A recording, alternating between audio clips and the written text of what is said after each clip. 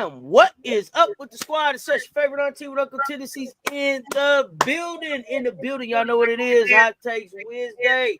Rob the Man Media, Mr. Shake My Hand. What's up, Rob? What's happening? Uh-oh, somewhere I'm streaming. Y'all giving me something back in my ear. What's the word, man? Man, hey, listen, just we got hoops. You know what I'm saying? We got some. We got hoops on. We got some BS going on in the W, but you know what I'm saying? Hey, it is what it is. We here. Let's talk about it. Yeah, let's talk about it. So, I know you had some stuff on your man. First of all, this game is an absolute blowout, 35-15.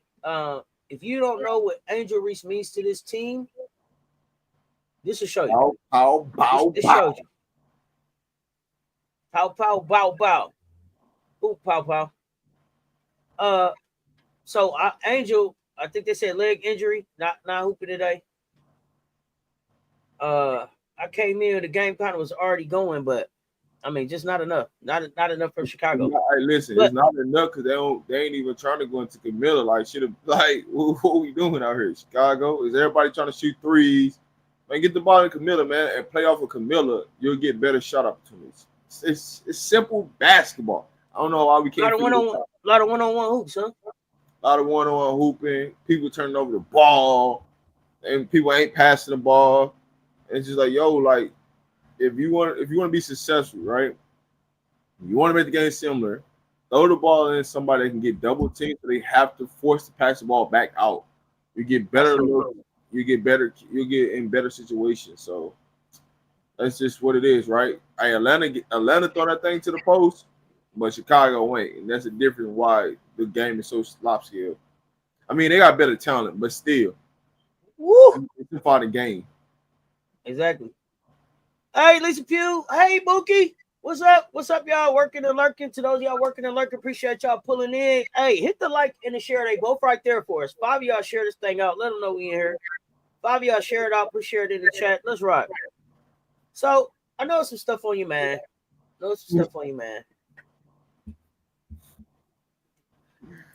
Yeah. Rival hot. Yeah, man. Listen, if I would have came up that night, boy, it would have been one of them hot episodes, man. I'm hot. Yeah, rival hot. It would have been one of them episodes for sure. So Friday night we got the WNBA All-Star Friday. Gonna kick off the All-Star weekend. And we had already talked kind of about who was snubbed, right? We had talked, the world had talked about who was snubbed. Then you have the unfortunate, situation with Ryan Howard going out and not being able to play. And so, it's like, hey, who are they gonna fill in with? They filled in with McBride. Your thoughts? I think it's BS. I think what the W did was BS. Just flat out flagrant what they did. And from this standpoint, it's not that I don't like McBride. I like McBride. The issue I have with it is she has not been playing at an all-star level to deserve to be in an all-star game. The person that deserves to be in that has been Brittney Sykes. She's been hooping all year. She's played in more games than Kayla McBride. So reward the person that's been playing at an all-star level and not just putting them in there because hey, they're on the number one team, so we just gonna take somebody off the number one team. That ain't cool by no means. And people got to call that shit out, man. I'm tired of it. But that ain't the only thing I'm hot about. But wait, let me ask you before you move on. How much of that was them, like Chicago Cheetah is saying it, and I heard yesterday them caving to just the pressure of Cheryl Reeves? Like, does Cheryl Reeves have that much power? Like, come on, now, let's talk to me about it. What happened here? Remember when I told you they're America's team and everybody looking like why? This is why. They're America's team, right? What do you do with America's team? They want them to be America's team for sure. Correct. So by that, hey man, we gonna put this other person in, knowing that she don't deserve it. It's not that she's a good player, right? But we gonna put her in because she's American team and they got the number one record. It's just easier for us to do it that way. So can't nobody complain with us. But at the end of the day, it's bush league. It's bullshit. That's really what it is. But how many people gonna push back? And there's some more stuff that I'm gonna push back on. I just wanted to ask that question. And the last question I have for you about this topic, was there somebody else at Minnesota that you would have accepted better if they'd have made them an all-star? No, I don't think nobody. Honestly, okay.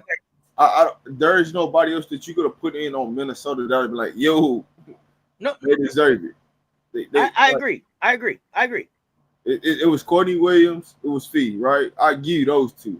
But outside of that, ain't nobody else played on all-star level and played consistently, right? When you look at McBride, she's not even playing consistent to be named an all-star. I think McBride is a hooper. I think McBride was surprised that they picked her. She should be. I don't think you can turn it down, but I don't think that she was expecting it. But go ahead. What else had you hot about this? Let's talk about it. All right, do you want to go to that game, or how you want to play this? Because you know the game I'm talking about, man. All the listen. This is what I'm so sick and tired of. Blue White? Yeah, let's go. Hot topics. Let's go. This is what I'm so sick and tired of. I'm gonna just keep it a butt, right? ESPN. I don't need y'all to do no more Indiana Fever games. I don't. I'm tired of y'all throwing this BS narrative and like ain't nobody else on the court but CC. That's it. I'm tired of it. Got me hot. I'm tired of it. Everything people play good defense. They don't want to get credit to people playing good defense. It's just, she's just missing shots. Oh, she did dog. Everything does not have to be commentated to. Hey man, CC's the only person out there. I look at the people that's hooping against her. How about giving them some praise for once? Hey man, Sania Rivers. Hey, she come out here putting the clamps on her. Like, be real about it. Be real about what you're seeing. Hey man, these girls are playing their ass off. They playing their ass off. And the only thing that you can say is CC's off. Man, she ain't hit a three. Oh, this her first three of the game. Like, who gives a damn? Hey, man, they play hell of a defense and kept her to 5 freaking points for the entire game, for the majority of the game. Until y'all start calling, y'all start calling them little flagrant little calls at the end. Make sure she gets some little points, whatever. But when the pressure was really put on her and people dialed in on her, she struggled. Just call it what it is. Hey man, she out here struggling, man. Shout out to the team that's out here putting the work in, putting the grind in. They came in with a great defensive plan, and she's struggling from the field. Move on, man. How about talk about some people that's on the team that's hooping that ain't hurt? How about that? Hey man, Aaliyah Boston out here hooping. Hey man, we gotta start giving more credit. You know what I'm saying, to the co-star that's been helping them move forward outside of Aaliyah Boston. Well, let's talk about it, man. Let's talk about it. Cause I'm just tired of the BS, right? Right. And just because you flop and just because you throw your body in places does not mean it's a foul. And that I'm glad you tired. I've been tired. Yeah, it's like I've been tired. I've been told y'all I was tired. Just because you throw your body and do this and do that, that does not mean that's a foul. You're trying to create contact to make it a foul. That's not a foul. Just because you shoot a layup and you fall on the ground does not mean somebody foul you. So stop getting up to the refs, complaining to the refs, because ain't nobody fouled you. Get your butt in the weight room, get stronger, so you're not just falling all over the place. Guess what I figured out? It's just muscle memory. It's automatic. It don't matter what happened. If she hit the ground, she get up and ask for a foul. It don't matter. That girl fell on her own and got up and asked for a foul. Yeah. Did you see her? Yeah, she turned the ball over. Right now, it's just part of her game now. Like I just don't like. I'm just. It's the outrage for me. It's the outrage. But I don't see. It's that. And then on top of that, it's ESPN pushing this narrative like, yo, this, that, and the third. Wait. Did they actually rule her out of the All-Star game? I don't know. I don't know about that. Here's what I see them saying in the chat she's not playing. FM, did they rule her out? Let me know. Go ahead. Here's what I'll say to you. And this is what really like got me hot. Is not that the ESPN is like tried to play it off like, because you know I debunk this, right? And I say, hey, listen, no matter what happened in the situation, they gonna come up with some injury. It don't matter what it is. People lock you up and you can't score, and then all of a sudden it's gonna be an injury. What happened? Before the game was even over, oh my growing. Oh, you didn't have no issue with the pass. You'd have played the entire game and wait to the end of the game. Oh, my growing. So, Coach, I got a question for you, Coach. Are you getting me? I'm getting some kind of echo back in my ear. You got it? Okay, thanks, FM. Political Lil, YouTube hating on us. I'm trying to upload these videos for the third time. They hating on us, but I ain't gonna let them stop us. But I see Spoiled Brat saying this in the chat. Somebody said the worst thing CC did was bulk up. And Spoiled Brat, you saying you agree it messed up her shot. Did she bulk up too much for her shot route? Thoughts on that, Coach? What do you think? Because to me, if you lifting weights, you need to be shooting as you lifting so that your shot is going with your development. Everybody lift weights over the summer. I don't know. Tell me. Today, you mean like you should lift and shoot, right? Let me know. It didn't mess up her shot. It's just she didn't work on her game. That's the bottom line. Like you live like if she did not put on her weight, anytime somebody touch her, they're gonna bump her ass out of bounds. So she had to put the weight on just to be able to be out there playing. So you're gonna put on natural weight, right? But then you need to lift. If she didn't lift, what she did at the end of last year, she doesn't do that. So she took that whole span of the Olympic time and she put on weight and she got in the weight room.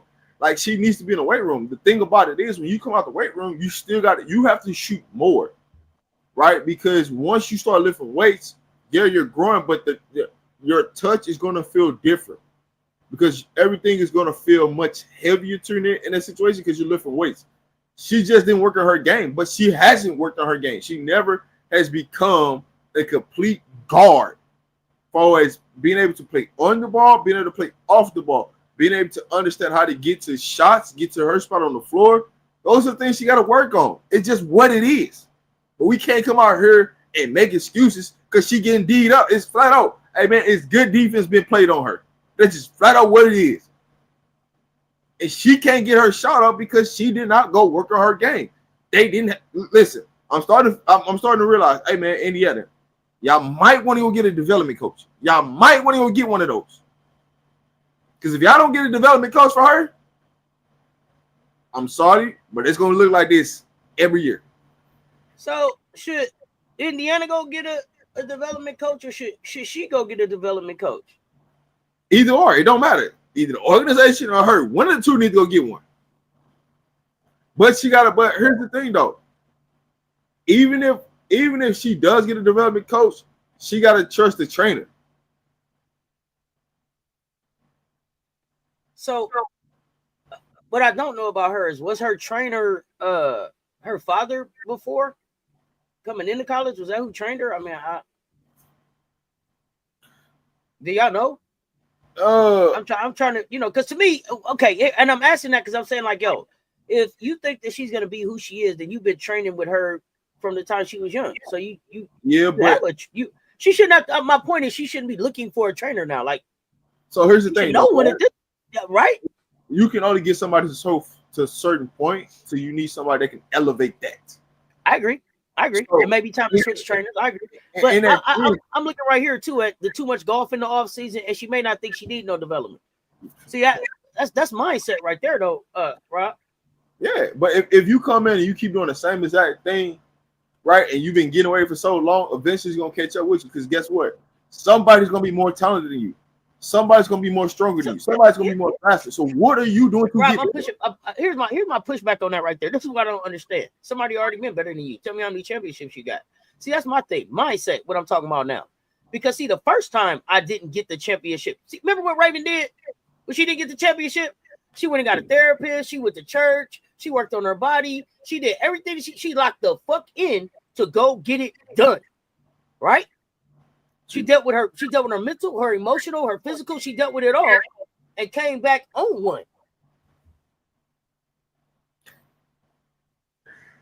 No doubt. Like, I agree 100% with you, but at some point you're gonna have to get somebody. So here's my thing, right? if y'all wanna, if Caitlin Clark was really smart, she'll go and talk to Steph Curry and, hey Steph, hey, can I use your trainer? You know what I'm saying? Because while the NBA's in, he's not really training, right? He's doing all his training during the summertime. So now she should be working. She should be calling Steph like, hey, yo, let me get your trainer. You know what Steph gonna tell her? You know what Steph gonna tell her? They ain't got none of them over there at Nike. Because unless you want to put on the Under Armour, I ain't got no help for you, baby. They ain't got none of that over there at Nike. That's what you love, son. Unless you want to put on some S. Curry's, baby. Yeah, stay where you at. Go where they love you. At 28 million, they couldn't get you a trainer. Move around. Move around. Ain't that what you say? Move around? Oh, yeah, you better man. But I'm just saying, like, if I'm looking at, like, if you look at Caitlin Clark and who she need to call, if it was one player she need to call Steph Curry's trainer, because now if you start going through Steph Curry workouts, guess what's gonna happen? You're going to learn how to play without the basketball. All your movements is going to be without the basketball, of understanding how to get easier shots and become a better player. What her trainer is doing is they're doing everything on the ball work. So that's why she struggles, because, hey man, we don't want her bringing up the ball because everybody pressing her 94 feet. So we're gonna take her off the ball. Well, she does not have a game that translates to playing off the basketball. So it's really a catch-22 in the whole situation. She's learning on the fly how to play without the basketball. And if she does have the basketball, she's not effective because, hey, man, we already know the game plan, man. Hey, make her go left, make her make 2 dribbles, and that shit going to be off. It's going to be selling to the ocean. Don't worry about it. It's selling to the ocean. So what are we doing? Oh. They say Curry's trainers train AZ Bud. They not calling. When she calls, she going to get a doo-doo-doo. Well, the number you have reached. But when I listen, you got to figure out when people make adjustments on you, you got to figure out what that next adjustment is.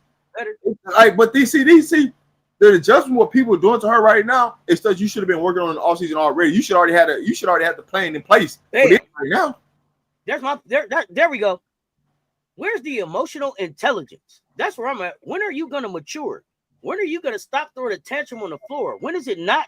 When is everything not a conspiracy?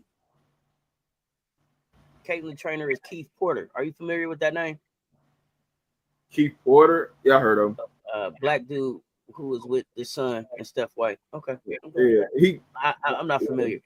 I'm familiar with him. Yeah, there we go, right there. It's the maturity. But that's why I said my mistake. But on the flip side of that, I want to flip. Go ahead, because I want to say something about mind state right now. That's the maturity thing, right? Because this is all talks of Caitlin, right? So she does the bullshit that a lot. Then Sophie checks in and start doing the same bullshit. Absolutely. Now let me say this on the flip side of that. Until us, AB, check this out. The flip side of what maturity looks like is, did you see Chris Koklanis lose his job? Did you see? I saw him. I saw the moment he lost his job. Did you? Because he's fired. Did you see it, Rob? Let me tell you what it was. Okay, so you didn't see the presser. No. So they got him in the presser. They got him in the presser after they lost to Indiana, right? They asked homeboy, and Kia High Life, thank you for showing me the clip. Thank you for sending me the clip. Now check this out, coach. Check it out. Now, they asked the coach about Enrique being back and kind of slow, whatever. He say, huh? He play the clip? Oh, yeah. Let's see. Yeah. Let's play it. Hold on. Give me. Now he ain't fired yet, but he on his way, and I'm gonna show you why. Give me 1 second. All right, what up, Kia Highlight? What up, Miss Lisa? What up, Marcus? What up, AB? Man, shout out to everybody that pulled up. What up, FM? If I miss somebody, I apologize. It's just the names that I see on this side, you know what I'm saying, in the stream. But man, shout out to everybody pulling up, man. Make sure you hit that like, share, subscribe button. But yeah, man, it's mind blowing, man. I'm over the ESPN BS with this whole fever situation, right? Like, ain't nobody else on the goddamn team. Like, ain't nobody else balling. Like, dog, we gotta start with this, man. We gotta start with this. Mitchell out there balling, can't get no love.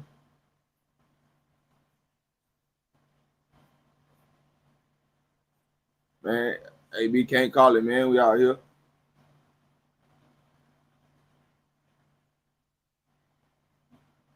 To get up the floor and get the spots and get off. Last one to answer your question. As to add for Rike, affect her effort on night shooting the ball, but I thought the way she stayed within the game, that's a win in itself. Really working hard to get up the floor and get the spots and get off.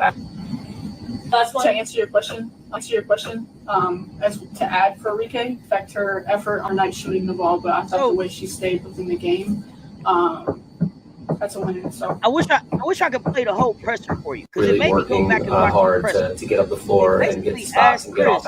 About to answer your question. As to add for Rike, affect her effort on night shooting the ball, but I thought the way she stayed within the game, oh man, that's a win in itself. Really it's the head turn for me to hard let me know get he's up the floor fired and get the spots and get off. He's like, oh, okay, Paige is in charge in Dallas. Can you tell? Answer your question. As to add for Rike, affect her effort on night shooting the ball, but I thought the way she stayed within the game, that's a win in itself. So I wish that I could play, like I said, the whole clip because I mean the entire presser, that piece of the presser. So they basically asked dude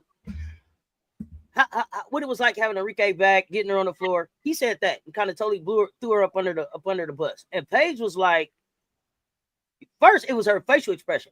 Let me back up because if you watch the presser, and it's only about 8 minutes long, but when you watch the presser, I'm gonna tell you this. Paige came in, and you can tell that Paige and Chris had already had it. They had already had an encounter. It looked like to me. Paige came in hot. She came in to the point, Rob, where she won't even. Once she stops talking, she's reading the paper like she got her eyes damn near in the paper. Paige, you know what the papers say. I know you're not reading the paper because you're a hooper. You already know who missed what everybody percentages was. As he's talking, the more he's talking, the closer her eyes is going to the paper. They asked the question about Enrique. She popped up. She looked, her eyes is like, you can tell she doesn't like what he's saying because he's throwing Enrique under the bus and he's saying some things that are going to divide the locker room. Paige jumps right in and says, all of that happened, but you know what I saw tonight? I saw Enrique locked in and trying to let the game come to her. That's the best I've seen it since I've been here. And so that is a win. That in itself is a win, is what she said.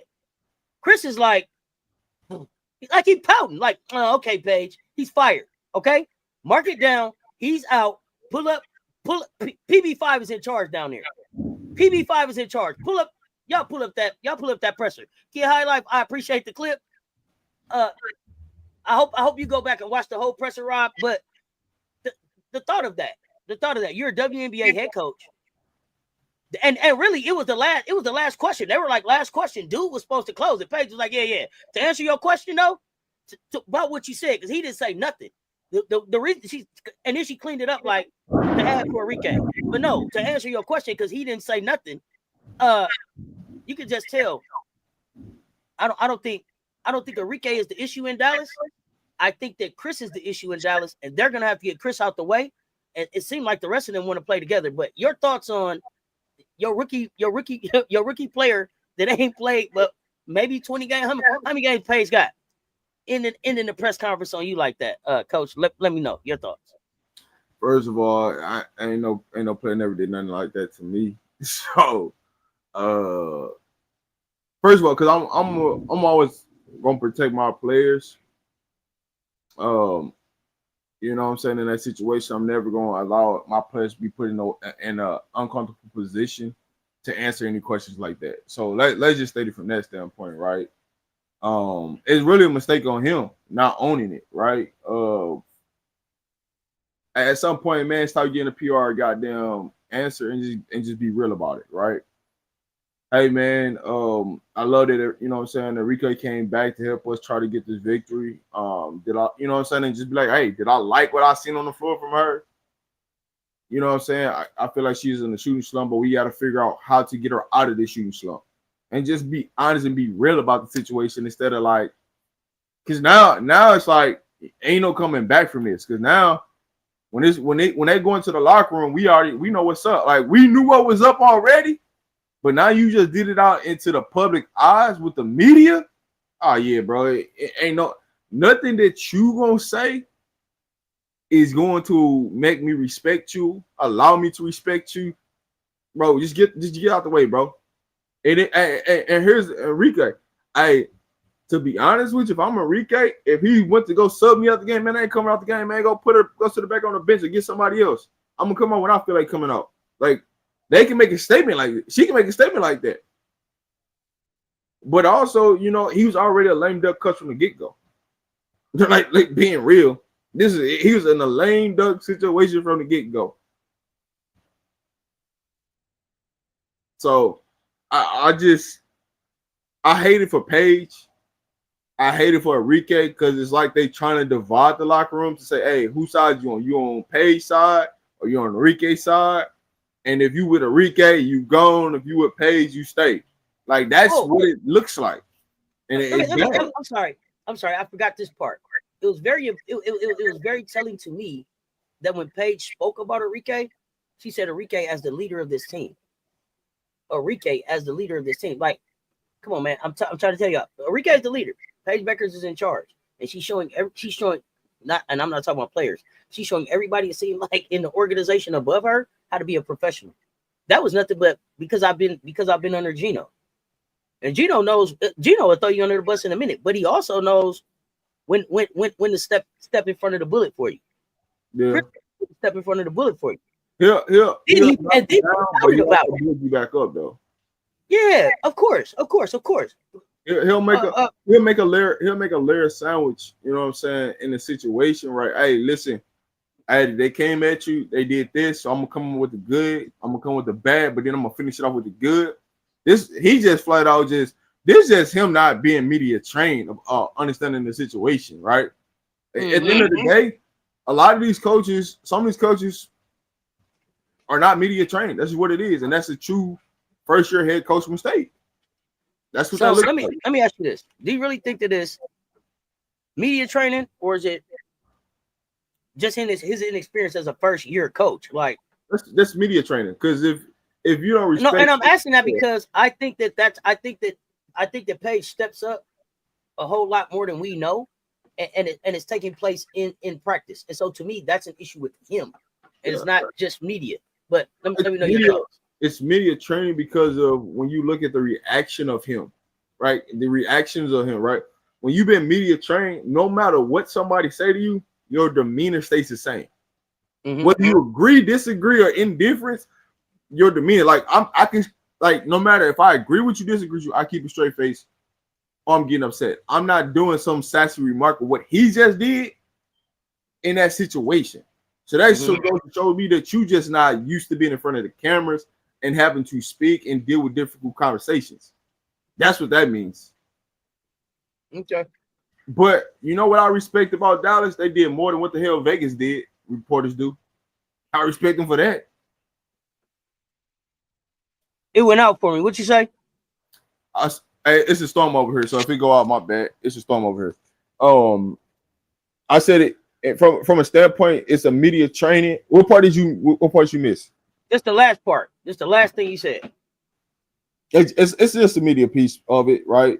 So you think that he's in charge in practice and he knows what to say in practice to bring the team together and keep them together? Because see, I don't think so. You know, I don't think he can lead the team. I don't even think he's doing none of that practice. That's all the assistant coaches. When you see all the players, they don't even have a conversation with dude. They all talk to the assistant coaches more than they talk to dude. Like, yo, we need this person in charge, not you, right? You go, we don't care where you go move around. We need this person, right? And so because that's the first thing, it's just noticeable. Like when you go and you look at talking about all the players, they talk to the assistant coaches. No matter what he drop on that clipboard, ain't nobody looking at him. They're looking at assistant coaches for answers. You know what I'm saying? But also thought that it was a bad decision for them to bring Enrique back in that moment, in that situation, the way the team was going. So I think it was a bad collective part of everybody, and now you have to answer to Enrique coming back in that situation. You just got to be better about it. But what I was saying to the last point was I respect Dallas and them asking him about Enrique's performance and the questions that they asked him, because they doing more than what Vegas is doing with Becky and not ask her real tough conversation. That's the part I got. It cut off on that. Okay. Yeah, and Paige did look disgusted. Not almost. She was disgusted that he would answer the question like that. And I wish that I could play the whole 8 minutes for you so that you because you kind of seeing it in a vacuum, but just to see the body language, because it's basically it's Paige, it's Lee Rue, and then it's Chris. And then when Paige stepped in and answered the question, I went, oh, that's why they usually don't have the players with the coaches in the media. Oh, not necessarily. It depends on his team by team case. Because Chris looked like he looked defeated. He looked like he looked like he was all like he was pouting. But I'm trying to use the best language I could use other than what I said when I saw it. No, I mean he looked like he was a little sassy out there. You know what I'm saying? Just what he looked a little tender. That's the word. He looked a little tender, Rob. That's it. He looked a little tender. I'll say that. I'll say that. What up, MJ? It's different people on different pages. You could tell that he ain't on the same page as his players, and it's been noticeable every day. So now it's one or two things gonna happen, right? It's gonna come to an end, right? If you gonna fire him, you might as well fire him right now or you have All-Star break, so you can make adjustments. That's please go back and look at it. It's the press conference right after they lost to Indiana. Meanwhile, y'all, the Phoenix Minnesota game did get started, tie game so far, and Atlanta's continuing to blow out Chicago. Man, I turned that Chicago game off, man. I had to, because I had to watch this. No, I think somebody. I'm here for this matchup. Are y'all still watching the Chicago game, or can we just go full screen on Minnesota now? Let me go in the living room. Yeah, man, just go. Ain't nothing to watch in Chicago. They ain't even trying to get Miller the ball. Danae said before I could finish answering the question, Danae was like, "No." So there's that.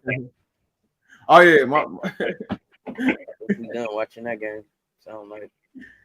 Yeah, I'll say this though: Minnesota better win this game, knowing that Phoenix ain't in trouble. Minnesota's in trouble. The league is in trouble. They better win this game knowing what it is. Damn, Fee just blow wide open layup. She scared AT. They're not sticking the Look at AT like nope. Blow that bitch. Come on, AT, you blew a layup too. Hey Rob. Yo, McBride gonna try to hoop on you today. Shit. McBride gonna try to hoop on you today. Yeah. Hey, let's so I texted you yesterday and said, yo, so Rakia's playing better than Ray Burrell. He was like, yo, I said that on the Sunday show. And I totally missed that in that Sunday conversation. I wanted to go back to it. And I wanted to talk about Ray Burrell. And I don't remember who it was that pointed out Ray Burrell as a glue player. I wanted to talk to you like from a coach's lens about glue player and how important Ray Burrell is, because it doesn't look like Ray just made life easier for Rakia. And so I wanted to know how much of it is Ray Burrell coming back and how much of it is having that point guard now next to Kelsey Plum. Where because one thing I'll say about Kelsey is it's a lot of pressure off Kelsey. And when Chelsea was healthy in Las Vegas, they took a lot of pressure off of Kelsey Plum. You saw Kelsey taking ill-advised shots and doing stuff that, like, Kelsey, you don't have any business doing that. But it's because you didn't have a point guard in charge, right? But I felt like Ray Burrell, Sweet Baby Ray, as she's affectionately known around here, is a glue piece that is being really overlooked. And maybe it was just because she's been out. They haven't been saying her name. But I think that she would have been like in the conversation if she's a 6th woman off the bench for 6th woman of the year, has she been healthy all year with the way that she brings it all together. You know what I mean? Just that ingredient that's missing. I'd like to know what you think. What I'll say to this, right? LA hasn't peaked yet. And they getting healthy at the right time. That's what I say. Right? It started off ugly. They wasn't healthy. They was losing games they should be winning.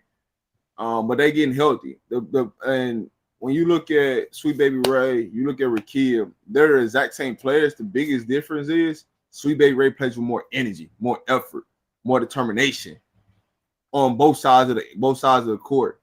And so it's just, hey man, it's enticing, right? When you start to see somebody do something like that, guess what that in turn make you do? Listen, I gotta come with it now. Hey, she coming with it, I gotta come with it, right? But what you're also seeing is LA start to be smart and take a Plum off the floor and allow them to elevate. Put a point guard on the floor For now, it's like, hey, yo, you get downhill, I get downhill. Hey, you knock down shots, I knock down shots. Like, just start looking at the lineup they're putting out there, right? For both of them to be successful. Hey, man, let's take Plum off the floor. Let's take De'Aaron Hamby off the floor, or keep De'Aaron on the floor, and we're going to take Stevenson off the floor. Now, Stevenson and Plum, y'all two play together. Like, they're playing with different combinations on the floor to allow everybody to eat. And that's why they look so much more fluid now. It's not, man, we got to depend on Kelsey Plum no matter what happens to give us 30-plus points for us to win. Or we got to hope that Stevenson gives us 25 with that. And so it's just starting to peel back the onion, and they're just getting healthy at the right time. They haven't peaked yet, but they turn in the corner. And so when you look at Sweet Baby Ray, you look at Rakia, they rock with each other, and you could tell that they like really love playing with each other. You could tell just infatuation, but I seen that at the game though, like live, like yo. I think Ray might be the vet that Rakia needed, right? The vet that Rakia needed. That's gonna help her get to her WNBA motor, because the motor is in there, the game is in there. It's a wasted season last year. I think Ray is, but I also agree too. Like Unrivaled helped Ray a lot too. And I think maybe Ray and Rakia built a relationship too down at Unrivaled, that the chemistry that you're seeing grow.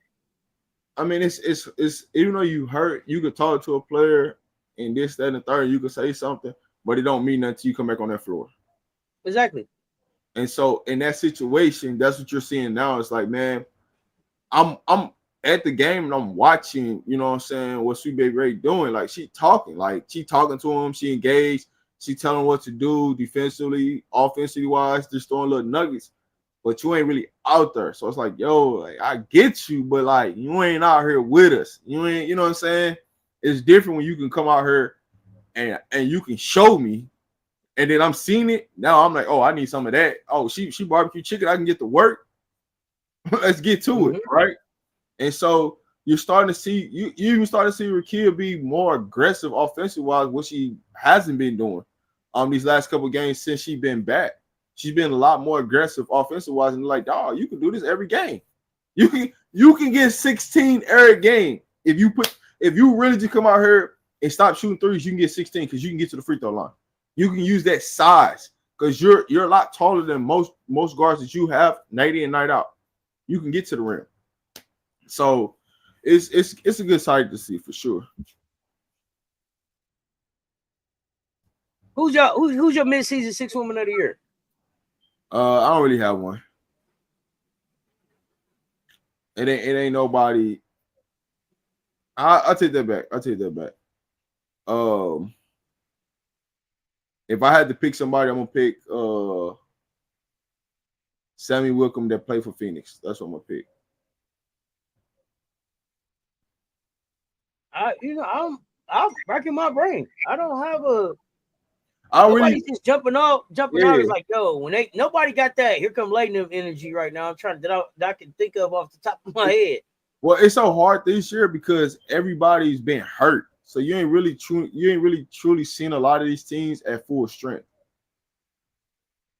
You know what I'm saying? Like you're watching this Phoenix team; they're not at full strength, and Minnesota's pretty much at full strength, and they're still struggling right now, right? Minnesota's in trouble. Yeah, that's Minnesota's in trouble. I mean, I don't want to. I'm not even trying to like hurt people. Oh gosh, I'm not even trying to hurt Minnesota Lynx fans' feelings. Like they're in trouble. She right the hell out here with that basketball. She sure did. I mean, right in the face, like, wow, god, dog. Yeah, Minnesota's in trouble. Yeah, man. Okay, so communication still stroking the streets, trying to make ends meet. MJ, what's happening? Yeah, man. So, we didn't get to talk Camille Pierre to NC State. Thoughts? I mean, it's a piece they needed, right? They didn't have a 4. They just got one. Now, the only reason why it hasn't officially came out from the NC State side, or they haven't put anything out publicly, is because she hasn't signed our financial aid. But you know, classes ain't really started, so there ain't really no rush to sign that. So. But yeah, she gave them a valuable piece that they needed, and they didn't have a 4.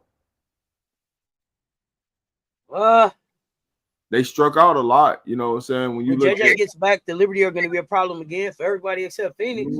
I don't know about that. New York got some. I don't see nobody.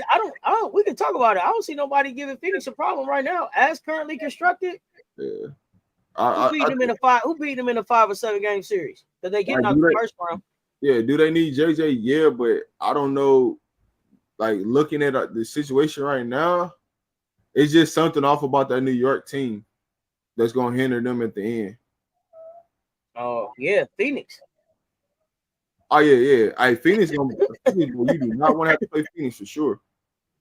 AT, out of all the teams I've seen AT with, and I thought it was last season, this might be AT best shot at the ring right here. Oh, they got all the pieces. Man, what you need. You know what I'm saying? All the pieces. Talk to me about what you think about their head coach. For Phoenix? Yeah, Tibbetts. They got the. How much coaching does he have to do, and how much is just they hoopers? And been doing. How much of this is Nate? And is Nate? So is he your coach of the year? What do you think? It's a partnership, right? I think he actually did a great job partnering with the front office to make sure he got the right pieces in there. I definitely think they up for the executive of the year. Yeah, I think they did a great job with going to get veteran players, going to get older players, and there's rookies in the league. But these ladies been hooping professionally for, you know what I'm saying, all their life. You know what I'm saying, overseas. So they just went and sought out and found pieces that can match what they're looking for in their identity, right? Their identity is, man, we gonna play fast, we gonna be scrappy, but we also got a true leader that can lead us and do multitude of things. But they're holding their head defensively. They just got good players that understand how to play defensively, but also give you something offensive wise. So they're not cap strong. So are you thinking so here's the thing, and I was saying I think the Phoenix, the executive office executives of the year, they blew everything up last year. Nobody, and I'm gonna talk about it some more, but they just turned they rebranded overnight and didn't skip a beat. Yeah, but they didn't skip a beat. But matter of fact, leveled up. Yeah. Well, one of the biggest things is Nate, the one who told BG to kick rocks. Sometimes you got to beat. You got the writing's on the wall. We'll holler. Here's what you see when you look at the Phoenix. You see a lot of great basketball IQ players out on the floor at the same time. You don't see somebody you don't never see them really come down and be like, hey, 3-4 shots is bad shots. Or it's like, dog, like what the hell you doing? Like, you know, you go look at the game, you be like, hey, we didn't need that. You be like, damn, this player just aggravating me. They don't really have that player on this team like, yo, this player just aggravates me when they come in the game. Like everybody plays their part and understands their role with this. I mean, listen, I feel like this team is taking on it's Kai Copper team, but the attitude of this team is Alyssa Thomas. Actually, I don't even think it's Kai Copper team. I think it's the 3-headed monster team, right? I think everybody plays a part in this, but everybody's bought into the process. But I feel like it's Kai Copper team because Kai was there. You came here. I was here first already. So when you get down to it, it's her team. Now how they approach that, I love that they have the 3 voices up there and they probably ring out different in the locker room and they all do 3 different things. They are very good at 3 different things, so it works out. But I still think it's Kai Copper team. Yeah, I think everybody's following the leadership of AT, right? In that situation. Shoot that thing. Oh yeah, man. Listen. Rebound. How valuable has Westbeld been to them? Oh, Westbeld is really valuable. How valuable are these old ass rookies that they got? Yeah. Is it gonna have more WNBA teams going to look for rookies that's 26, 27, 28, 29? Man, been overseas 9 years.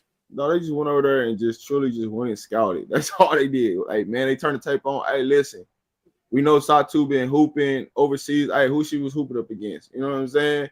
Hey, you know, they looked at all their players and where they was playing at. Hey, man, who is that? Hey, what? I ain't forgot about Chrissy Louay. Be on the lookout for the story to drop. I ain't forgot about Chrissy. You know what I'm saying? So that's what I'm that's more what I'm infatuated with. Is like, man, y'all actually went and put the scouting in. Like that's a real big piece that people miss. Like, man, listen, if you understand scouting, you know how fast, you know how advanced you could be every year in the league. Hey, I mean, Phoenix look like one of the most grown-up organizations in the WNBA right now. Yeah, from what they because think about this, Rob. Think about this, Rob. We was just talking about a whole ass scandal damn near with Sophie leaving because she was she the work or was she not the work? All of that happened, and they moved past all of that, and they still hooping. They ain't got caught behind none of that. None of that. They look like one of the most grown-up organizations in the W. Yeah, and honestly, they moved Sophie because they just didn't want to do the bullshit, man. We're on a mission. I don't even mean the just the moving of it. Like they didn't even let that news story get caught up for a long time. Like they pushed it, they moved around on it. Yeah, they made a basketball decision, so the you know what I'm saying, and they try to make it like, oh, she got moved because of this. It's like, no, man, she got moved because she don't fit the identity of what we trying to do, and she doesn't have a big basketball IQ. That's it. It's okay. You know what I'm saying? And that's why the story came out. You know what I'm saying? They try to paint it like, oh, you know, it was more than what it is. Like, no, man, she just don't fit what we trying to do over here. Move around. I'm good with it. They better get to I like this challenge right here for them. I'll be honest with you. If Sophie's on this team does not look the way it looks right now. Oh, good block. Excellent block. I tried to beat it. I like the defense though, Westbell. We'll take it. Westbell, you should just put up from the 3 and shot that B. Dog, who the assistant coaches talk to? Everybody got out their goddamn iPad. Ain't supposed to no goddamn body. Hey, what y'all looking at on iPad is for, man? Come on, man. I hate Phoenix better lock in. I think for me personally, I hate seeing like the players come over to the sideline and nobody speaks to them, nobody high five them, and just go stand in and huddle up. That bothers me. Like, yo, when somebody comes to the bench, man, we high fiving, man. Even the good, bad, or different, man. You high five, man. Hey, let's get this together. Let's talk a game plan instead of circling up, man. Trying to talk about something, man. We one team, one unit. We only as good as the last person on the bench, and we only as good as the last assistant on the bench. We gotta do this collectively together.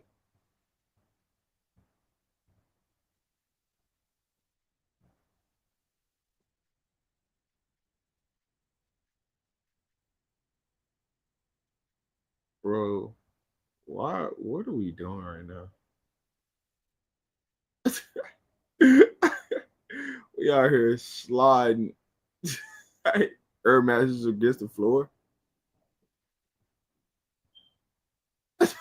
Hey, bro, what are we doing right now? We came out to slide air matches over the floor as a contest on the basketball game. Bro, they probably was at the Y practicing that all week, bro. Yeah, that's right, they bro. was at Y camp practicing that. Man. Red team air matches fell apart. They didn't even know what to do.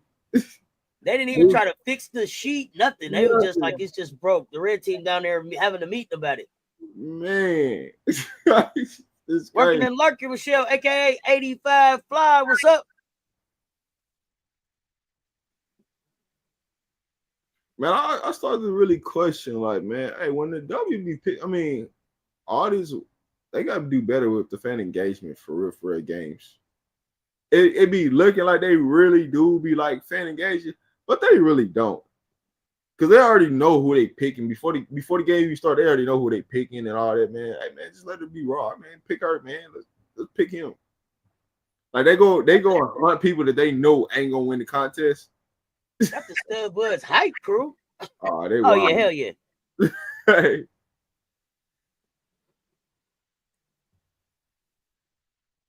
It's supposed to be about the kids today.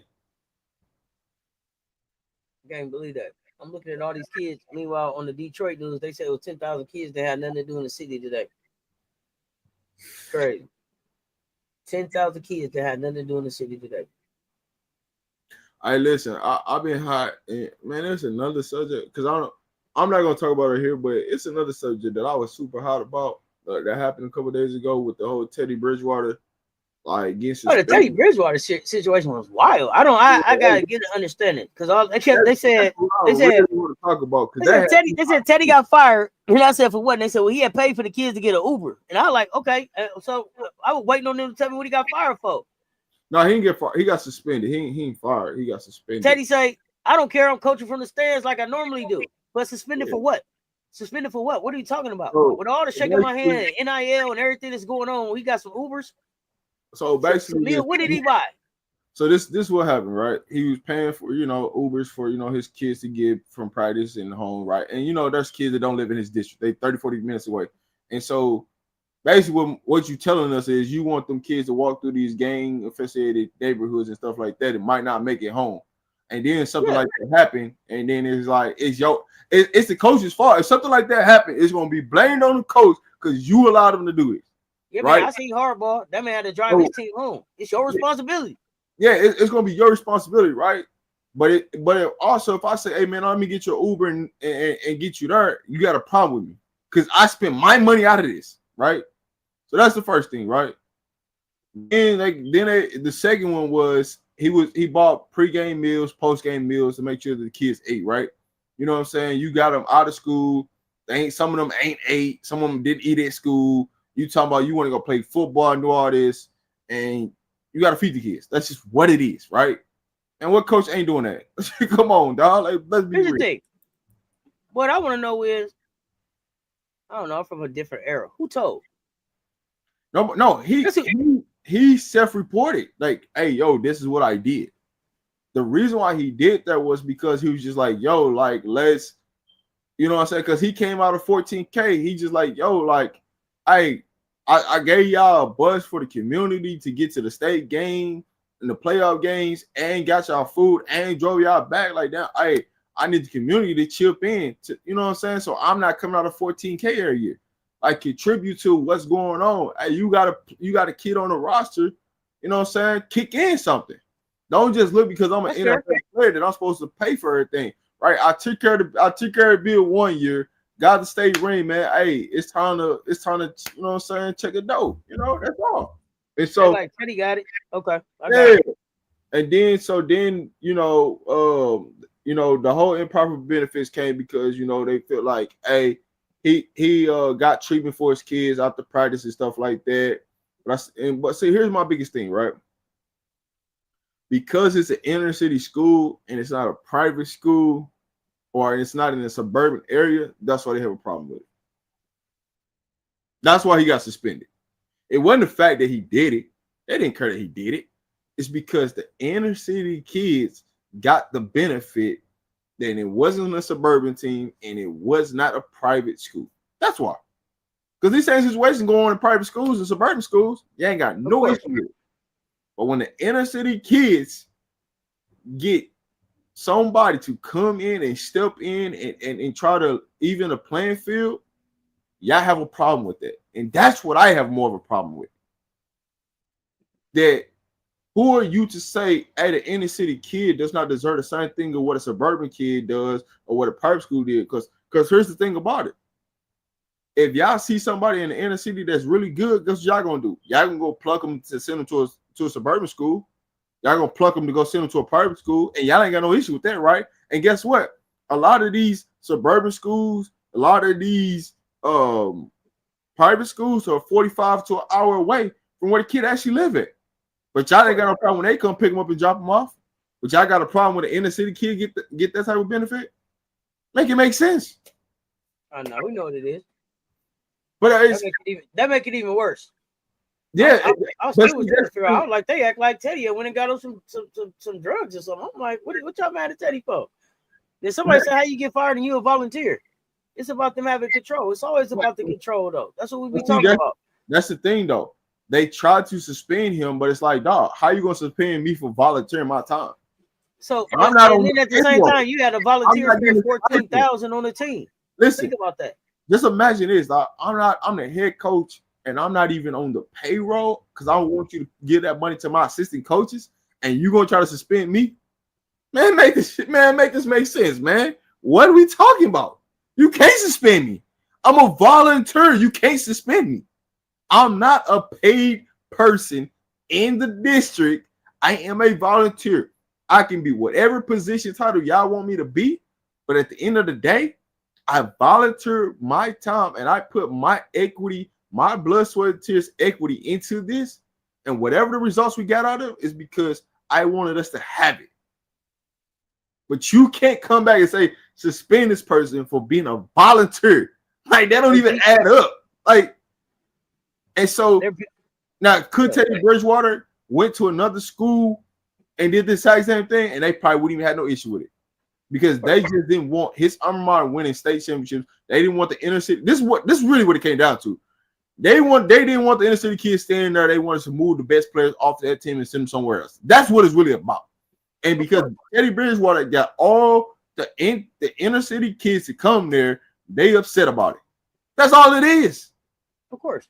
And that's why I have a problem with it, right? So people are like, hey man, boycott the games. You know what that does, man? It does absolutely nothing about boycotting the games. I'm gonna tell you why. If you go out and you boycott them games, you ain't doing nothing but hurting the kids more than you hurting anybody else. Because now, if you got a senior on that team and he ain't got no Division I offers or he ain't got no offers to no college, where the hell he gonna go play at? He ain't got no more. He ain't got nowhere to get no more film, no exposure, nowhere to showcase his talents. So now you're hurting that kid. You're hurting him for the opportunity. So we got to think about those things. So it's like, only thing you can do is all the parents stand up and say and go to the board and just flat out just let them know what it is. Yeah, I mean politics and everything. So that's I mean definitely one of the deeper conversations that we get into. I ain't gonna make it a whole politics show, but no, it's I didn't want to make it that. I was hot about it. Like when I first seen it, I said, man, tell me about somebody who ain't did it, right? Because I remember doing these things at a public school, at a private school. Private schools, you just get away with more shit. That's all. Like, listen, man, the private school, man, you get them Airbnbs, all this, man, ain't nobody tripping. They paying you to do it. Yeah, ain't nobody 35 in the chat, y'all run them lights up for us on both the platforms. So it's like when an inner city kid, like you do something for an inner city kid, it's a big problem because you don't want to, like, I just never been a fan of, man, just because they're inner city kid that they shouldn't have good benefits to allow them to do so. We already know that y'all really truly not trying to, y'all already not trying to pay the coaches. Let's be real. Y'all already not trying to pay the coaches to help these kids. Y'all not really trying to put no resources into the school to better the kids. Mm-hmm. And then you're gonna try to take away a resource that's allowing them to be better. Man, come on, man, miss me with it. Yeah, it's crazy. I got a question here. I just know everything I do as a coach and things like that, and to see that, like I work with a lot of kids and I train players for free just because I know that their parents don't got the money to do it. You know what I'm saying? So it rubbed me the wrong way. Like, damn, dog, it's like it's people out here really, like, you know how much time that we spend away from families as coaches, how much we put in as coaches at the youth league, high school time to help these kids gain a new opportunity in life. And for you to come back and say, nah, man, you can't help them because they don't have this certain amount of money or they don't live in this certain type of area. Who are you?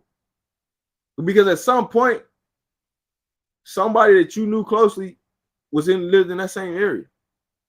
And the crazy part, the people that's coming down is people that used to live in that area. It ain't nobody that say, hey man, we up here. It's not like it was the Florida association that came down on them. This is the actual Miami people. They came down there and talking about suspending them. Like, bro, you done lived in this area, you know about the area, and you come on, dog. Hey, man, they need that area to stay the way it is. Oh, you gotta make that man. Stop it. We gotta stop. We gotta start with the nonsense. Like, and that's the part where we gotta do better as a society across the board in every state. Like, this ain't just a Florida thing. This happens in every state, man. We gotta band together, right? Because at the end of the day, the kids are the future, no matter how you want to look at it, right? And so the less and less knowledge that we get them, the less and less they know, the harder it's gonna make our future. And the more ignorant that our futures, our lives are gonna be, because our youth don't know anything. How many people that you go into a fast food place, if you eat fast food, right? And they can't take a simple order. Or it's always something going on because we just push them through the system because there's no kid left behind. At some point, man, when is accountability? It happens every day, but we gotta be better about making sure, and now some of it's on the government, right? Because now they're saying, hey, you can't talk about this and you can't talk about that, and it's just like, yo, if you never talk about like simple things, like we had, like, think about it, when we was in school, hey man, you got to go through this home economics, you got to understand, you know what I'm saying, how to wash your clothes, how to cook your simple meal, things like that. You know how many kids that don't even understand how to cook a simple meal? Yeah. But I mean, if we go talk about society, you can't be sitting around waiting on the government to teach you anything. Like I said, if we're going to have a real conversation, the conversation's got to start at the house. If everybody take care of their house. If everybody take care of their house, right? Like I went to school, I had home ec at school, but I'd be damned if I didn't spend time with my mama in the kitchen. If I didn't spend time with my granny in the kitchen. If my aunties didn't all make me get in the kitchen with them. Oh, no doubt. But all of that. You got. We could get to the society part, but fix the house, then fix the neighborhood, then fix the community, then fix the city, then fix the region. See, everybody, we got. You're exactly right. We got to fix some things. It's some basic things that people don't know. But if we sit around waiting on 47 and then the teachers, we ain't gonna never know. So we got to stop waiting on that part. You know what I'm saying? It's things that, here's the thing. It's things that we can do, but a lot of these, the generation that's behind us, the younger generation, like the generation of parents, and it's like, yo, like, what are y'all doing? Like, there's no way that you're allowing your kids to not know certain things in life. It's just mind blowing. Like, yo, you can't, your kid don't understand, like, hey man, get up and make your bed before you leave. Hey man, take the trash out. Like, simple things like that goes a long way. And it's not even that, hey, you don't know it. It's like the simple principle behind the situation. Like, yo, what are we doing? But, oh yeah. But it starts up. But them things you talking about too is at home. Yeah. Them things is at home. When you go to the trash can, if it's full, take it out. Yeah. My mom was like, don't let me walk in here and see the trash full. Somebody better be that took it out. Don't let me walk in here and your bed ain't made up. Them is the things that, it's just levels of responsibility that come. It's the younger generation, yes, they do want to be more friends with their kids. They want to be doing all this, that, and the third with their kids. And it's just like, man, it's like, for some of these parents, it's like, man, y'all be so ready to be outside more than y'all are trying to help your kid, you know what I'm saying, gain knowledge. Right? And that's what we struggle at, right? So I don't know. I ain't nobody parent. So I ain't gonna, people got different parenting styles. But what I will say is it took a whole village. So it wasn't just my parents. It was everybody that I ran into, from the mailman to the garbage truck man, to the teachers I saw at school, to the people I saw at the store, walking back to and from. It took a village. I'll tell you. But I noticed now, and I noticed it yesterday. It was a trip. I was standing outside having my medicine, because sometimes I do that. And I noticed, especially people of color, man, we so bad about this. I see people walking up the street, and they'll get to the point where they see you and they have to speak, and they'll cross the street. Yeah. Or put their head down so that they don't make eye contact. Stop that. Yeah. Speak. Say something. Hey, good afternoon. How you doing? Acknowledge each other. Like, that's just so crazy. You cross the street just so you don't have to say nothing? That's terrible. Hey, but think about it like this. You know how, like, back in the day, man, everybody used to know, hey man, who in the neighborhood, right? Everybody know everybody on the neighborhood. At least know on your block, you know who everybody is, right? Bro, you know how common that most people don't even know who lives around them. Like, they don't even know who their neighbor is, because like they just, like, we don't come outside, we don't speak. Everybody inside the house. It's like, God, man, you be sitting in your house and people come on, you be like, man, I didn't even know they had kids. Yeah. Where they live there? Man, they there every day. Ain't seen them come outside. Yeah, so it's like when you talk about no. Here's the thing: that village, old school parenting in the village went out the window. It's because we let it go out the window. Every time I see a kid, I speak to a kid. I meet a kid. Where they at? Hey, what's your name? How you doing? They may speak, they may not. Some kids they wasn't speaking. Now they speak. They speak at the fence before they get to. Hey, how you doing? Right? But it also let them know that I see you. Yeah. I see you walking back and forth from here. So I know that you go back and forth from here. If something go wrong back and forth from here, you let me know. Because I'm the adult that you see back and forth from here. If somebody come looking for you with your blue jacket on and your red sneakers, I saw you go back and forth from here because I acknowledge you. I see you.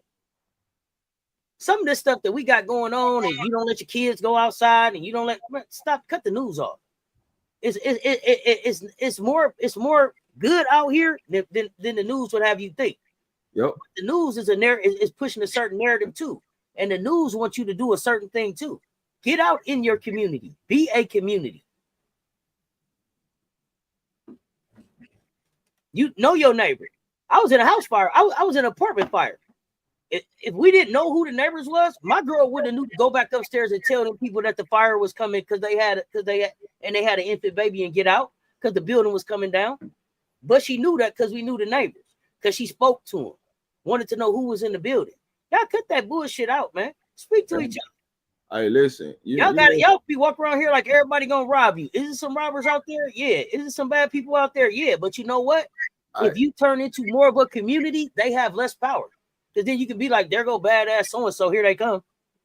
Yeah. Everybody knew who Debo was. You put your chain up. Here go Debo. Now when he goes, take your chain back out. But you don't even know who Debo is because you ain't even speaking to your neighbors. Y'all put that bullshit out, man. Get out your phones.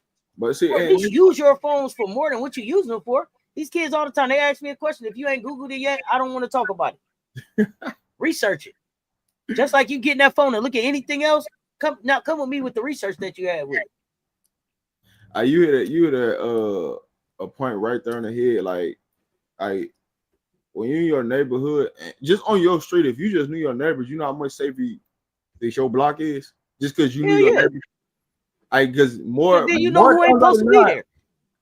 Yeah, they know who ain't supposed to be there. They not finna let no nonsense go on, and everybody's safe. And everybody know who on the bull. Everybody know who on the bullshit. But it's like you don't know that, and that's why a lot more things pop off, or people come in and just feel like they can just come over. It's more people think they can just willingness to just come over in your area and take over your area because they don't see nobody out there. And so you just allowing somebody to just walk into your territory and just take over. That's what they're gonna do. You know what everybody need?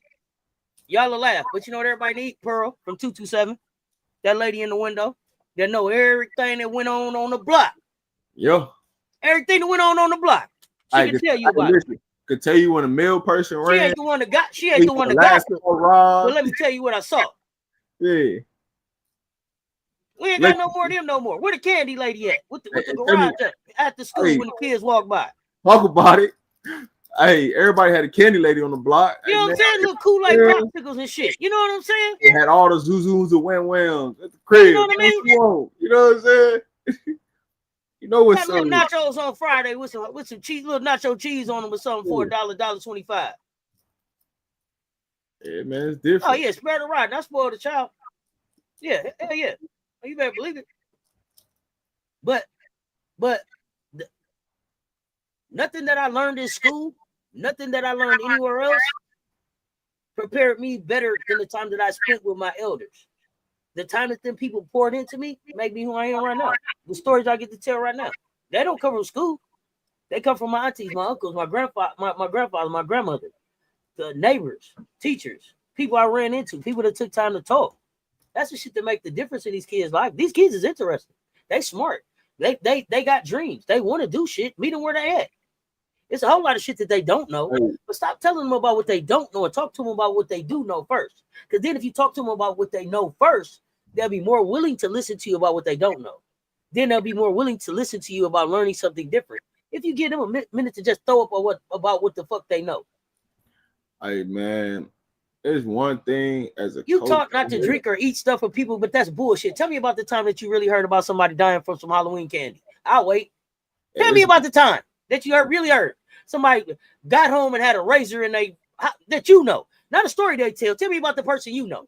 Because they tell you that shit they tell you that shit every Halloween. Tell me about the time that it really happened. Buying into some of these urban fucking narratives, these urban tales. It's bullshit. If you know your neighborhood, who gonna do that? We just said if you you ain't going nowhere, you ain't going trick or treat, but nowhere in your neighborhood.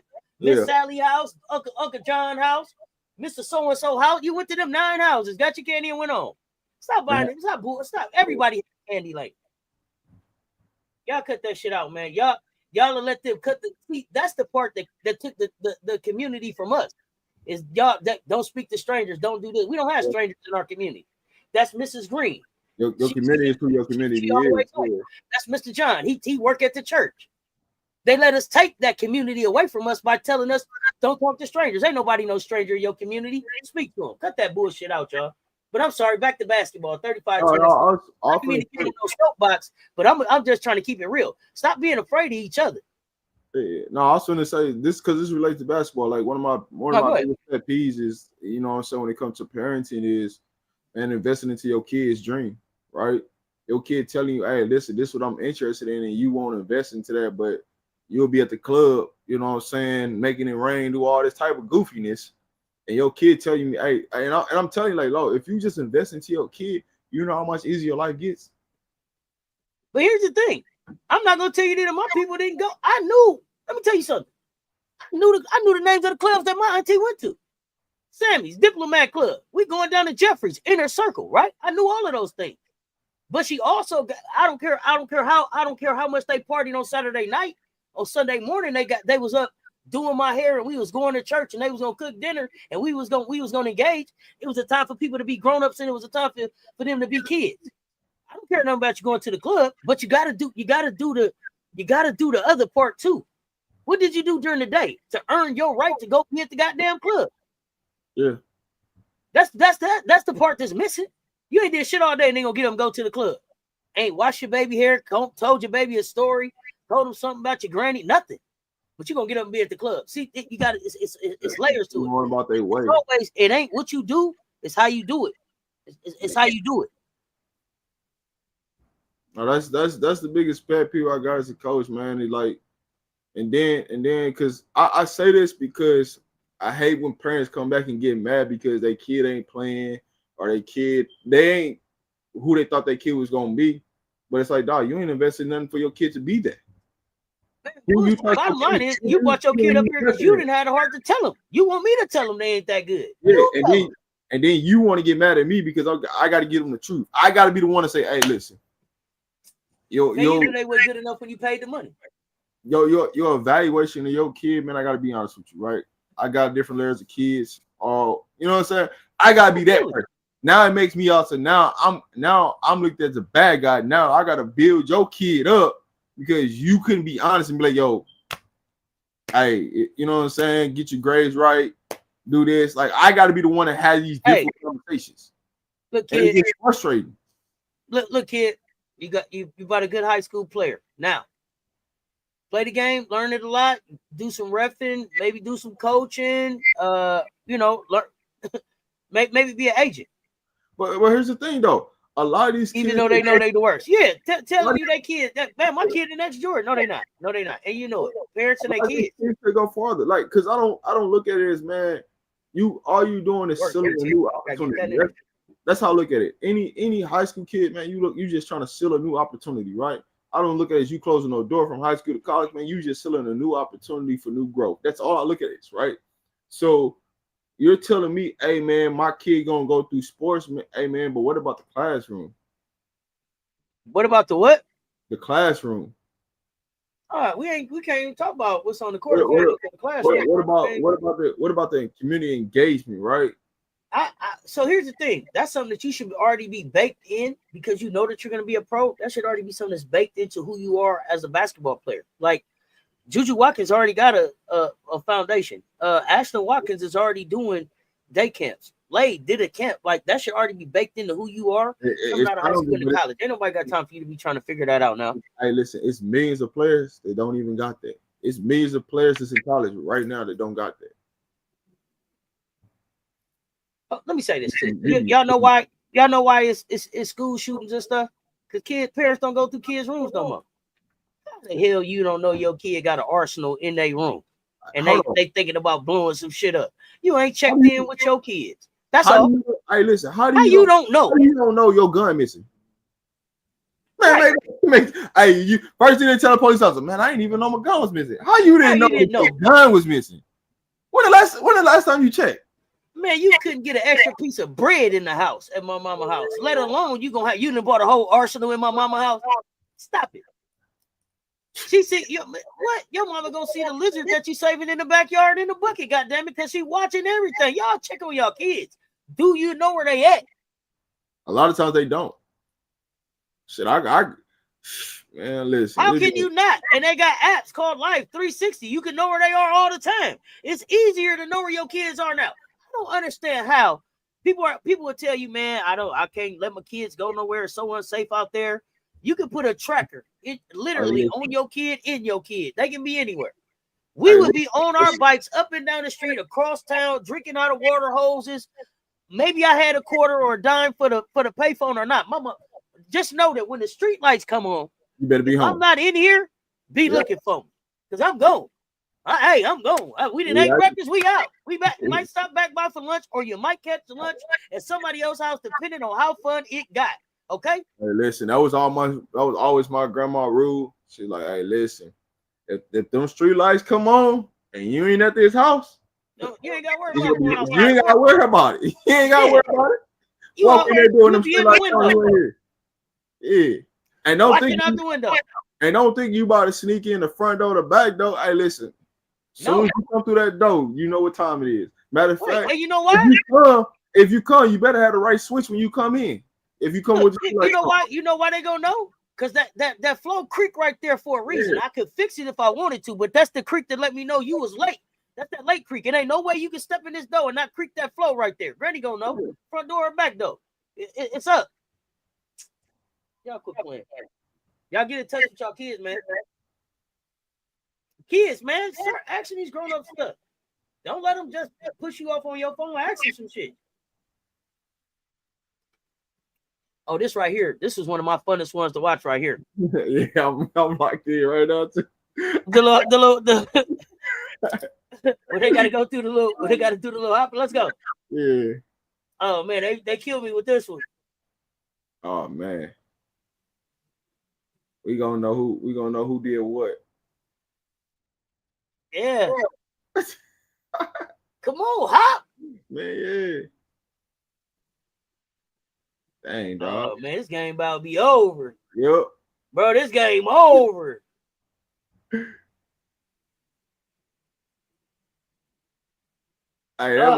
boy, she saved him. Saved him. Woo. Saved him. Woo. That was about to be a wrap. Saved him. Yeah, it was like game over, homie.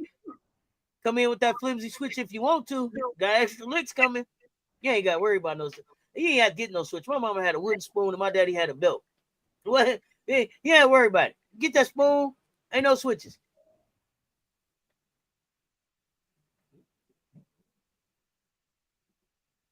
Oh, man, come on. Your local YMCA, baby. Your local YMCA. Oh, come on, man. They counting on you. Man. Go. Come on. You hopping like a bunny, big dog. Oh, you done fell out trying to win. Hey. Come on, man. Well, he is like, hey, he is golden in his crops. He like, back up, big dog. Bro, he cheated, bro. He just cheated, dog. Yeah. Oh, come on, What's up, man? What you doing? Oh man. Funny, boy.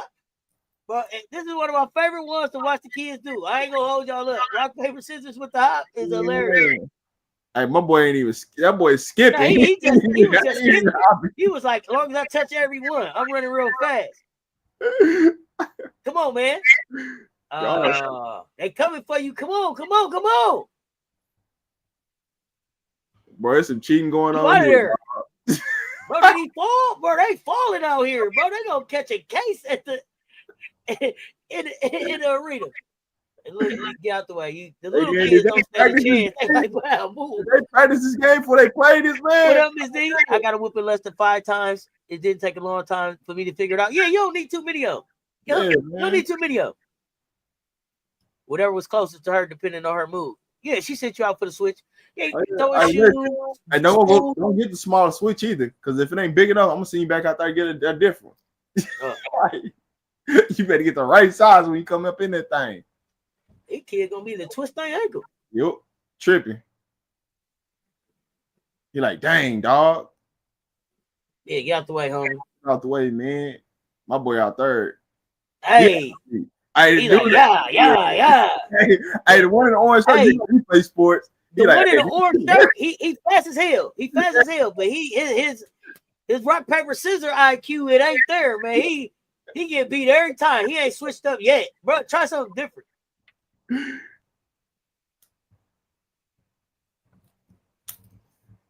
Oh, gotcha. Oh, is anybody literally trying to win this thing?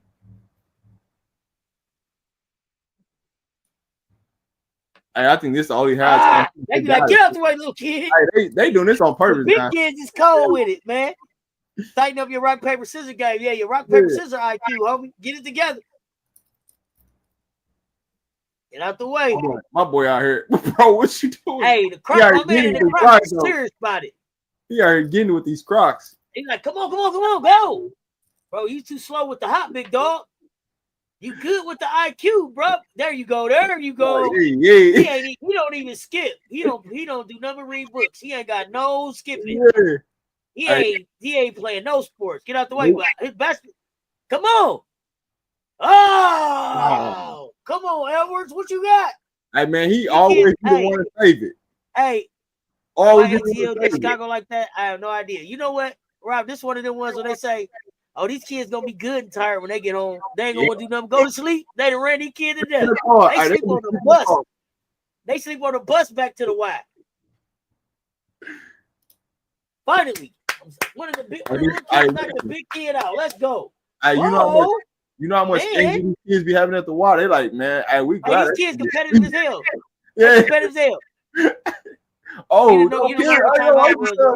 she's great. Yeah, that was something they did in basketball, Nicole. Time out. You been standing in that corner. Minnesota game looking first half. Not as they catching up. It started off kind of rocky for Phoenix. I think they got within 4, but I gotta look at this. They just tired now. Come on, Crocs. Bro, he do the same thing every time he go rock, paper, scissors. Dude, mix it up. Throw 3 rocks or something, man. Mix it up for me. Oh, you got to win this one. There you go. Finally, won.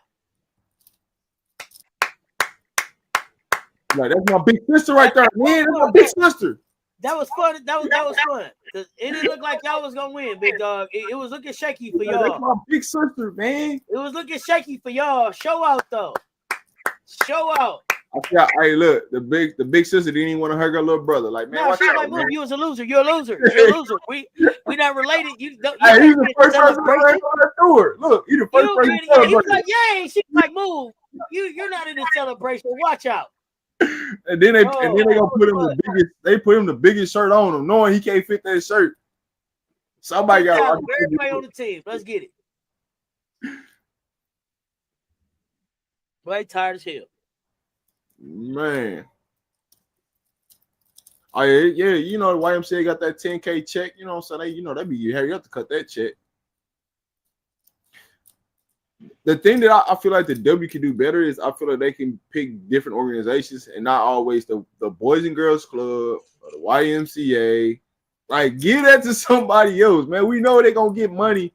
Y'all gonna get them money throughout the year regardless. When y'all do stuff like this, man, pick somebody else that ain't got no YMCA logo on or don't got no goddamn Boys and Girls Club, man. Pick somebody else. There's too many organizations out there that you could pick outside of them too. Plenty of organizations. Do local organizations. I mean, you must partner with local organizations. Yeah, but see, here's the thing though. They put out to the public they do, but they really don't. Like, oh man, yeah, we want this, we want to help the kid. But it's like, no, y'all not. Y'all only picking the same 2 organizations or the same 5. If it ain't the 2, it's the 5, right?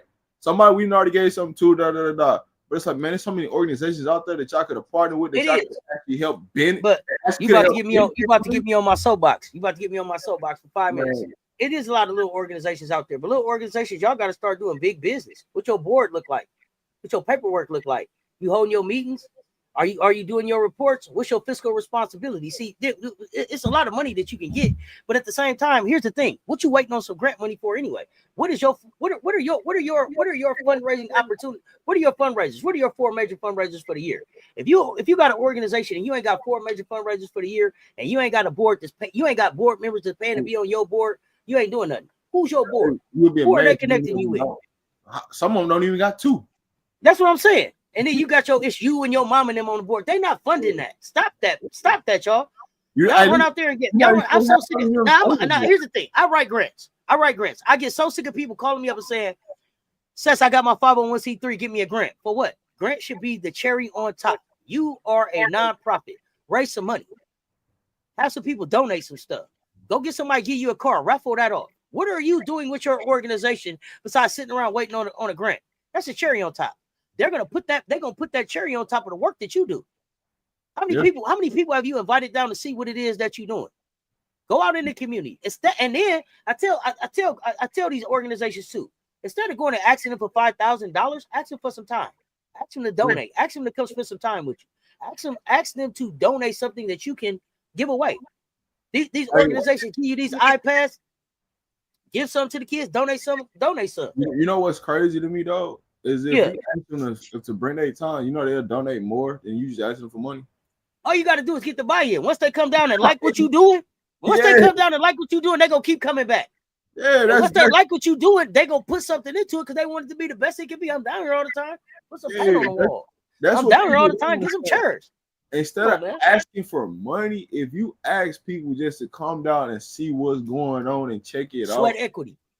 Like, bro, it's so many. Because listen, even if I don't do it, I know somebody that will do it and that will give you more than you tell me on this piece of paper that you need this. And you might need more, but because you small balling yourself, because you really truly don't know, man, have somebody come in and look at it so they can see what it truly is, and they can get you more resources than what you really looking for. And then when somebody tells you no on the money, ask them 2 questions. Why not? And if they know somebody that would be interested in funding what we got going on, why didn't you want to? What turns you off? And do you know somebody that might be interested? You'll be surprised. Somebody be like, you know what? This is really not my thing. I don't like basketball. I like swimming. I like swimming with my socks on. But my homeboy Jed, he's really into hoops. He'd love to come down. Ask people. Don't take no so negatively. Build off that too. No is an opportunity as well. Go ahead. Most people are afraid to ask a question, right? Why? Right? Hey, man, if something happened, man, why did this happen? Can you explain the why behind the why? Because they're afraid that they get their feelings hurt, Rob. Man, I listen. I really know. But you can grow from that. I'm gonna grow from that from you telling me why not. Yeah, that's what I'm getting to. Like, it's a learning piece to the and that's why I explain to my kids, man. I rather tell you the why behind the why than just tell you, hey, go do this. Hey, man, I'm telling you, go do this because this is what this is gonna result to, which can help in turn give bigger results for you to have your game grow or this aspect, right? Just keep something simple. But a lot of people don't never ask the why behind the why, and that's why you lose in the situation. Like, hey, man, that's like me, hey, Cess, telling you, hey, go change this on your platform. Hey, man, why am I changing this? Like, he ain't explaining why am I changing it. But I always broke it down. Hey, listen, if you do this, this is what the results gonna look like. It might take this amount of time, but hey, do this and this what, right? Give the why behind, hey, do this instead of just saying, hey, man, nah, man, the answer no. Oh, you just been denied. Hey, man, why I been denied? You know what I'm saying? Like, what's up with it? I mean, ain't nothing like asking for a debrief. Let me get a debrief on why you said no on that. Look up. We mind looking at my proposal. Where could I have been stronger at? What shouldn't I have been there? What didn't make sense? A lot of times it's just, and a lot of times with grant applications, it's that you didn't answer all of the questions. You didn't give them what they was asking for. On a grant application, give them what they asked for, no more, no less. What did they ask for? It was one head coaching job that I went out there, and I was just like, dog, I felt so good about it, and then I didn't get that much. I killed the interview, right? But it was one question on there that why I didn't give me the job. And then the school regretted not hiring me because of the coach they hired. They had to end up having to find mid-season. And the one question was, They asked me about my offense, and it was like, because I didn't go into full detail what my offense is gonna look like. And here's what my response was: hey, I get it. I didn't go into full details, but I knew if I went into full details about what my offense is, that a lot of you guys couldn't understand it. And it's like, even if we don't understand, and their response was, even though we can't understand the terminology of what you're saying because you're talking basketball knowledge and we're not educated in the basketball realm, you do it anyway. Yeah. And so what the things of, you know what I'm saying, the community engagement that I had set up for the, like, hey, listen, I went to interview, like, man, act like you already got the job before you got the job. If you come in there, because everybody gonna ask you, why do you want this particular job? Hey, man, why? You know what I'm saying? Understand that you have to talk as you already got the job, and they're not interviewing for the job, that you already got the job. That's what makes you more successful to get the job. That's what made me successful. Like, man, hey, listen, I always tell people, man, if you give me some interview process, I got the job. Don't even worry about it. I got it. So, like, I get to the interview process, I got it. But that head coaching job, it humbled me because, hey, man, I didn't do one step, and that one step hurt me. I got to go watch this Drip interview. I saw the clip where Drip said about the NBA. She said she could tell women how to interview and what they're looking for, but she can also tell you that the NBA is not ready for a female head coach. So I'm really interested to see if she goes into detail on that interview. What she thinks they're not ready for. She did a couple of interviews. I sent you that short that I sent you about Drip, but she did a extensive interview that was longer than that. That I just didn't go back and watch it. Yeah, I see. Frank emailed me one. Frank texted me one too. I got to check out. Yeah. That I started watching. No, but it's just realness, like, man, like, and here's the thing about the process that a lot of kids don't understand, man. Y'all better keep it a buck with these coaches. If y'all not interested in the program, just say, hey, I thank you. I appreciate you guys offering me, but you know what I'm looking for in the school. I don't think you guys, you know what I'm saying, I'm interested in doing that. Like, you know how many coaches respect you that for doing that, then just ghosting them? Oh yeah. You like, people don't understand. That's something that you need to learn. The power of being able to say no. Like, you can say no without a reason. No, I don't want to. I don't have to explain. And people need to understand and empower themselves to be like, no, I don't want to. I don't like that. Look, see, feel. Look, see, feel. Coaches respect that. So then because guess what, man? Coaches move every day. They move every single day. So they're gonna go back and that head coach be like, hey, I want this kid. And that assistant coach gonna be like, no, I don't get that kid. And now that assistant coach gotta explain, hey, man, I reached out to this person, she ghosted us. This is what she did, this was the process, the family did this, and this. And and people don't be realizing, like, man, if you mess up your opportunity at one school and you put yourself back on the market, or you increase your value at one school and you want to get back on the market to get more money, they're gonna come back to that initial time when they started recruiting. Be smart about it. Be smart about what you're doing when you're talking to college coaches. Be smart about what you're saying to college coaches, because it is a small circle, right? All these coaches just getting replenished in different places. There's not really a lot of new coaches that's coming in getting top jobs. It's all the same coaches getting top jobs. So you have to keep in mind what you say to one coach, they passing it to their buddy. So be smart about how you move around and how you treat coaches, because that shit matters. Oh yeah, that's one piece that I always educated any kid that ever played for me. Hey, listen, I don't care if you know for sure that you ain't going there. Be respectful of that coach, because you don't never know where that coach is. That coach could be at JUCO today and be at one of the top Division I tomorrow. You better respect it.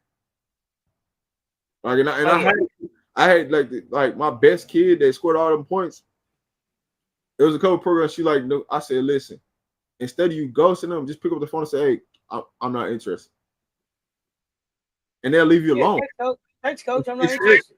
Instead of them calling me to ask me what your interest is, because my thing of it is, I'm gonna keep the door open for you, because I don't want you to burn opportunity, but you need to pick up the phone and say something. That's all. Yeah, just a no thank you. Yeah. Hit the dream, easy money. Okay. You got Golden State plus 4.5 is next for you. Oh, you should like Golden State for the win, huh? Hey, listen, you should have hit the dream easy, because they ain't got no Angel Reese out there, and they went on the ball to Camilla. That's light work. So it was a question up there that I wanted to get back to. That's a question that just happened. So Yeah, but since we brought up the sky, the question was based on today's game or something like that. Based on today's game, do you know? Does it tell you more about Camila Cardoso? in what aspect? That's what I need. Well, what aspect are we asking, right? That's more. How do I answer that question? Does it tell you more about Camila? Man, listen, Camila can go out there and do everything that she do. The problem in that situation is they don't have no guards that can get her the goddamn ball. Once you take Angel Reese off, right? Because Angel Reese is the leader to make sure that Camila gets involved to get her the ball. You take that aspect off the floor. Now it's, man, hey, bro, I'm trying to get my shots up. You know what I'm saying? They don't really have a lot of high basketball IQ players on the floor that understand, like, hey, this is who we need to play through in the focal point. But also the coaching game plan is, or did they emphasize, hey, man, throw the ball into Camila and we're going to play out of that? And the reason why I'm saying that is because when she was just in Brazil, when she had Coach Pokey, she emphasized, hey, man, get the ball inside, man. Stop shooting threes, get the ball inside. And let's play off of that action. I don't know if they're willing to go and do that in Chicago. If Angel Reese down the floor, hey, man, throw the ball into Camila. Let's work inside out. But, hey, we got, 41-44. Minnesota's up right now. 3-point game. They working. What you think about Pierre going to NC State? I'm just glad she got a second chance to play right away. We touched on it earlier. She fits a piece that what they needed, right? They need somebody at the 4. Like, she landed in the right perfect spot. I mean, the right landing spot for her. I just hope that her attitude and demeanor and whatever she's learned from Vandy, right, and she excels to become a better player. That's my thing for Pierre. But it is something that they was missing. They struck out a lot, you know what I'm saying, at the 4 spot during the portal, and they got one. So they got the guards. They just needed bigs. And so let's see what this NC State team look like. It changes the way they're going to play and the ability for them to play. So, yeah, we're good. I'm good with it. I like the fit for her. We'll see what it looks like.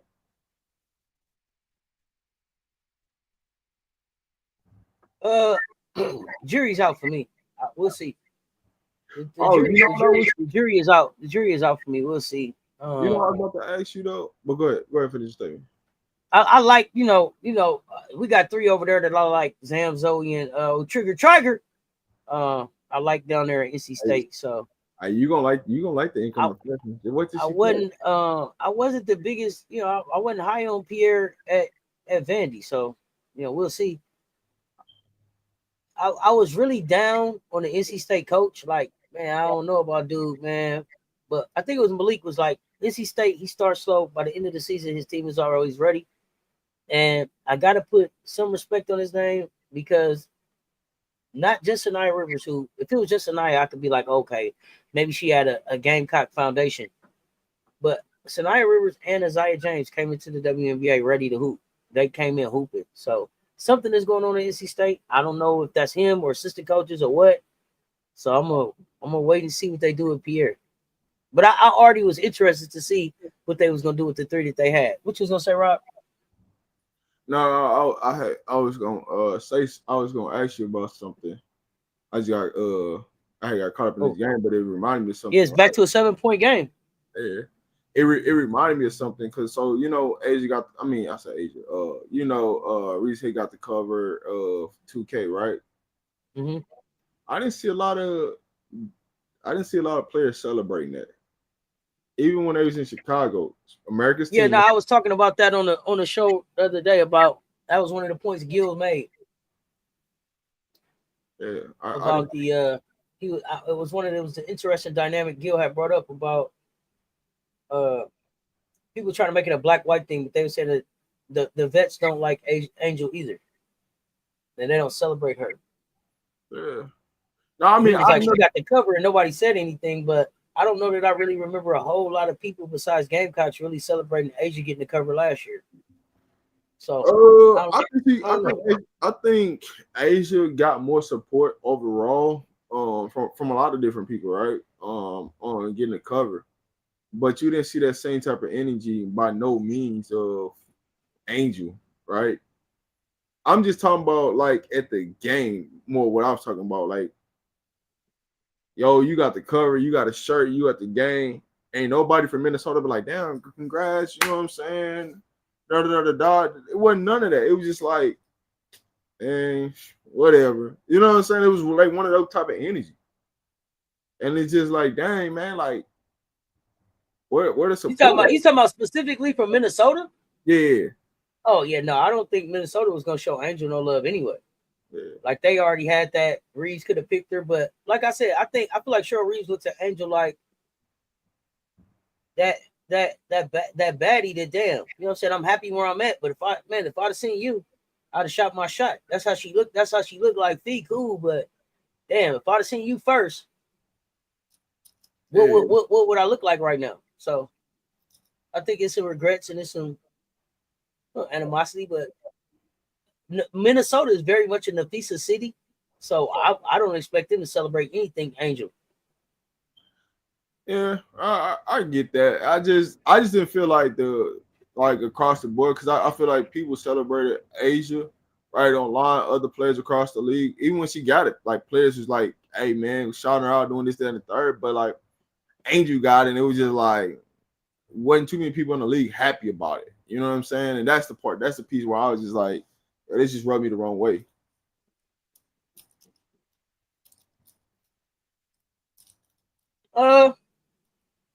I will have to go back and really look. Like I said, I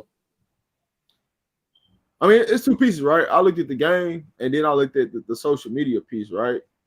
You know, I knew I wasn't worried about ESPN saying anything because I already knew what that was, right? They ain't finna celebrate that, nor they finna put somebody up there on the screen saying, "Hey man, congrats doing all this." I knew that piece wasn't coming. I knew that, so I wasn't never worried about from the ESPN standpoint, right?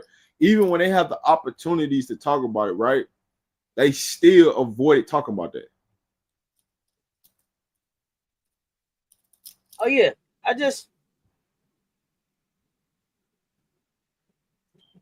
don't know. I don't really put them two together like that as much because I don't know how many players in the league is even actually really playing 2K, and then I don't think that the WNBA built a good partnership with 2K. So I probably didn't notice the lack of response because of what I follow. It was a lot of conversation around just her having the cover and everything. Because I game, so I'm on a lot of different gaming, follow stuff. So it was on my timeline like that. But I didn't even think about W players. But then I wonder, I don't think it's a whole lot of them to go home and get on their PS5 either. Yeah, I mean that's fine though, but is I'm looking at the overall support, right? Even if you don't game, somebody in the league got something. You know what I'm saying? Yo, you should be like, hey man, it should be a movement, right? We should be pushing that. You know what I'm saying? The movement piece of it, right? And the engagement piece, like to show that, hey man, it's unity in the league. You get what I'm saying? We supporting this because if it was somebody else up there, you know what I'm saying, they would have went on a whole national campaign from every aspect. You know what I'm saying, and everything like that. So that's what I looked at.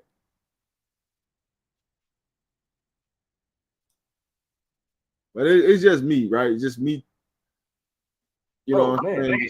Just bro, what is going on right now? They said, I don't know. I would have to go back and do some more research on it. This game got a weird feel to it. Like a real weird feel to it. That's no call. No, it was no call at all right there. But then you called the other thing. You ain't wearing the right shoes today, Liz. But but see, here's the same thing. If that same instance happened with Fee gets that call.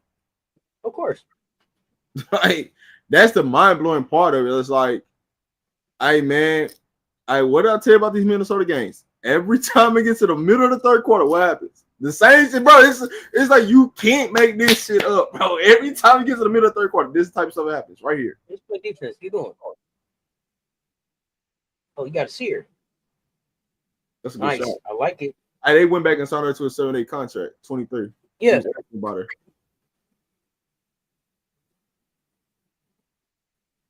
They should have. I don't know why they just let her ride for the rest of the year. They like, nah, man, we finna sign you to the 7-8 I contract. think they said something about money. They can only do 7-day contracts or something from here on out. Yeah. No, for the rest of the season, after you got past the 13th, this is that.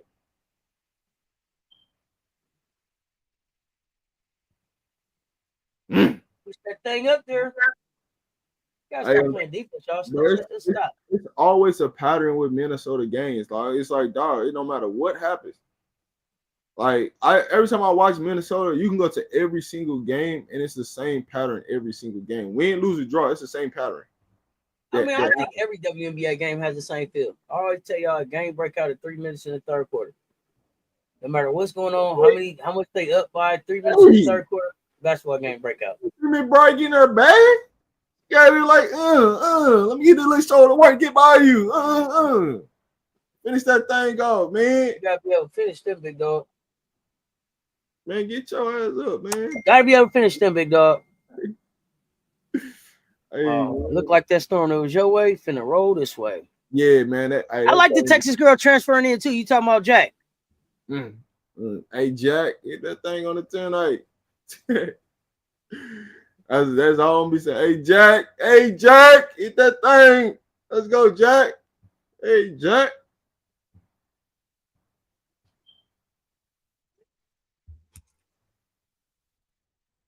Dang, what's her name? Didn't even get picked up, dog. They did her so. Who's that?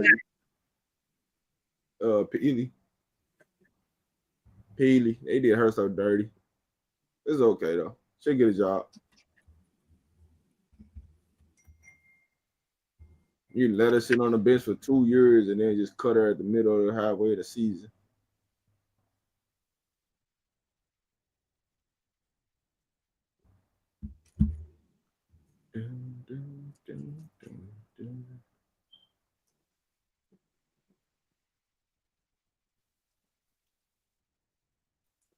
Still no Lexi Hale back either. See, that length is a problem on defense when they want it to be, man. Y'all not making shots today, but I like the work on the defensive end. I'm not even disappointed so far. Y'all get to work, damn it. The fact that they not making shots and it's only a 10-point game, that's how you know Minnesota really in trouble. Just think about this, right? They down 10, they not making shots, and 2 of their best players in street clothes. Man, you ain't gotta tell me. You ain't gotta tell me. Y'all how bad this about to get. The video dropped this afternoon. Y'all will see it. This how bad it is. They don't even have their best player, 2 of their best players, and they struggling right now. And y'all struggling to guard them. Let's go, Kalani. Y'all struggling to guard them right now. Hey, but they telling me every day, Rob, Minnesota gonna be the champs. Jeremy come here every day and remind me Minnesota gonna win it all. Hey, Jeremy got quiet, man. Where'd Jeremy go, man? He popped in here. I seen him pop in here. He might have walked away. Jeremy be in and out, but let's ride, man. That's not a foul, man. Go. Let's ride out, man. Like MVP and the Lynx gonna be the champs. Yeah, man. Hey, man, I hate, man. You start falling on the ground, think that's a foul. That's not a foul, man. Throw it inside. Come on, dog. We got a mismatch, dog. He ain't trying to guard that. Get out the way, man. You barbecue chicken. Oh, man, you got to go up better than that, AT.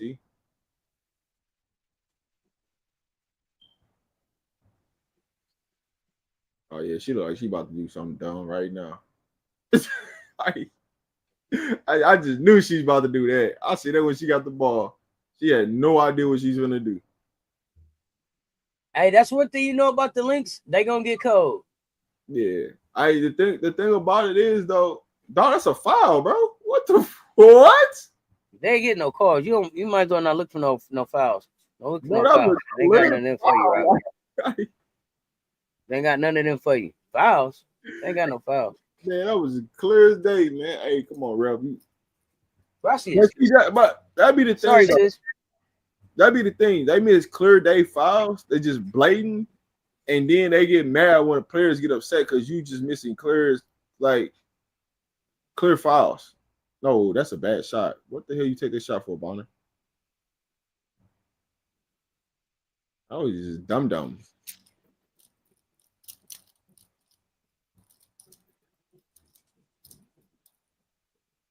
Up 13, Phoenix. Can you turn the defense up? Oh, this ain't even my my lineup out here right now. What? Kalani, what the hell was that? Box out, man. Kalani out here selling.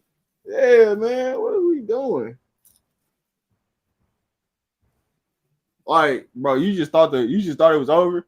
You just like didn't even look to box out or nothing. Like, Kalani, what the hell was that? Dang, dog. I thought we. You know what I like about this game though? I ain't gonna hold you. I like that Minnesota think that they got like some momentum against Phoenix. And they feel confident for sure. Yeah, I'm glad that they feel this way. They feel like they hooping. Yeah, and it's like, bro, y'all really ain't doing nothing. All this front running, we gonna see about it when it's time to really match up.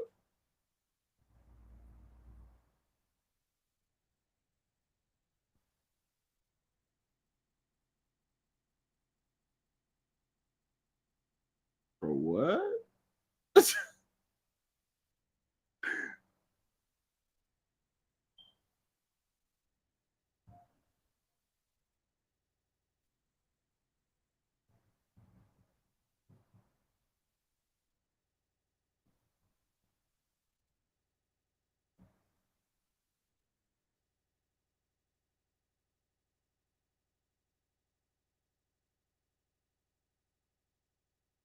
I ain't gonna hold you. I'm ready for college hoops to start, man. I keep saying this every day. I'm ready for college hoops to start.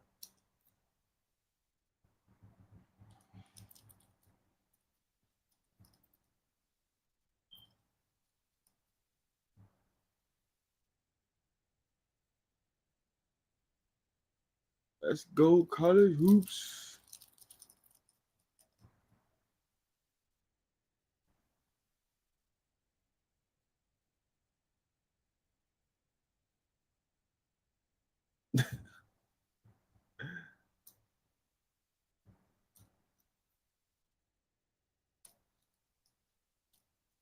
Let the hoops start.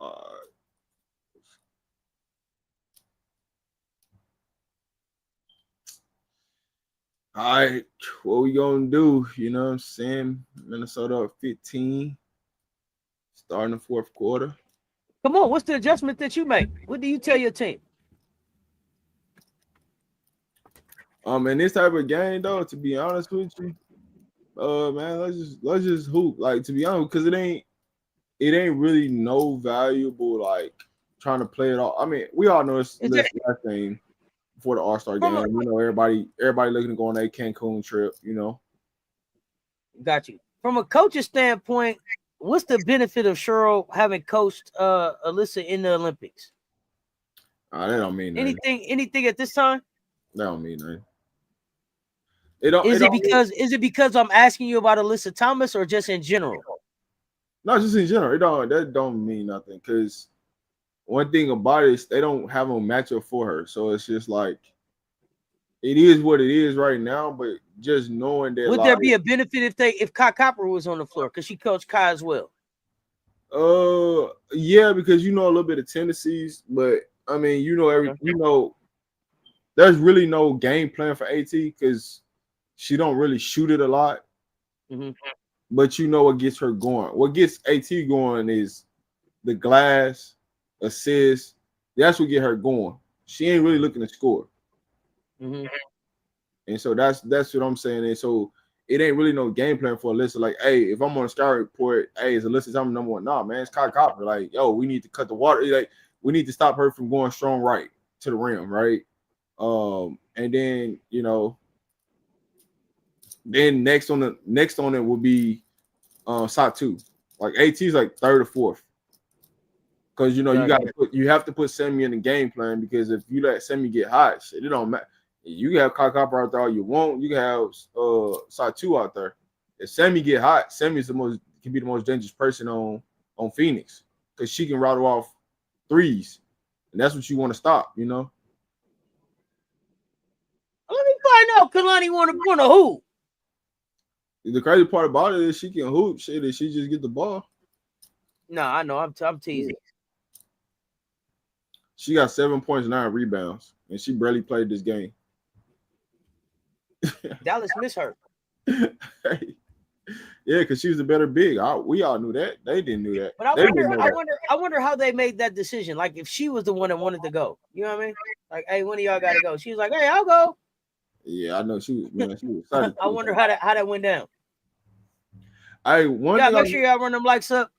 One thing I noticed about Phoenix, the X factor is Semi. If Semi knocking down shots, everybody knocking down shots. Oh yeah. Semi's the true X factor. It ain't even Copper. It ain't shot 2. Semi being out there on the floor is X factor. Bro, you got a rebound game. Let's go. They listen.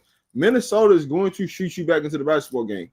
Like right now, you look at this lineup. Who's the go-to person out on Minnesota floor right now? They don't have one because they're not going to make. They're not going to make Brown. Okay, Kalani.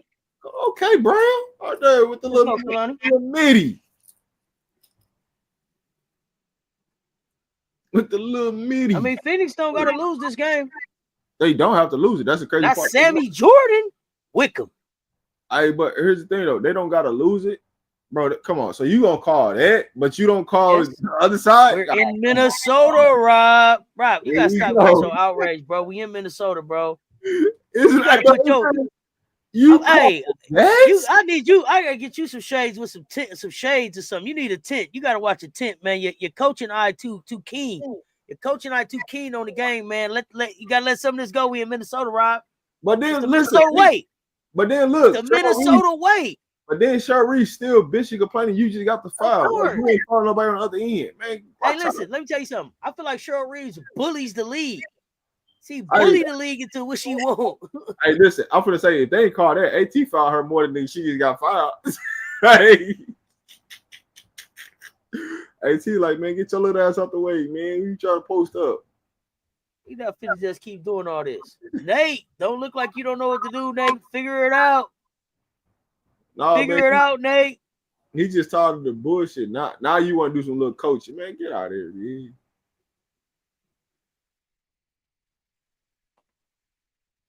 It ain't really nothing to view. Like AT fouled her. Like, what are we reviewing? I don't get this.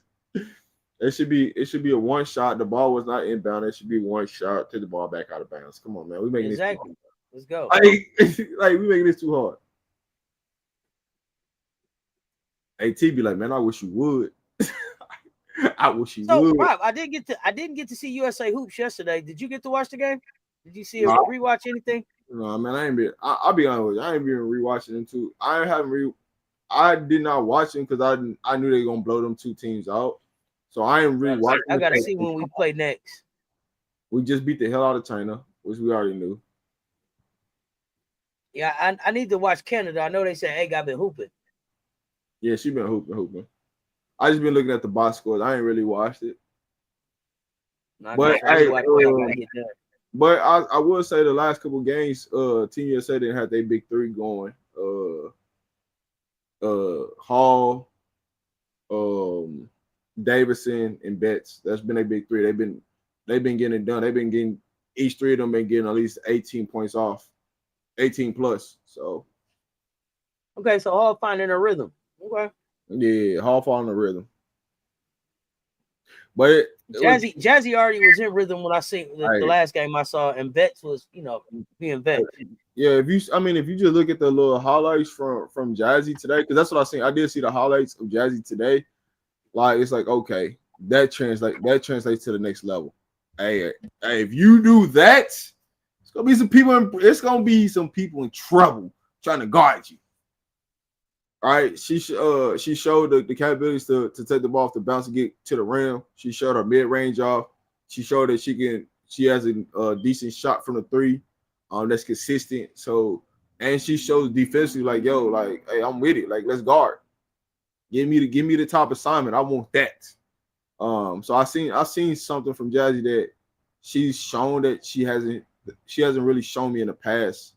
That she's willing to step up. Damn, stay on your feet, kid. So no, I like what I seen from Jazzy Davis. What I didn't like is I'm gonna say this because Rob, you didn't say a name that I expected you to say. Huh? Jersey. You didn't say Jersey. I was getting to her. You don't feel like she's part of the big three?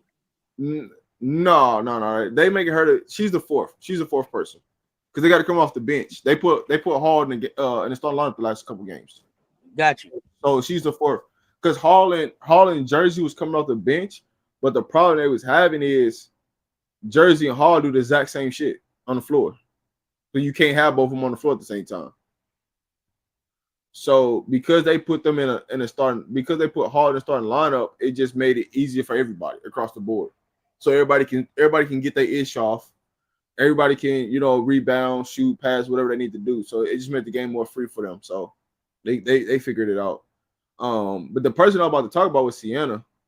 As much as I think it's because I've seen her so much, like personally, like on the court in different situations, different scenarios. That the problem that I got is that I'm trying to figure out like how this truly gonna work at UCLA when she's not doing certain things in a game perspective with Team USA that's gonna translate to UCLA. Her and Lauren both can't be on the block at the same time. So wait, do you think that's by design just for what they need from her at Team USA? You can say that, but at some point you got to show flashes that you've been working on your game. Like, hey, these in blowouts. So why not, hey man, show that hey, I can shoot it from the 18 foot. I know she can shoot it. Trust me, I know she can. But game repetitions matter than practice repetitions. So would she have done better not going to Team USA and being in LA with Corey Close? No, because I don't how I feel about that coach over there. But I just okay. Let me say this because you're more familiar. Would it have been better for them not to do Team USA and for the Bets to be doing whatever they normally do in the summer? I don't know that that's with Corey Close. I think for Bets, you need her to play as much as possible, right? But it has to make sense, right? Because is Team USA gonna do what's best for UCLA? And in a standpoint, no. They're not. They're not doing that. But also, you do have the freedom to do more things with Team USA than you do at the college level. So, with that being said, right, I wanted to see her more from like the elbow extended, from the wing, her catching rip through, driving the basketball, because those are the things you're gonna need to do at UCLA. So, question: do you think that they could fall into a trap of thinking that they could just let the Bet sisters do it, and the familiarity and the chemistry that they have, like, oh, they'll just carry us, and they're not? That's what's going to end up happening. I'm just gonna put 6'4" and 6'7" on the floor, and you got to figure it out.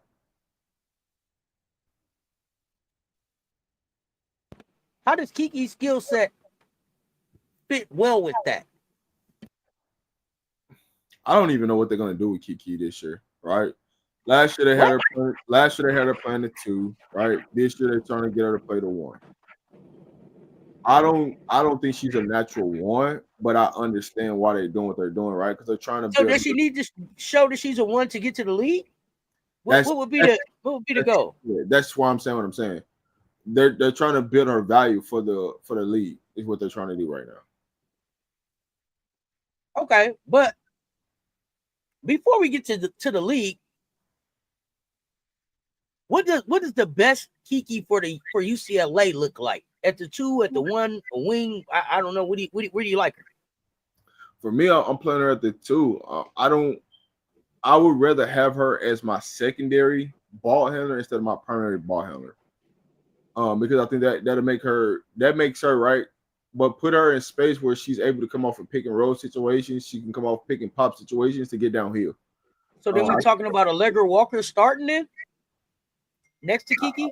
I don't care who you start next to her. I just don't. But I'm asking because I know you've been in Colorado, and they say Allegra Walker was one of the best point guards over on that side of the nation, on this west side of the nation. Are you familiar with her? What do you think about the game? I'm not familiar with her game. Okay. So I'm not gonna say yeah, Nate. That's why I said I don't care who they put it with her. For me personally, I would rather for her game let her be the secondary ball handler, and then in situations allow her to bring the ball up, right? Just kind of like how South Carolina did with Paw, right? When Raven came out the game, let her run it, you know what I'm saying? But don't say, hey man, the entire game you're gonna be the point, right? I don't like that because I think you set her up a recipe for disaster. Do you like Neepkins out there with the Bet sisters? They're gonna have to play her because they need spacing. No, I mean, so you want all three of them on the floor together? That's what I was getting at. Yeah, you're gonna have to play Neekins at the small forward because you need spacing, you need shooting. So you're gonna have to play. That's why I said it's going to. No. I was saying Neekins. Do you prefer Neekins on the floor with like both the Bet sisters, or is she better on the floor with just one? It don't matter. Is what I was. It wouldn't matter. They need spacing. They need her 3-point shooting. So it really wouldn't matter. If I'm going off of from Team USA and what they did, she's probably playing the 3. Like more than likely, she's probably playing the 3 at UCLA. So that means both of the best will be on the floor with her. Now, do I agree upon that? It depends on who you're playing. Because at some point, who guards who is gonna matter. So now, can you play both bets on the floor, knowing what the matchup is? Because guarantee one thing about one thing: whoever Baby Best is guarding, she's gonna be guarding somebody on the perimeter.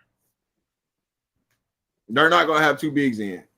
They're at least not gonna try. If you're smart, you're gonna try to put. How do you like her skill set for that?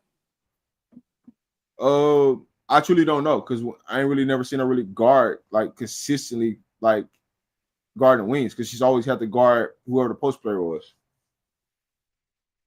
Like even when they played like during high school time, schools just try to always match up size with them. They never try to like space her out. So I don't know what that would ever. I don't know what that looks like. So I'll have to see. Got you. Sienna Betts might probably play the 3. She's not playing the 3. I'll tell you that right now. Why you say that, Jeremy? I can tell you right now, she's not playing the 3. You would put her at 3 and put Neepkins at 4? That makes no sense. Where do you put Neepkins in that? With Betts at the 3. Neekins has to be a wing in that situation. You're thinking about Neepkins at the 2? Oh no. Oh no. Can she guard the 2s? Didn't you just watch her not guard people in the America Cup? That's what I'm asking. Like I'm trying to remember. Like, can she guard a 2? I don't know, Jeremy. You got to tell us on that one. Now, that's why I said, like, it's certain things that, like, all right, so listen. You saying Sienna Betts, like, if you watch Sienna Betts playing U19s right now, there's no way that you can come up that she's playing the 3. Not the way she's playing there. Because at the 3, you're going to have to be out on the wing. You're not going to be able to be on the block. You're not going to be just being able to sit there and just clean the glass up. Like, that ain't happening at the 3 spot. It's going to take a little bit more effort, a little bit more everything. And you got to be able to shoot at the 3. Not saying that Best can't shoot because she can't. Baby Best can shoot it way better than Big Best can. But at the same time, she ain't shown consistency in a basketball game that this is who she can be. And that's what's going to matter. She got time, though. No, she got plenty of time. Yeah. I'm just saying at any level she's played at, she hasn't shown a consistency play out in space. Now, do you expect her to be able to get to that level of consistency that they need before her sister leaves? I don't think it's necessary. I have to before she leaves because this is her last season. No, that's what I'm saying. Do they need? Do they need Sienna to get to that for them to be successful with Lauren there? Not necessarily. Not necessarily. But also Where do you have them finishing? I also don't have them winning no national title either. So there's a difference. Do you have them get to the Final Four? Depending on brackets, you know what I mean. It's about matches, right? Who they got to go through, and what that looks like.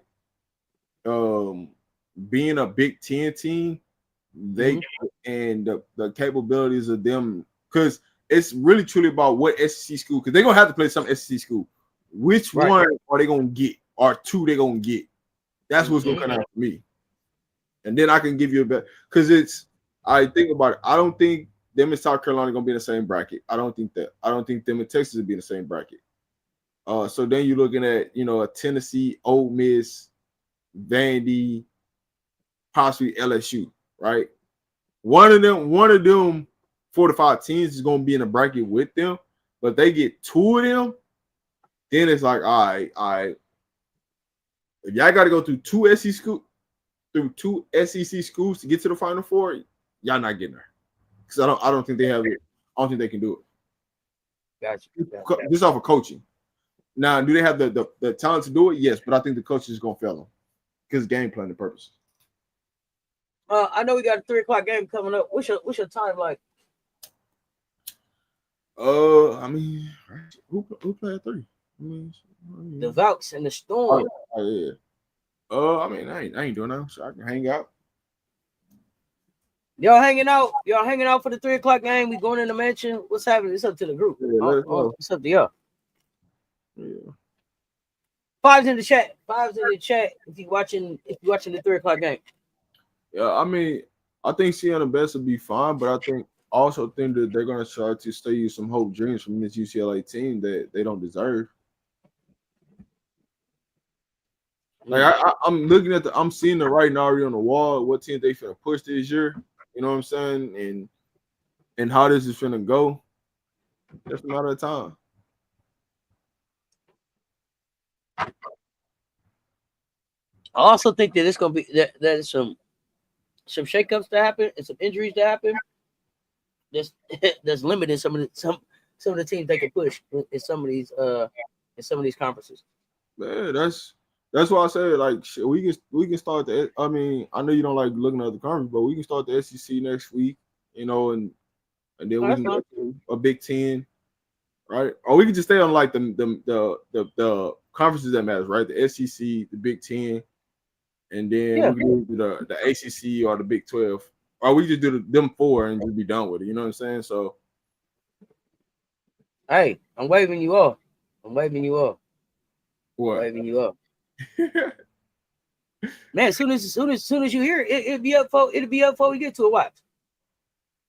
Yeah. Watch. You gonna start seeing them coming. Watch. Conference breakdowns. Watch. Oh yeah. No, man, we gotta do a conference breakdown, man, before the season starts. We gotta do that. No, I ain't talking about us. I'm saying, you know how these creators do. Oh yeah. Now you done mentioned it. Here come their videos. Watch. Yeah, we got to do conference breakdowns, man. But I mean, we got to, you know what I'm saying? I want to give Gardner. Oh, Gardner. Okay. That's why I wanted to do 2 shows on the SEC, because I really wanted to like be able to start dialogue. We can start on Friday if you want to. It's up to you.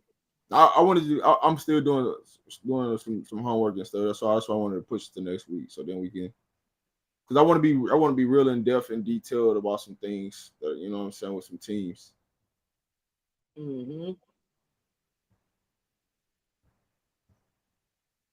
I think I'm be honest with you. I think Oklahoma they signed some sneaky players on their roster that people don't know about. Somebody else was saying that. I think that was S-Dot was saying S-Dot Cole was saying they like what Oklahoma doing quietly down there. I haven't went back and looked. I saw one player that looked really interesting, but I haven't really looked at. It would be interesting to go back and like kind of see what are the final moves. I don't think that I've heard anybody made any big moves with the portal being open. But to go back and kind of just see because the dust should have settled by now. Who actually showed up in the school? They got Oklahoma got a kid to reclassify up. She's solid. She's real solid. Mhm. But ain't nobody really talking about it. That's what I said. Like they've been making behind the scenes moves to Mhm. they trying to go all off of Reagan Beers this year. They are trying to go all. Well, here's the thing. For her. Here's the thing, Rob.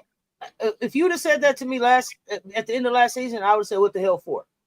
Yeah. Right? What for? But because I just saw Reagan Beers playing at Team USA, that's the kid you go all out for. Because Reagan Beers is going all out for Reagan Beers. Reagan Beers could have easily been like, my shoulder was hurting, my head was hurting. Reagan Beers is already looking like she's in mid-season form. Mid-season form. I don't know how much more better shape she's gonna get in, but the mobility that she showed at Team USA, just the locked in. Look, the kid looked like she's doing everything. She's going all out for herself. That's the type of kid you go all out for. Now, I don't know how they're gonna balance that with this other kid coming in. You know, who they're gonna make the face of this thing or whatever. But she came back. She looked like she's stepping in Oklahoma meaning business. So I hope everybody means business around her. She also showing you some things that she didn't show Oklahoma about, being able to catch the thing off the dribble. Yeah. You talking about when she was in Argentina, yeah, for sure. Yeah, knock down some shots. She actually showed it like, yo, I expanded my game. I've been working her bag in the lab. Well, I don't know. No, you're saying that that's an expansion of her game. That was my first time seeing her bag. So you saying that you can just see the growth that she's added to her bag from what you've seen in Colorado to now. Yeah. She's definitely made a man. You wouldn't catch Reagan Beers making that many dribbles, right? It's one dribble, boom. I'm gonna make my move, get to it, and I'm finishing. Like you're not gonna do anything about it. Now it's, hey man, I could take 3-4 dribbles and get to where I need to get to, or I could catch this thing and quick cross and get those. Hey, I like that. You know what I'm saying? Like I love when you working on your game. And you gotta have if you're watching the WNBA, man, you gotta have a counter. You gotta have some 5 moves. What's your 5 moves and 5 counter moves? That's what I need to know. What you doing? Yeah, so now I get ready to start electric slide now. Here I see. Man, it's okay. I don't know if she'll start automatically. I think Gardner will start, and then Betts comes off the bench as a 3 or 4. Mm-hmm. 1 second, y'all. You better do something, because guess what? One thing I can tell you, if you don't play this out right, baby Betts will be a part of that thing. You ain't got to worry about it. Just because you got big sister there and they got a 1 year, you got 1 year to show me this what it is. You got 1 year to get the recruiting right. You got 1 year to show me that we got some capabilities of doing something. Otherwise, I can just leave. I'm telling you this. It's a 1 year rental. You better figure it out. You better get it right. Better get it right with baby Betts.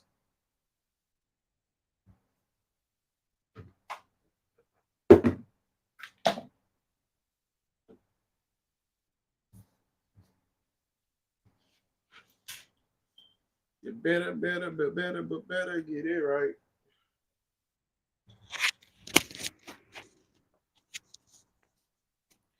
All right. So Minnesota wins by 13.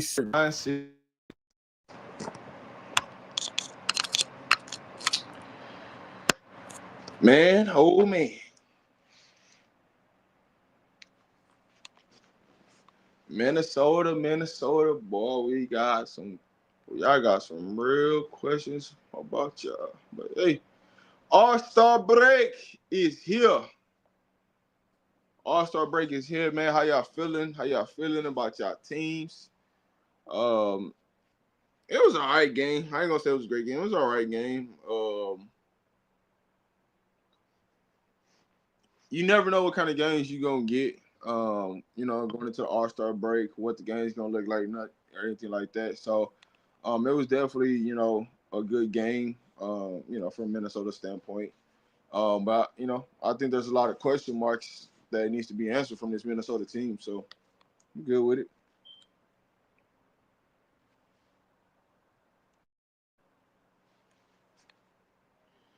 Yeah, man, hey, listen, y'all, Jeremy, man, listen, y'all got a 13-point win. Hey, man, I don't think that's the way it's going. in this version of Phoenix, y'all need to do what y'all need to do, because if this guy's anywhere closer, y'all should be real concerned. I mean, y'all should already be concerned, but So everybody got their hair down for the All-Star break, huh? matchup. Tell me about if you're Las Vegas, how you match up with Phoenix. What would be your approach as currently constructed? We match up all right. But I mean, we got to keep them out of transition. That's one thing for sure.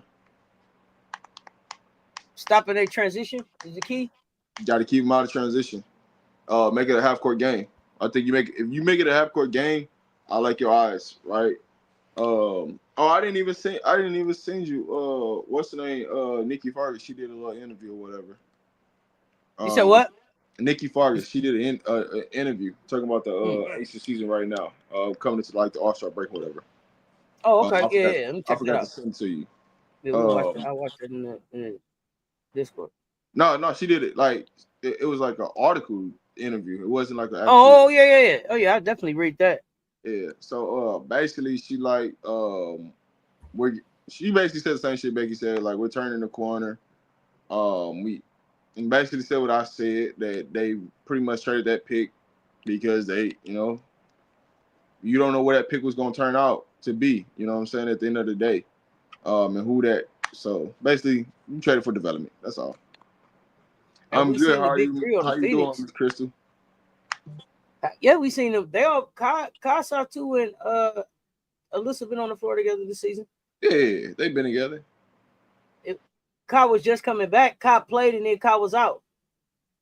They both got hurt at practice, at the same practice.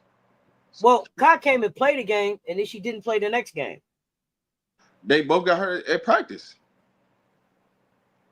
No, I'm talking about before she even went back out right here. Kai came back, played, then she didn't play, then she came back and played again, then she was out. Yeah. Because remember, she came back and I forget what game it was she took off, and she was on the bench coaching, but she could have. I felt like she could have played. That was New York. That was when I played New York. And I don't remember if that was a back-to-back or it was something. It was something weird about that game. It was back-to-back. She played the first game and she sat the second game. And then she did the exact same thing. She played the third game and then got hurt in practice. Yeah, they both got hurt in practice. Because it was hamstring and ankle or something. Anybody? Yeah. Do you got any? Now, okay, I'm not being funny.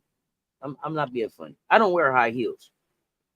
Here's my question to y'all in the chat, probably because I don't know if Rob know too. I'm sure Rob wouldn't know.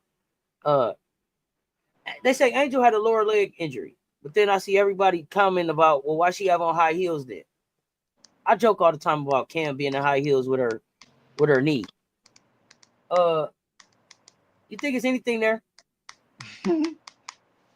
I wish they just put on that goddamn piece of paper, load management.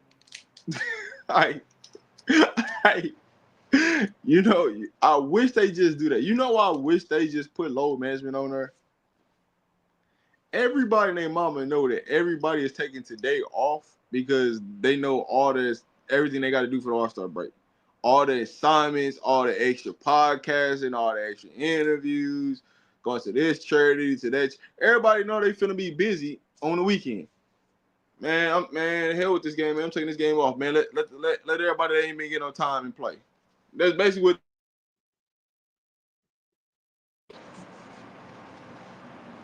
Yeah, let's talk about it. So when you look at it from that standpoint, man, I'll take that for a grain of salt. Like, man, she out. Man, but think about this, man. She deserves it all day. She been holding you down for the last 7 games. So flip side. So y'all ain't nobody trying to match the energy. Flip side. You know what I'm saying? Flip side. Talk to me about the groin injury. What groin injury? Now here you go. They said she was rubbing that groin early in the game. Now I know about the overlay for the underplay. Come on, man. But,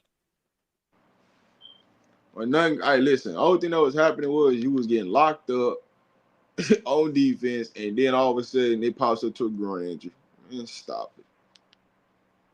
Do you expect her in a 3-point shootout? Or is this the perfect excuse for not being able to shoot the 3 ball? Man, they was gonna make it. Listen, even if she didn't win a 3-point shootout, they were going to make it excuse that man it was some type of injury why she didn't win a 3-point shooting, and all she doing is catching, shooting, catching, shooting, catching, shooting.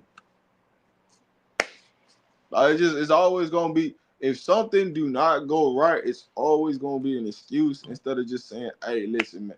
Like my thing of it is, if it's really that bad, just sit down. Just sit down. If it's really that bad, listen. You can't tell me she wouldn't have played the whole game and it was nagging her from the beginning. If that was the case, you would have pulled her. What's more important? Her playing in this game, her playing in the All-Star game, or us trying to win a championship? What's more important? It's supposed to be about the championship.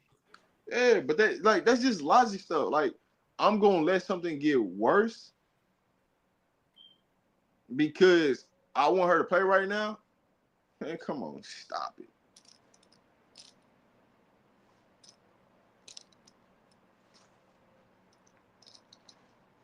But those are the type of things that happen, man. Welcome to the dub.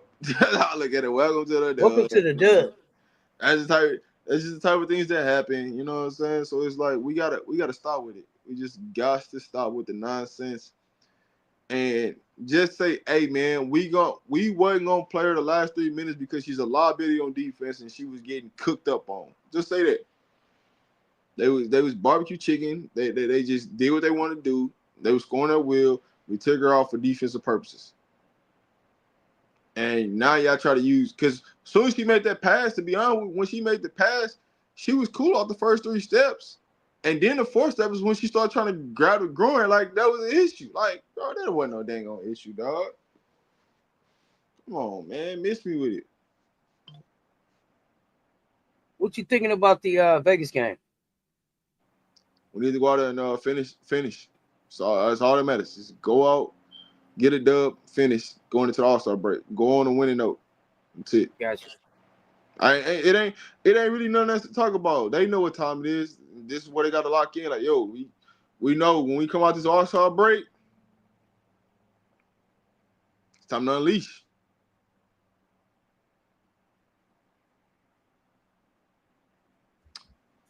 I'm curious to see how Golden State comes out and play this Seattle team.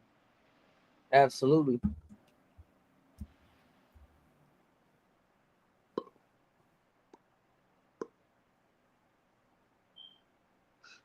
Like on the court right now, this is like an even matchup though across the board for our skill and talent. Why does the I hope when they come back they fix it. The scoreboard said overtime. Come on, guys.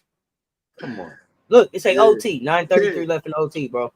Come on, Dub. Come on, Dub. Get it together. This game better not go to no overtime. You don't even play. Better not go to no overtime. You know what's crazy about it? You don't even play 10 minutes in overtime. No, you know what I'm saying? Come on, man. We got one job, bro. The game is too early. Whoever is so the day person don't know how to get the stuff plugged in here. Let's tighten it up, guys. Somebody sleep at the wheel for sure. Sleep. We gotta do better, man. Okay, y'all. I am gonna hang out up here for the script say overtime. The script say overtime. I ain't got time. I am gonna hang out up here with y'all, but I did just get a delivery. I gotta go grab it. I will be right back.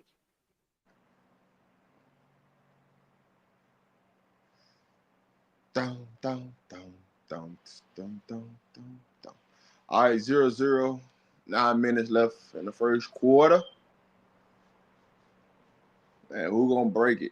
Who is going to break it? Who's gonna break this 0-0?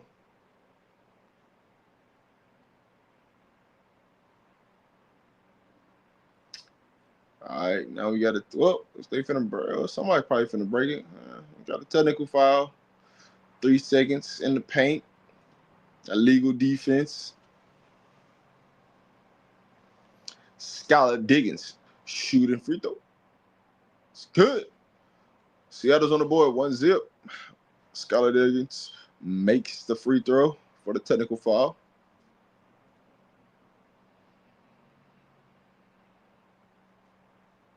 Skylar Diggins pick and roll. Bang, bang. Oh, she misses it. Rebound, Golden State coming down the court.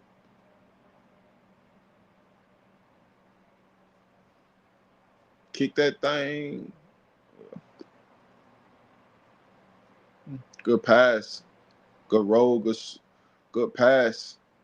Valkyrie's up 2-1 on a great assist. From KT.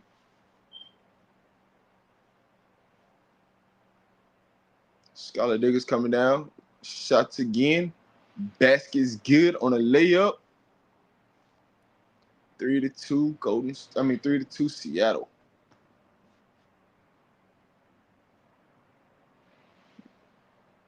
Bang, bang.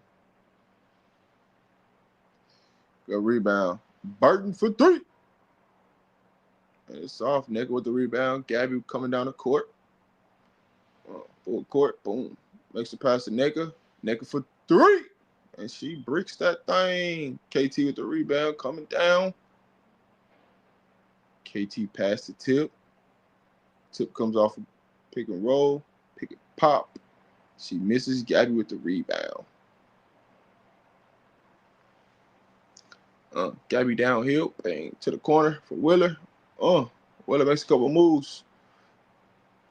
Kicks it to Scholar. Scholar kicks it back to Willer.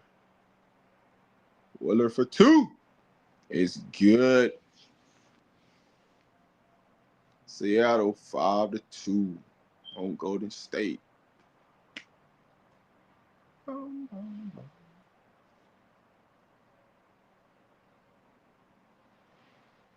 Downhill. Veronica Burton. Misses that thing for 2. Rebound Nigga. Scarlett comes down the court. Sets the screen from Ezzy. Nigga pops for 2.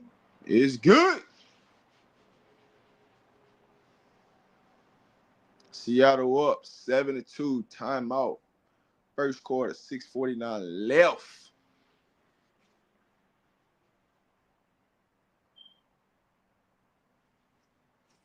Storm up, man.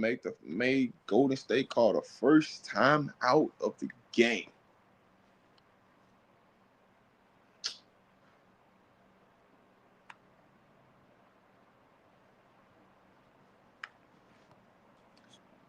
Hope everybody out there having a great day at work. Having what I'm saying, if you're moving around, things like that, man. Hope you're having a great day out there. You got a question? What is your question, Miss Lisa? I'm just here giving play-by-play commentary while we wait. I got a feeling.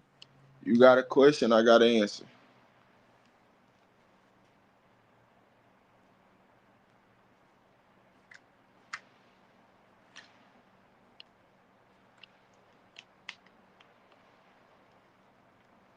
AT Player of the Week, 17, 8, and 10 for the week.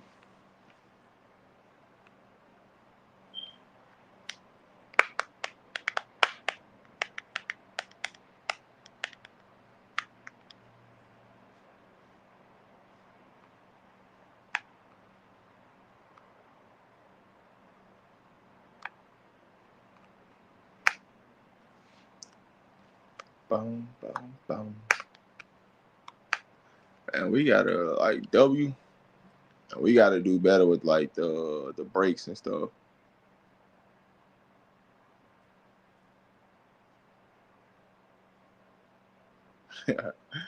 I'm sorry if this has been asked, but now that the portal is back open for a limited time, can Lay come back to SC? She can if she becomes a designated student athlete. But I don't think that's not gonna happen because you have to submit those names in by the 6th. And they got 30 days to pick a school. I don't think that's gonna happen. By no means, because one, South Carolina don't have the space to get her back. So I just don't think I don't think it makes sense for her to come back. And also when you think about the roster construction of South Carolina, I don't see where it makes sense on their part either. So answer your question, no.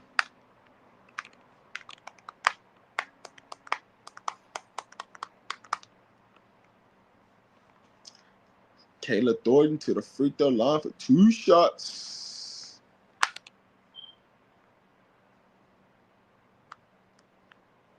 But yeah, if she can get in the portal, I mean, it's technically still open, but you have to be a designated student athlete in that sense. So, and that'll be kind of. I don't think that South Carolina will be the person calling her. I think some other schools will be calling her in that situation if she became a designated student athlete. So it would have to make sense. And I don't know if South Carolina would make sense being at this stage of where everything is at. I don't think it would be a good idea. Next year, for sure, would be a definite great idea because Latson and Raven will both be gone. So it's way more open in the backcourt. Opportunity, minutes, shots.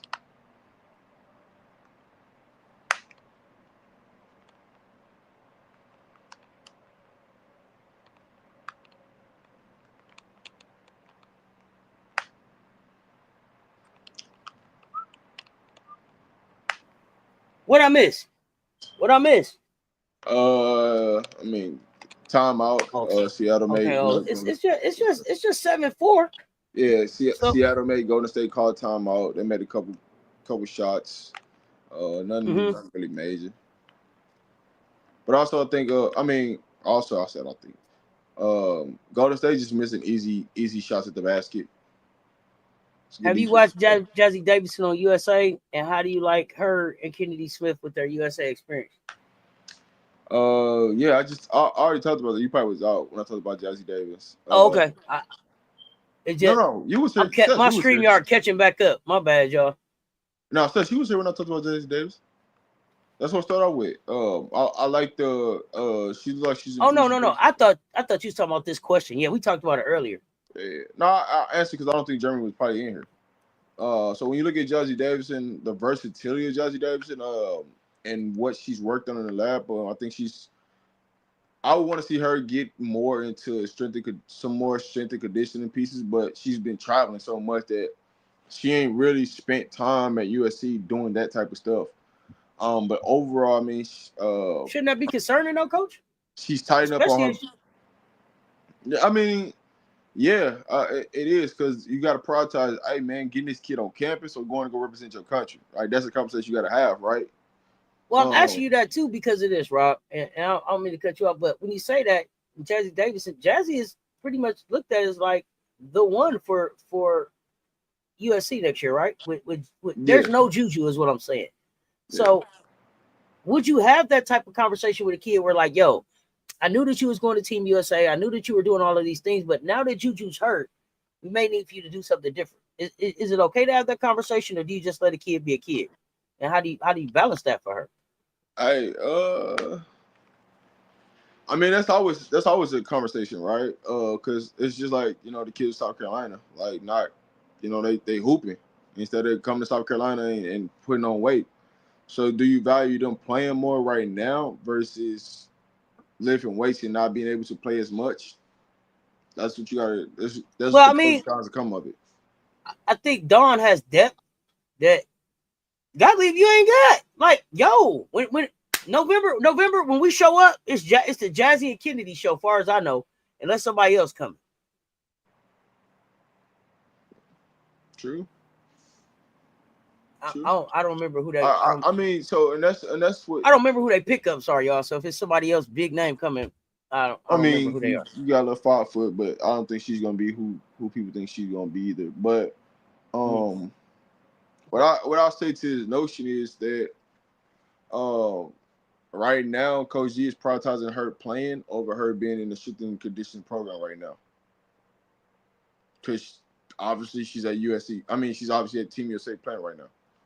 So those type of things matter, right? Because when think about it, Chavez went to that same training, that same trial. You know what I'm saying? Jazzy Davis was at. And hey, she didn't look to par. They cut her. Guess where she's at? Lifting weights to get stronger, to get faster. To improve in certain areas where she's gonna struggle in the college game. So it's all about what you value in that sense. So When I look at everything, Jazzy Davis is, for me, the only thing that she needs right now, from now to the season, as she get back, is making sure that she gets into the weight room and put on a good solid 8 to 10 pounds. And she'll be fine. She's gonna gain 15 pounds regardless of the fact because she's in college, right? You gain 15, lose 15, one of the two. She's gonna gain 15 when she get in college, so I'm not too much worried. Now, what does that 15 pounds look like for her overall? That's that's to be determined. How important is that? It's very important for her type of, because for me, when I look at her, like, yo, Jazzy Davidson got so much potential, because if she ever just fills out with her body type that she is right now, she's gonna be a monster. She's gonna be a flat out monster. And so that's the potential of why she was, who she was. But now when you talk about the skill set, she's putting it all. It's finally all starting to come together, right? To be able to create off the dribble, to be able to shoot it, to be able to get to her mid range, get to her spots on the floor that she wants to get to. That's all coming together, and she's showcasing that right now at Team USA. So you can see the things that she worked on, and she's really improved in certain areas on the floor. And being a better ball handler, because now she knows that, hey, I gotta handle the ball at USC. First, when I first came in, like, I don't know if I gotta handle it. I gotta do this. But you could tell now that, like, she understands she's gotta handle the ball, and so she's been working on type of things in the lab. So I think she's just been prioritizing more of doing basketball fundamental things to improve her game versus the strength and conditioning piece.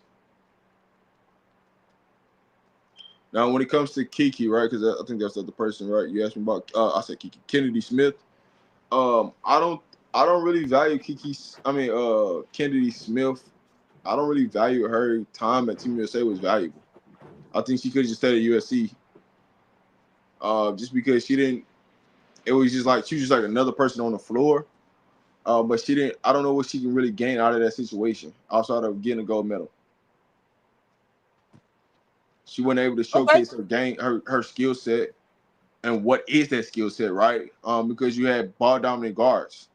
You had either Olivia Miles in a way, or you had Hannah Adago in the way. So was she able to? Do you know a lot about Kennedy?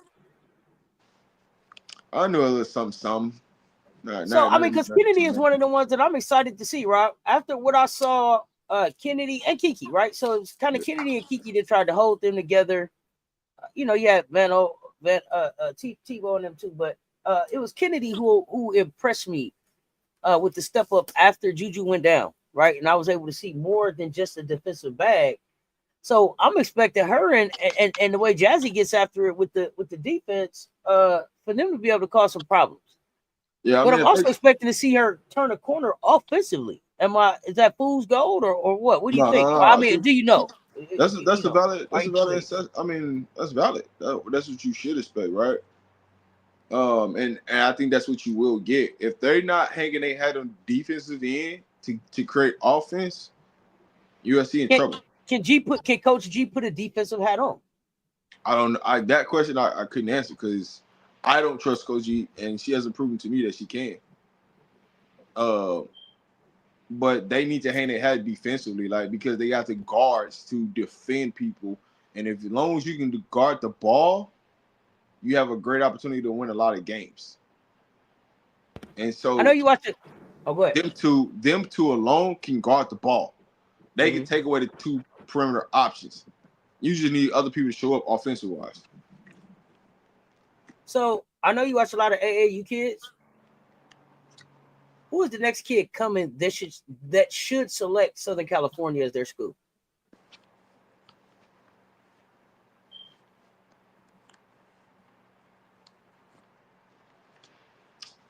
I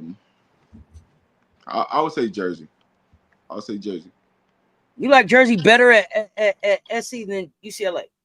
Yeah, because I'm putting I got Jersey, and Kennedy. I'm good. Could they pull those two to UCLA though? They could. Okay. Is there somebody that is maybe not committed that you could see as like a Southern California? I'm trying to get an idea of what a Southern California player looks like. Like, what is the I perfect mean, that's player for a it's Coach a G type system? that's a Because I hard don't feel like question. it's Juju. I don't feel like it's Juju, but that's my opinion. That's a hard question. That's a hard question to ask. I mean to answer. I not ask, but to answer. Because they don't really have identity what that looks like. They don't like. So here's the thing. In most cases, you go to school and be like, hey, this is the type of player they're looking for, right? If I go to Tennessee, man, they need somebody that can be in an open court that can understand that, hey, we finna press 94 feet, and they got a decent back offensive wise. Hey, in South Carolina, hey, you have to be able to get out there on the defensive end and be able to be a team player, right? It's some attributes of certain teams that like, hey, this is what it has to be. And so with USC, they're all over the map far as what they want. The reason why I said Jersey is because I've seen them and what they did with a player like Forbes. I've seen what they did with somebody with that type of body type. So that's why it just translated, hey, yo, I can see that because I've seen somebody with that type of body style, body type, and you do something with that. But overall, it's just what USC is looking for, what they're recruiting for consistently, and the players that are going out there is incomplete. Like, because it's all over the place. And I don't think they truly know what they're looking for. When they should be trying to close everything that's in South Carolina, that's in Southern Cal, and there's plenty of players they can come play. They can make them a dominant team. As far as they got bigs, they got wings, they got guards. They should be, hey man, what do we got to do to get at least 4 of these things? 4 of the top players is over there. What do we got to do? That's the thing that I don't think they figured out yet. And the talent's over there. And you got the capability of bringing Juju back another season. So you put a jersey out there with a Juju, Kennedy Smith, and Jazzy Davidson. That's a dominant 4.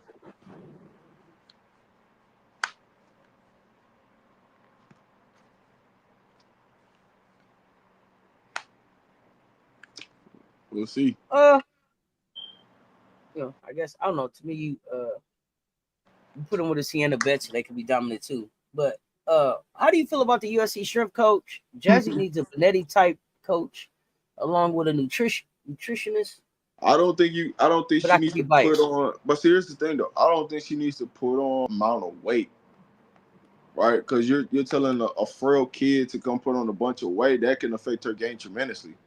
So I don't think she needs to put on that type of weight. It's weight to keep her healthy in the season and not hurt.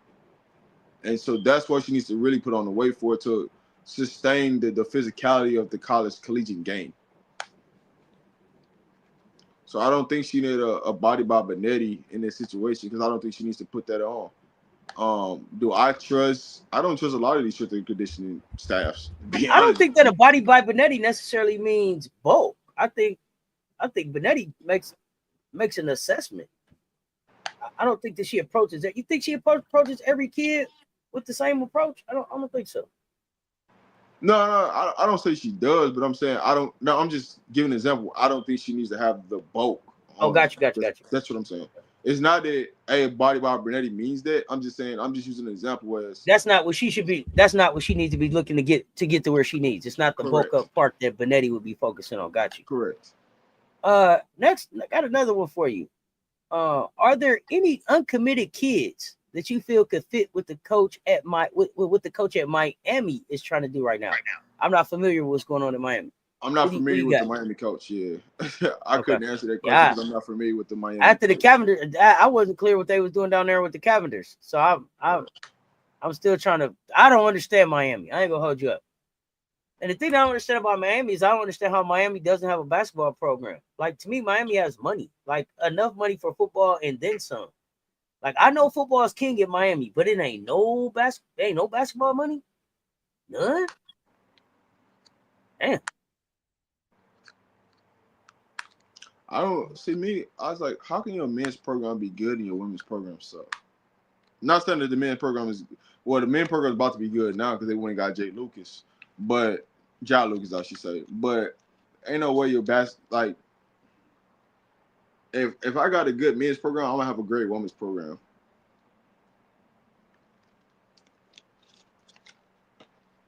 But you know, Miami's that's just a different. Miami's a different kind of. The Hurricanes, they always just been different. Hey man, it's too much work down there. That's what the problem is. Oh, okay. It's too much action. Yeah. Too much activity down in Miami. It's too much. Hey, listen, you talking about hoops, man? There's too much going on, man. Hey, listen, man. Hey, you know how much work down there. See, man, I'm just on the team.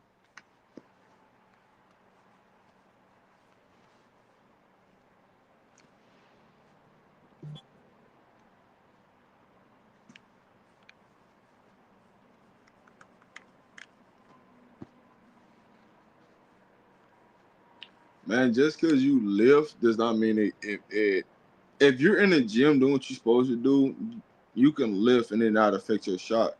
What that means is you're lifting and you're not putting in the same amount of work in the lab as you're lifting. That's what that means, right? A lot effective. People say Caitlin Clark was in the gym. She couldn't be in the gym and lifting weight. It does lifting weights and shooting does not affect as much as people think. That means you just not putting the proper time in the gym with your shot. That's all that means. I didn't see a lot of people get super strong and still be able to shoot the same way. You got to put the same amount of equal time or even more time because you lift weights. But you know what a lot of people do? They do stuff backwards. You go shoot in the gym and then lift weights when you should lift weights and then shoot.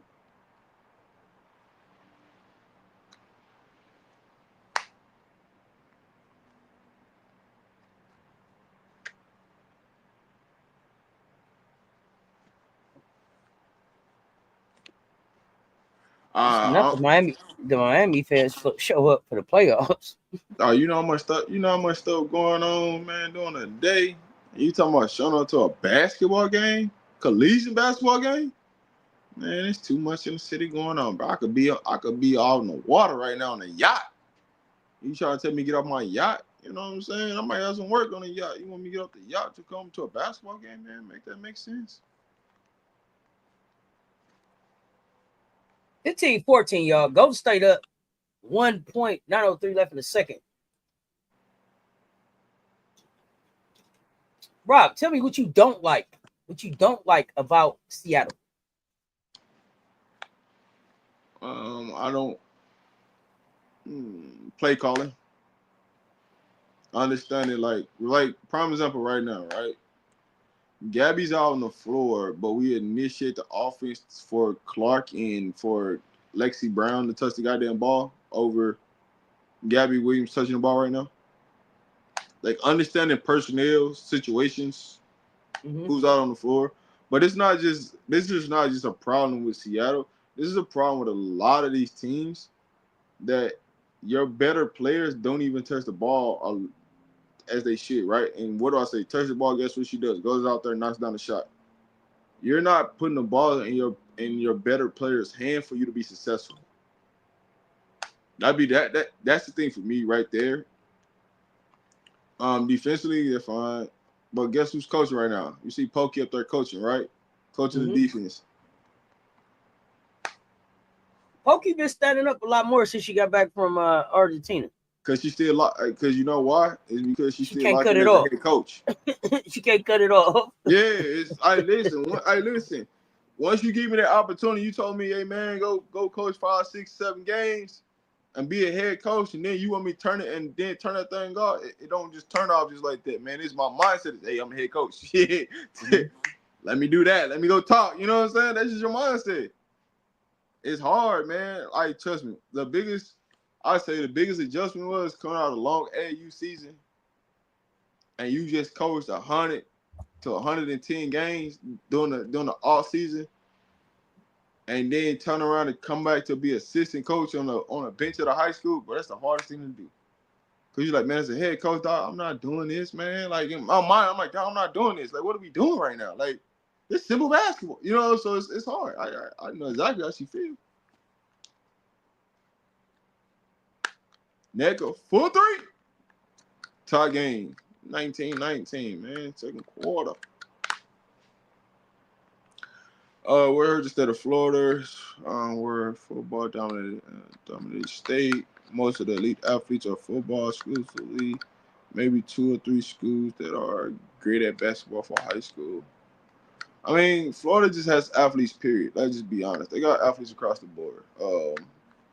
There's always going to be players. They just not invested in resources into basketball. That's just what it is. And if you don't invest resources into certain areas, you're not going to get the certain people that you're looking for. But it also takes certain type of coaches, right? Do you have the coaches that fit your region? That plays a major part, right?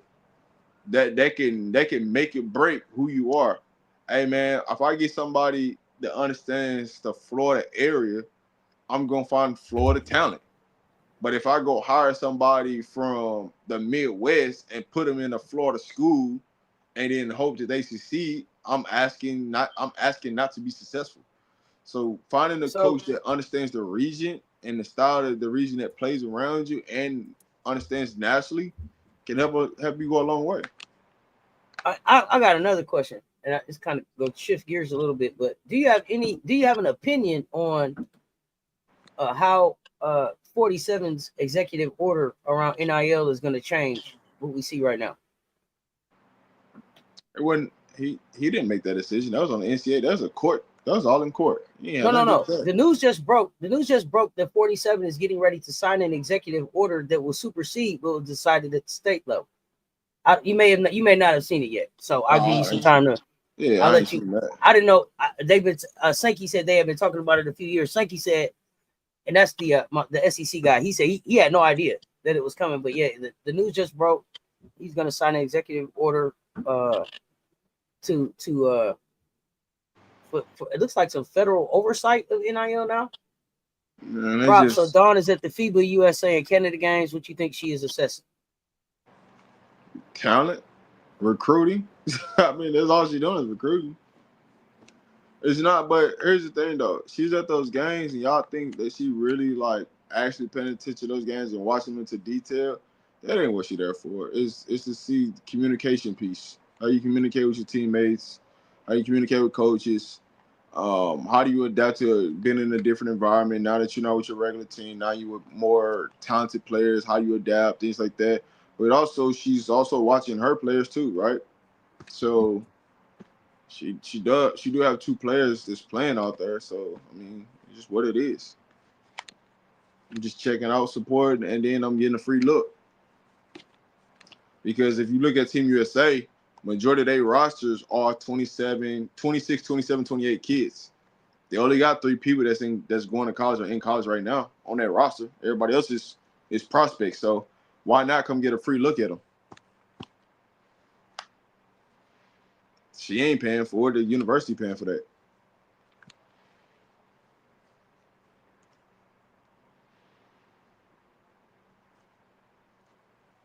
Oh, yeah, that's Anthony. That's what I was just saying. They hired Jay Lucas. That's the best move that Miami basketball. But on the female side, they got to figure that out. Men's side, they did it. That was a great hire for them on the men's side. Female side, they got to figure that out, man. Hey, listen. It's too much going on. Hey, listen. Here's the thing, though. When you get to schools where it's like it's too much going around the school, it's really hard to – it should be easy to recruit for them schools, but it's really hard to recruit to those schools because you can get players there, but players focus and their mindset is, are they focused on what they need to be focused on while they're there?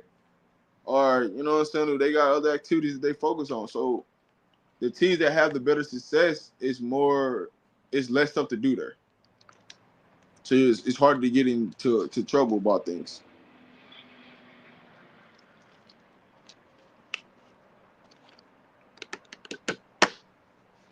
Yeah, no, Dawn good. She just know what she do. I take that for a grain of salt, man. A lot of coaches do that. Like a lot of the men coaches do that. Like when Team USA go overseas, what they doing is they looking to see what overseas they getting basically a feel for it in person of, you know what I'm saying, any recruits out there. So say like right now, man, somebody pop your eye, somebody catch your eye at the U19's tournament right now, and they don't play for Team USA, more than likely they might not even be because a lot of these The thing about it is, a lot of these kids that's playing in U19 ain't nowhere near close to 19. A lot of them are 16, 17 years old. So being that some of these kids are 16, 17 years old, you're getting a free look at them because you can't see them in the States. I mean, you don't have time to go overseas to see them. You're getting a free look at them right now to recruit them to your program. So it's actually a win-win situation, to be honest. Like, yeah, you get to see your players, but you also get to see, hey, if I see something on Team Canada that I like, that kid possibly 16, 17, maybe 18, that's finna come out in a year or two that I can snag. Because I seen it in person. I see what it looked like. So it's just a free evaluation in front of people, and the school paying for it anyway, so it don't matter.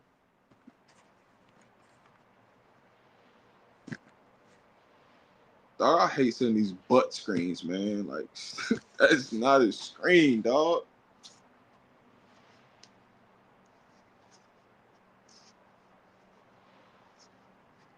Let me see. Make sure I ain't missed nothing. Do you think the reason why the W hasn't gone back to Florida is because few teams have been there? Haven't been supported financially. Yeah, I mean, everything's gonna come down to financials, right? Can they support, right? One of the biggest things with putting the team in Miami is, are they gonna support the team? Like, financially, it don't make sense. But if I'm gonna put a WNBA team in Florida, I'm gonna put them in the central pieces in Florida, right? Either in the Tampa or Orlando area. If I'm gonna put a WNBA team out there, put it in the middle, smack there in the middle of the state. I'm more likely probably to choose Orlando because they get a heavy visiting population, but we'll see. Body Bob and Eddie is going to love a she's definitely going to need to put some muscle on her. Yeah, when she finally gets to campus, shit.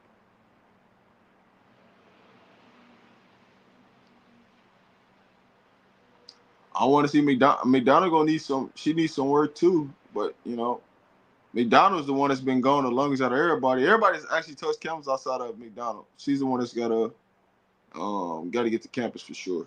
But everybody else is pretty much been on campus.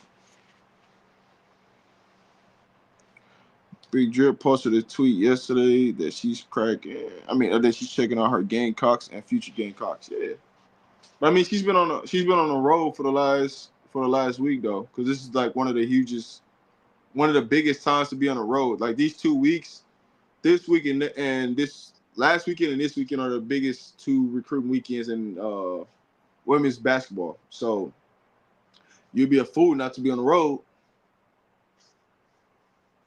because you're running out of time where it's gonna go into a blackout period where you ain't gonna be able to recruit and see people live. So this is really one of the biggest opportunities. I agree with you. It's most likely gonna be Tampa or Orlando because Miami has a weird thing with sports. No, these support teams is no doubt. But you also have to think it's just like Miami is just like LA. That's how I think about things. Miami and LA are the exact same. It is too much stuff to do throughout the day, and it's always nice weather. So what the hell am I coming inside the door for? Like, especially if you're not winning. Oh nah, you miss me with that. So yeah, I mean, unless you win, unless you got a real championship team, I'm not coming to support that, man. I ain't supporting no mediocre team. Nothing that you ain't really put nothing into. So it's what it is.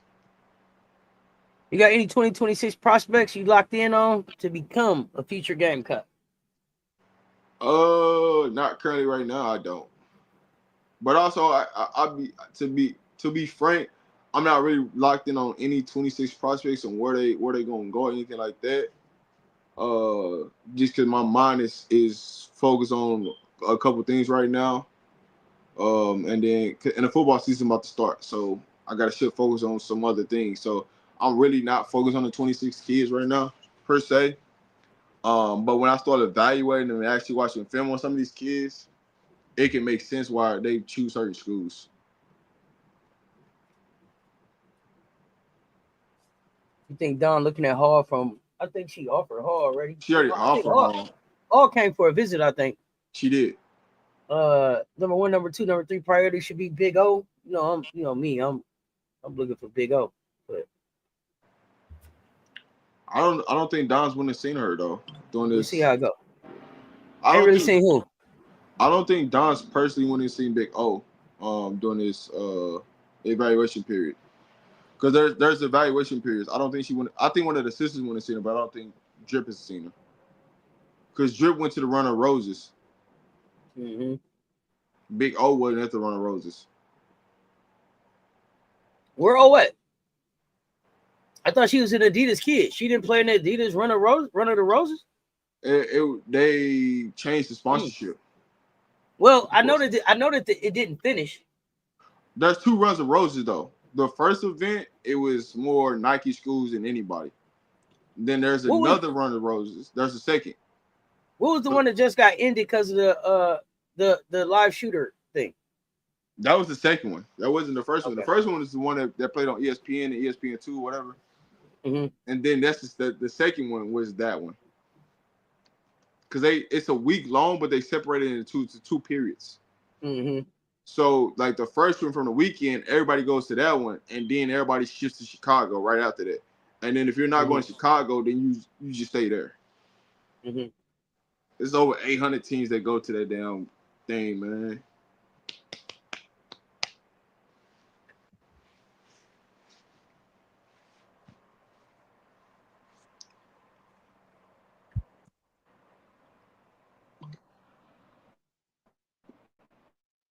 Not Lenore's.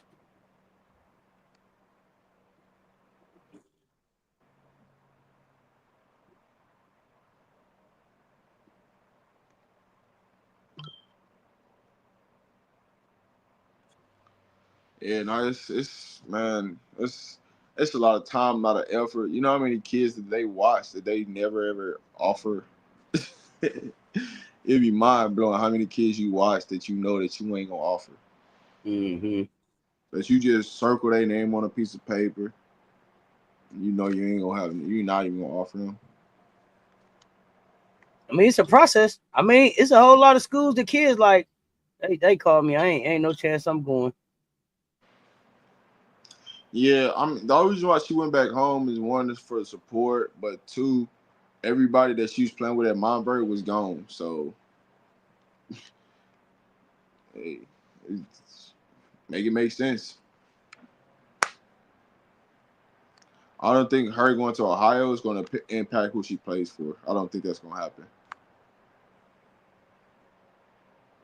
Do you think it's good for her development, especially since she's kind of new to basketball? Who, Hall? I'm talking about. I'm sorry, I didn't mean Hall. I meant Big O.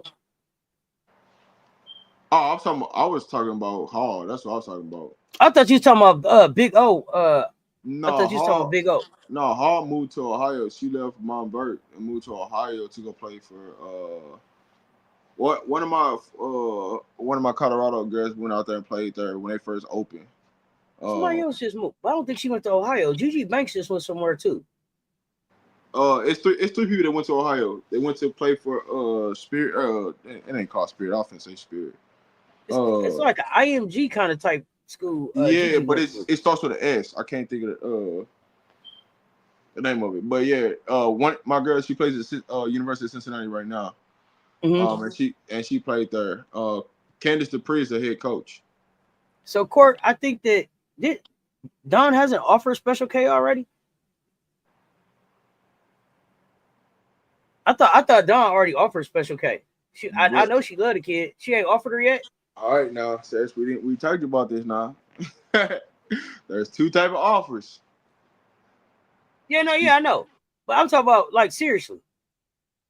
She could have already offered the kid, but she cannot give him a commendable offer because she can't sign that offer yet. She's not eligible. Oh, yeah, we're ready for that. We're ready for that college season. Yeah, she's not. All right, so you get your commendable offers, you know what I'm saying, your junior year going into your senior year, right? Mm-hmm. She hasn't got that because she's not going into her senior year. Let me just say that. She's not going to her senior year. So there's she has an offer from South Carolina. It's just not a commendable offer. So don't matter if you put it out there. She know how serious they are about it. Yeah.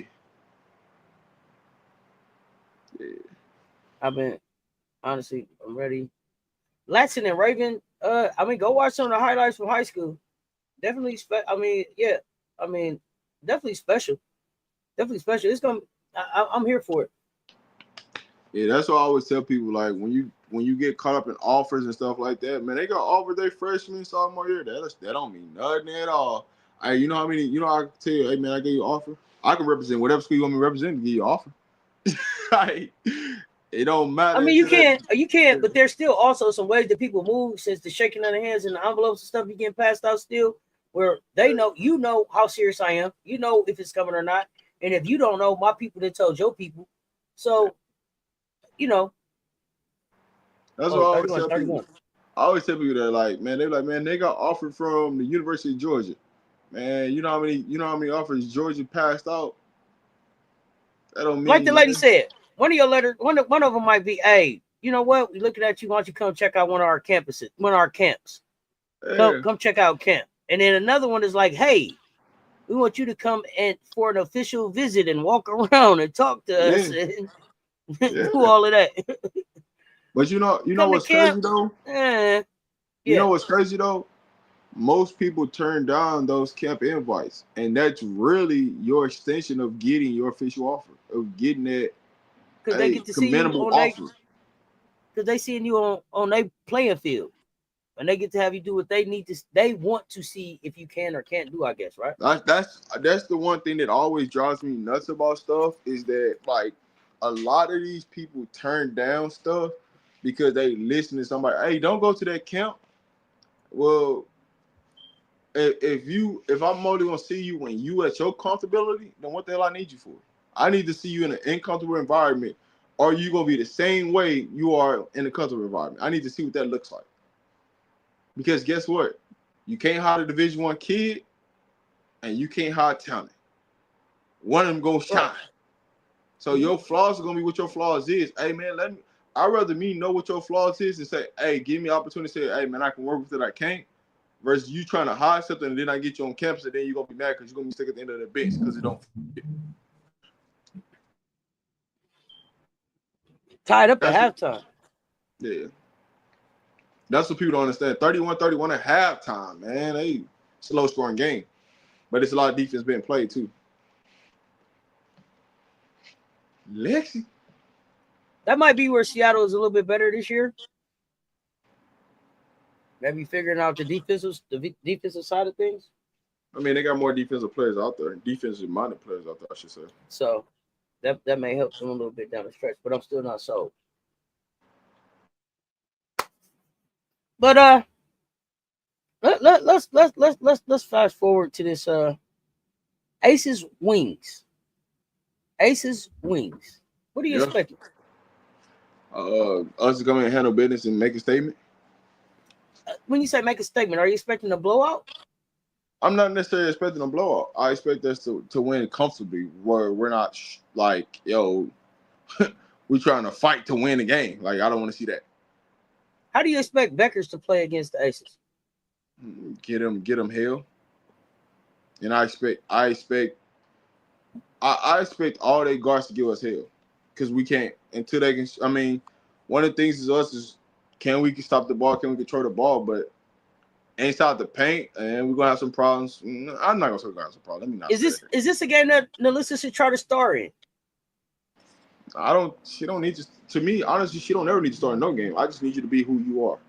You know, sometimes they pump it back up like, oh, you playing your old team. You know, we're gonna have all of that. You know, I don't know if DJ's playing, so we'll have all that around. I want Nalissa to just stay within herself and stay within the game plan. I don't need you to be the hero or nothing. Who are you putting on Beckers? Oh, J.R. gonna get that assignment. That's all.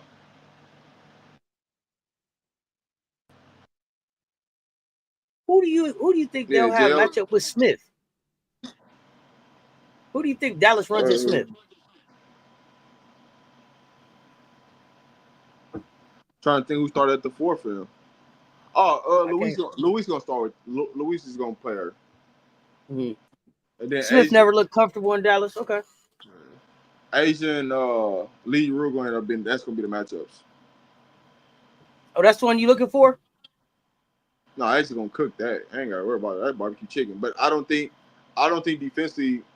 defensively they're gonna put Lee Rue on Smith, and they're probably gonna put Luis on Asia because of matchup purposes, right? If you put Lee Rue on Asia, Asia's gonna cook her for 40 tonight. Oh yeah, from wherever. Face up, back to the basket. She's cooking.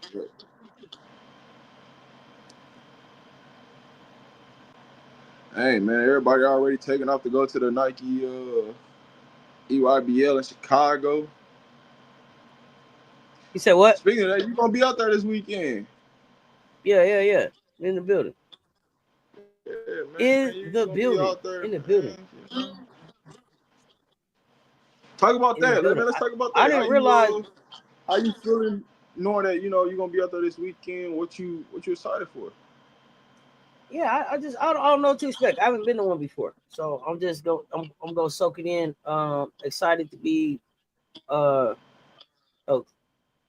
invited in with the Asia Wilson Palmetto 76ers, so gonna be able to kind of like watch them go through this process. So shout out to Frank Wright inviting me out. We're gonna just see what it is. I ain't been to one before, so I'm gonna look to get the footage. I was checking out some of the schools that's gonna be there. I'm excited that I think they University of Detroit Mercy is coming down. So I'm interested to see who those representatives are. It looked like there's a lot of West Coast coaches coming with this. I think Duke, when I looked at the list, that was kind of one of the coaches I recognized. Don't worry about that. Don't worry about that list.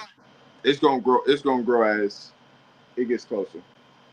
Oh yeah, I mean, you run into who you run into, but just excited to see young, the young people hooping and just the experience of what's going on. That's one thing. It was not a thing, a real thing. You know what I'm saying? When I was hooping.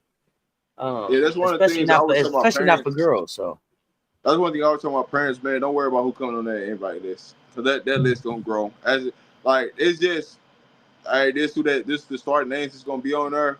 By the time that thing come, everybody named mama's gonna be there. Don't worry about it. It's all about what team show up. You know what I'm saying?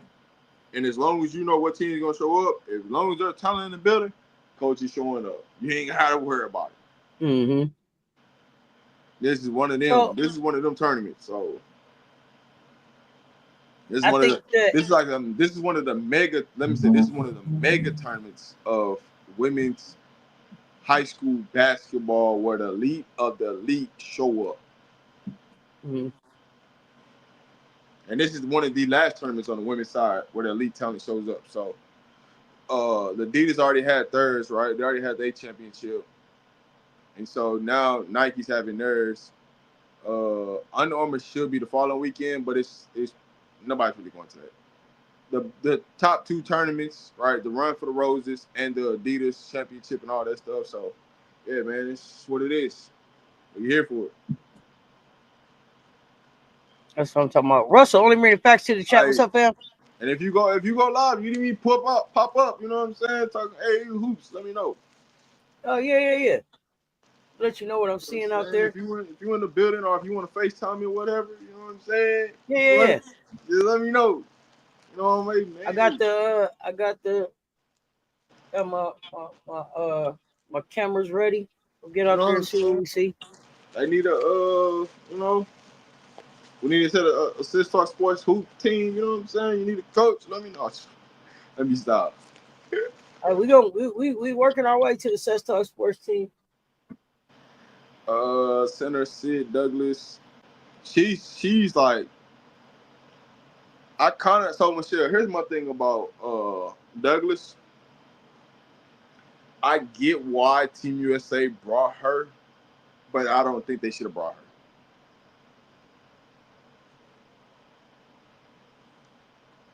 You brought her. No, why? Huh? This somebody on the U19? Yeah, so you know the backup center for Oh, okay, yeah. she's 16 years old playing U19's basketball. Whatever.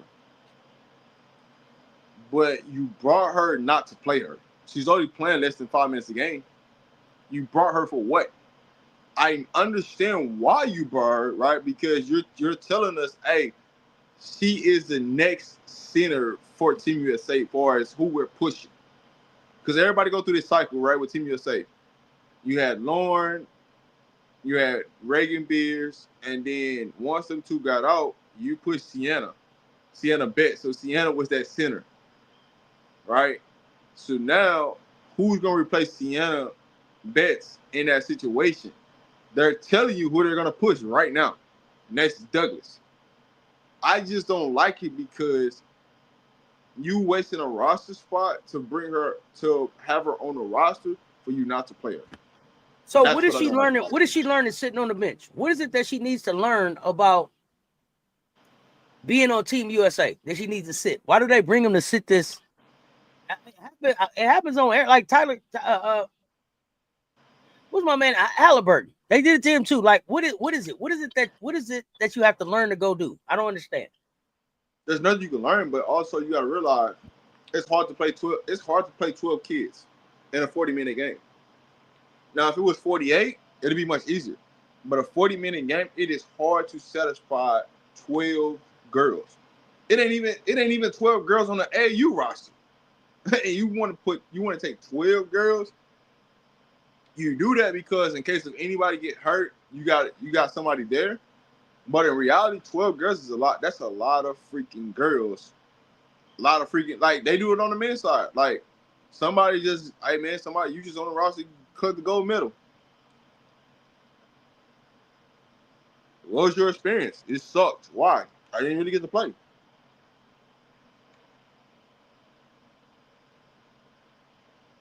Now, Rob, they don't say it sucked. Don't do that. Don't do that.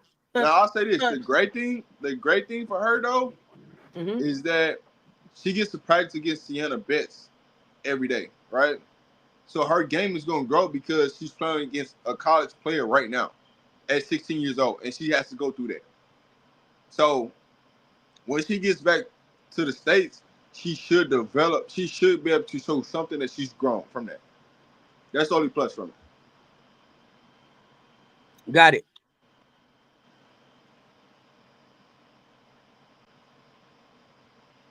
Not quacks.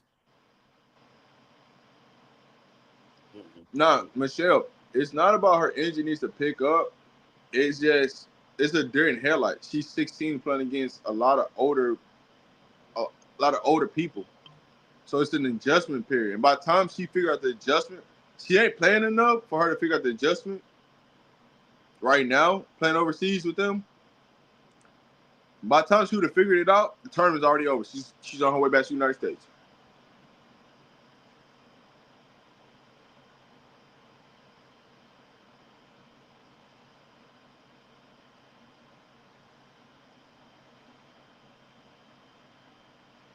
I just thought about that. What's that? Check this box score. I want to know. I was just thinking about everybody that's on Team USA, right? All the younger kids, right?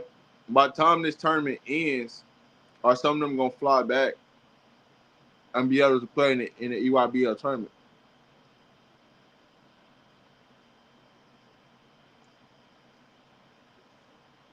Think so? Man, Good question. Yeah, they do it a lot. They'll jump straight off the plane and go meet their team in Chicago and be hooping like I forgot. I forgot about that other game. Thoughts on Fever Liberty? Come on. No, don't do that. Hey, man, let's just get the game over with. Don't do that. Don't do that. Don't do that. So, and the reason I'm asking is because I'm feeling like, yo, if Jonquel is kind of back and CeCe's out, then we're back to the Indiana that we was looking at before. And I like the way that Indiana team was playing.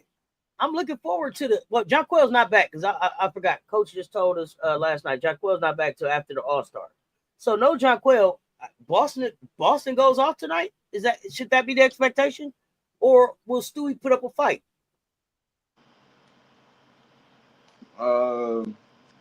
AB should go off because I don't think Stewie's gonna guard Boston. Oh no. Stewie's not guarding Boston. They're gonna probably put who? Sabali on Boston? Hey, Michelle. Hey, that Nike EYBL Peach Jam. That's a different ball game out there. Where the Peach Jam is? Where, Georgia? No, that's in South Carolina. Oh, is it? I seen Yeah. peaches and I just thought Georgia peach. Okay, South Carolina Peach That's Jam. in South Carolina. Okay. That's the boys tournament. That's the mega for the boys side. All right, it'll be Peach fun. Jam. The girls, they make it to Chicago. Have you been to the Peach? One time. It's different out there. They hooping.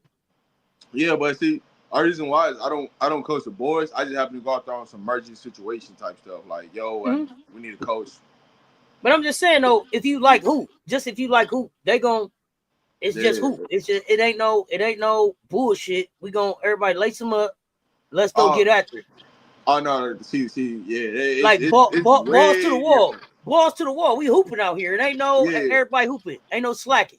Yeah, so that was it's 15, 16, 17s. And then you gonna see college coaches at every gym, right? You gonna see college coaches at the 15 use game. You gonna see them at the 16 use game, 17 use game. And like the coaches, they got a cutoff time. And you know when that cutoff time comes, you gonna see all the coaches get all up at once, and they gonna hit the dough. And when they hit the dough, you know, hey, that day over with, because they have to be out the gym. Now, if they outside the gym, it don't matter. They just can't be in the gym until a certain time. Got you. See.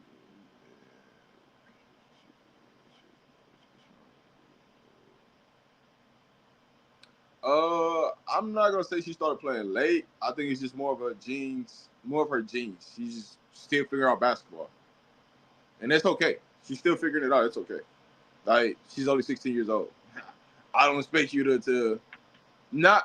And for her size, it's hard to have a real big motor when a lot of the kids that you go up against don't got a motor. Fair. It's hard. It's hard to get it. Meanwhile, 31-31, y'all. 9:48 left in the third. Pop up, Bob. What's happening? Yeah, but listen, I'm excited. I just want to see some good basketball. I want to see the kids that I don't know about. Who don't I know? Because I know it's a whole lot of people I don't know. So, you're gonna see some hoops. I want to see them just hooping. You know what I mean? You're gonna see a lot of blowouts, but you're gonna see some good games. You're gonna see some blowouts. Rob, that right there, I didn't think I was gonna see a lot of blowouts. Shit. I thought I was gonna see a lot of close games, people hooping, leave it all on the line. That's what I thought. But maybe as it gets later in the tournament. Yeah, I'm tripping. When you get there, yeah. My mindset was coming from the beginning of the tournament. Like, no. It's gonna be blowout city at the beginning. Yeah, I'm coming in for like Saturday, Sunday, Monday. Yeah. So part of Saturday, but all of Sunday and then championship Monday. Yeah, them first 2 days, boy, it'll be blowout city, boy. Hey. You're gonna be asking yourself, hey, why is this team here? What made y'all sign up for this tournament? Dog, I'm so tired of seeing this butt screen. Like, that blows me, bro. Like, that is not a screen. Put your butt on somebody and just like move with them. That's not a screen. Not a screen. Like, I don't understand why y'all implement that into the game, but that is not a goddamn screen.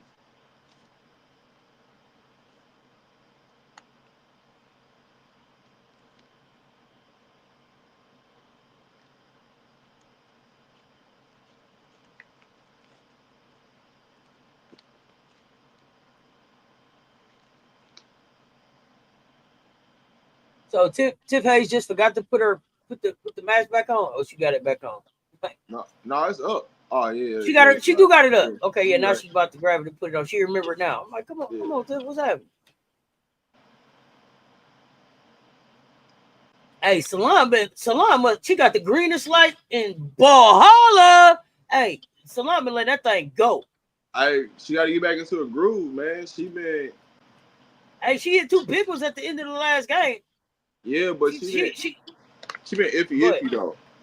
She been iffy. But I can see her being a problem come playoff time. I can see her getting on the road. Erica Wheeler starting to hoop a little bit, y'all. Check it out.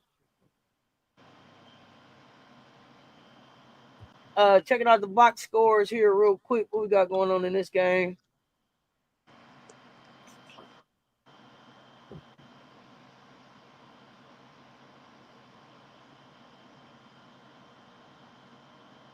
Nneka Ogwumike, the only one in double figures. Oh no, she got 11. Wheeler got 10. Only 2 people in the entire game. Both teams with double figures.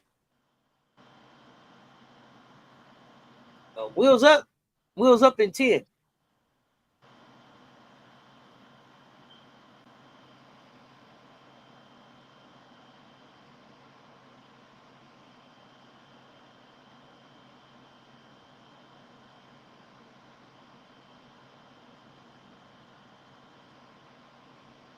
Damn it.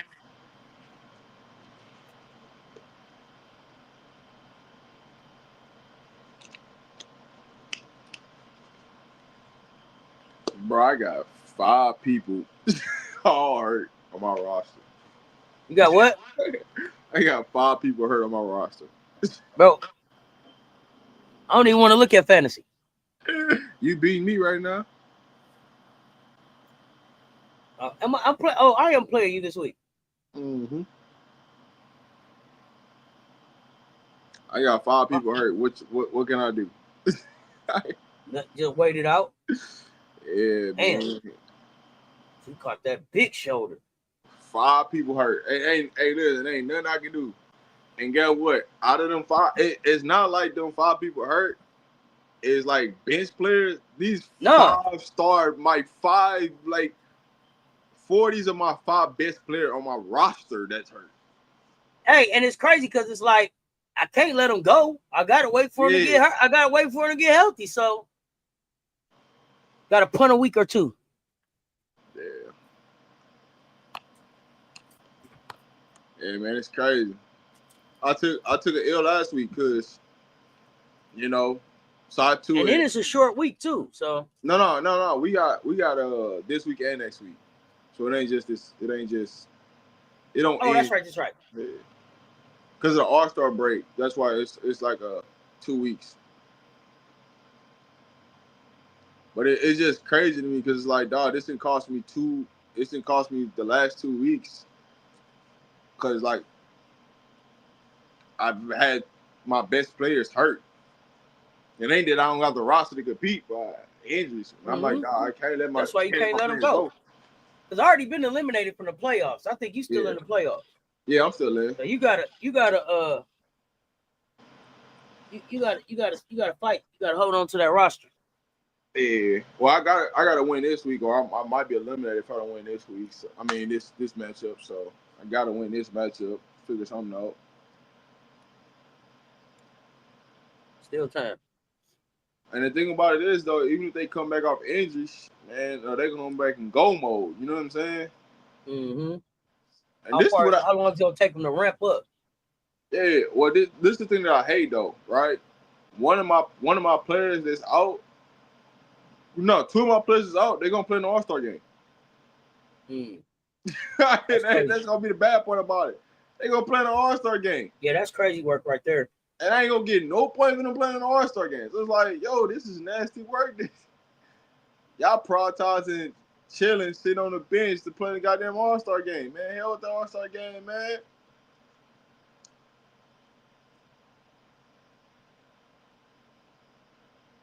Yeah, no, Angel Reese didn't play today. She didn't play at all. That's why they only scored 49 points. And they didn't give Camilla the ball. You had people out there shoot it. Out there shoot that motherfucker.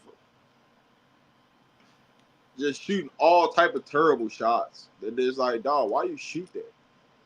What in your right mind says shoot that shot that makes sense? I don't know that CC's out for injury for the All-Star. That's what people keep saying, but I don't got no confirmation of that. Yeah, the Sky only scored 49 points. No Angel.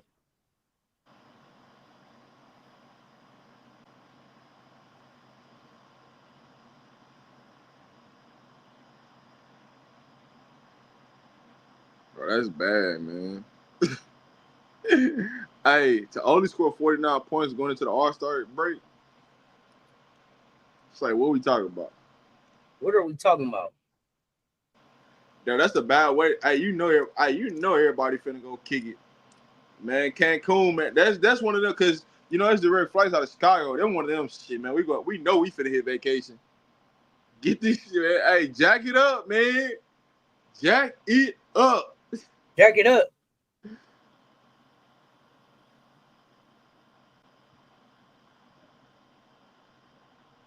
Pawpaw with 13, 3-3. Okay, Pawpaw. And I think I left Papa on the damn bench today. You did. I think I forgot to move Papa. You did. You know what I'm saying? She had 20. She gave you 20 points. That's sitting on the bench. Ripping. You just said, man, the heck with it now. Once I'm eliminated, heck with it.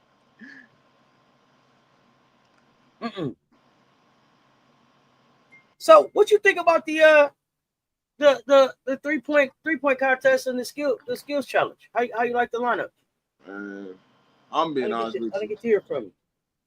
I'm gonna be honest with you. No, you did hear from me. I told you I wasn't interested. I ain't interested. I'm not even watching All-Star Weekend. Ain't none of this interesting. You ain't gonna watch none of All-Star Weekend.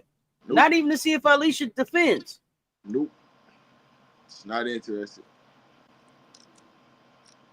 If she out, like, being stupid, naming her captain of a team. Okay, white. You know what? She gonna be over there. She gonna be over there with her looking like a coach. What you talking about? You know what made me disinterested from watching this? That is in Indiana. What? It's not so much Indiana. Is that ESPN gonna try to push this narrative down your throat about CC every goddamn thing, and it don't nothing else matter. So that's what made me so disinterested in watching this weekend. I'm like, yo, I don't want to watch this because only thing I'm going to hear is everything about CC and it's like her injury, this, that, and the third. Like, I ain't trying to spend my whole weekend listening to that, dog. I'm sorry. I got you. I ain't gonna hold you, bro. They had 1 year with a Nike EYBL lined up with the All-Star Weekend in Chicago. That was lit. Yeah, a little bit too far. Indiana, Chicago, but no. I'm just saying it was like crazy. Oh, I know the city was on fire. Everybody was in town. Yeah, like Kevin Durant pulled up, Russell Westbrook pulled up, of course Candace. Like it was like everybody was just pulling up. You know what I'm saying? Watching hoops. But that's the same year that damn, who played in the championship game that year? I think that was that the year? I can't remember if that was the year Caitlin Clark and Angel Reese scored off for the championship game. Can't remember if it was that year or not.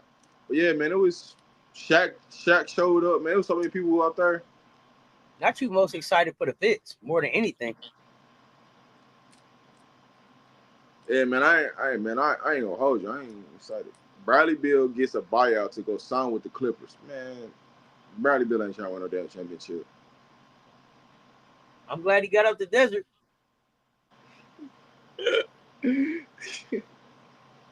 Go back. I told y'all everybody needs to leave the desert. I told y'all, remember? I told y'all what, remember what y'all said? He cut. So they ain't gonna do nothing. Kevin better get the hell out the desert. He on his way out. Bradley on his way out. Now. And what you gonna do? And Booker signed $75 million season contract.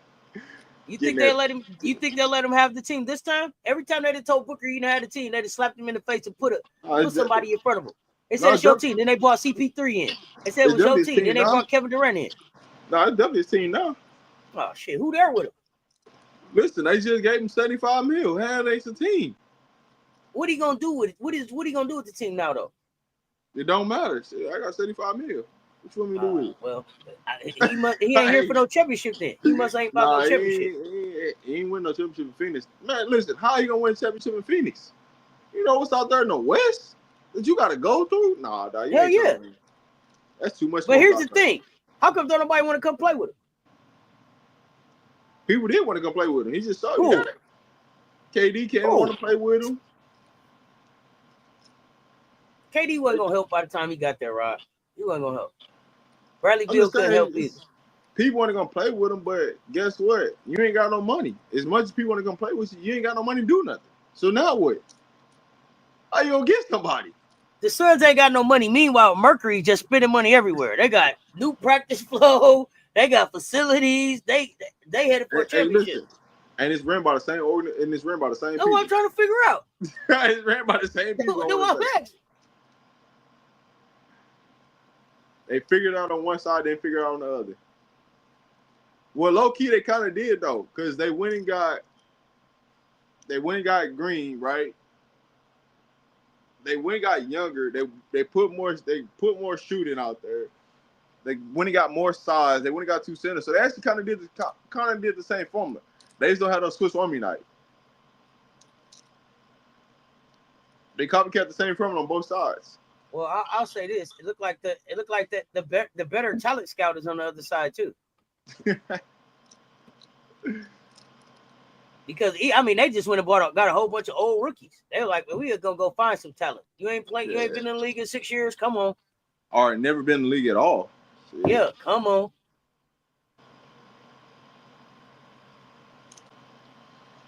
Oh man.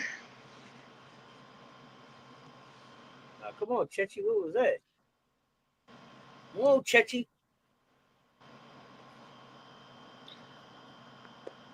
Football season right around the corner. I'm about to be traveling like crazy.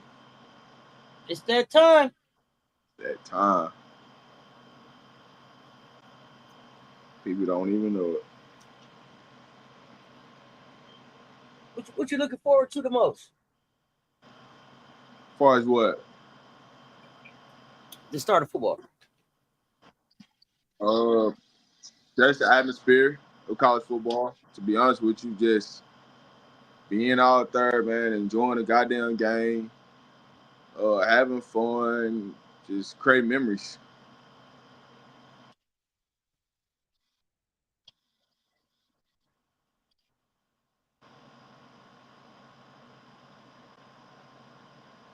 That's more than anything, man. I'm just.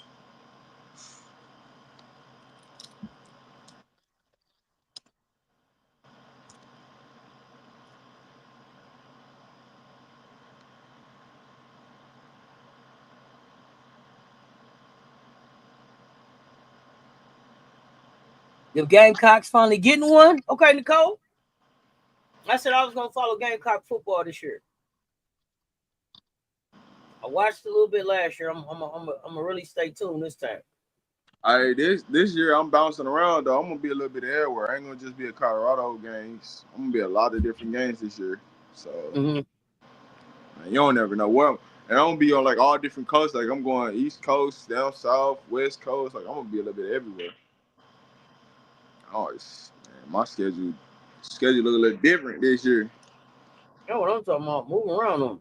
Yeah, man. I'm trying to see who got the. You know what I'm saying? I'm trying to see real atmospheres out there. Like, man, who got lit games? What it looking like? You know what I'm saying? I'm trying to see it all. Don't just tell me about it. Show me about it.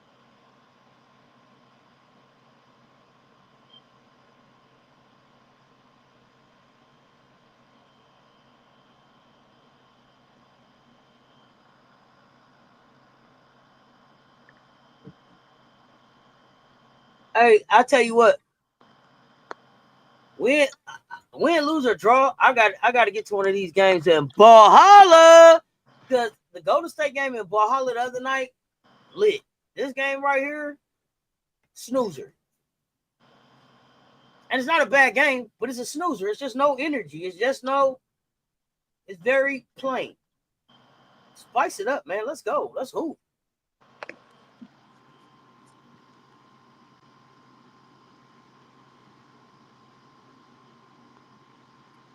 Always Gamecock, but I'm checking Colorado and Norfolk State. Okay. Definitely always watch Prime. Always watch Prime.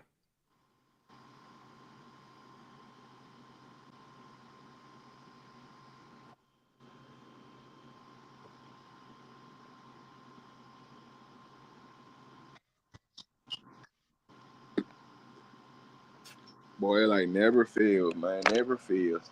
What's that?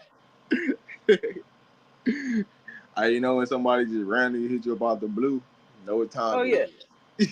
Right? Never fails.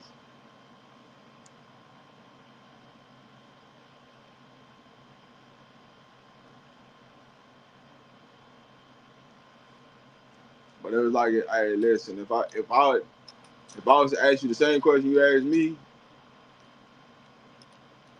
couldn't do nothing.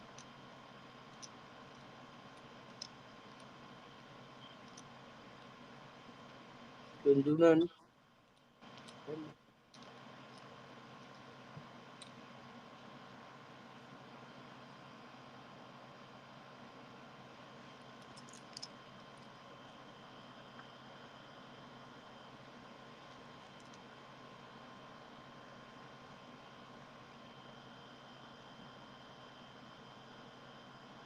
Don happy what she see over there. Said she like what she see? Yeah. Oh, yeah. Oh, come on. Make a decision and move on. Just, come on, guys. She like what she see right now, so hey.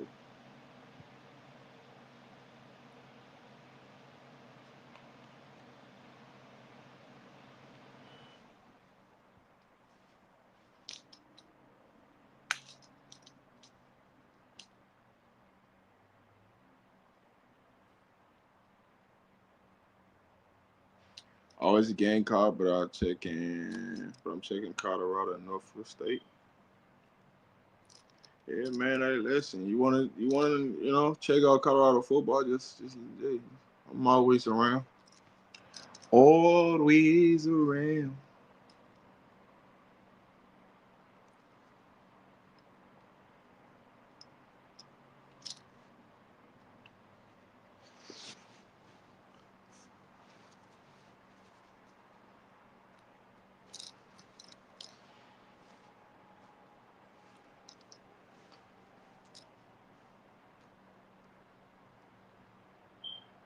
I was supposed to go to Vegas for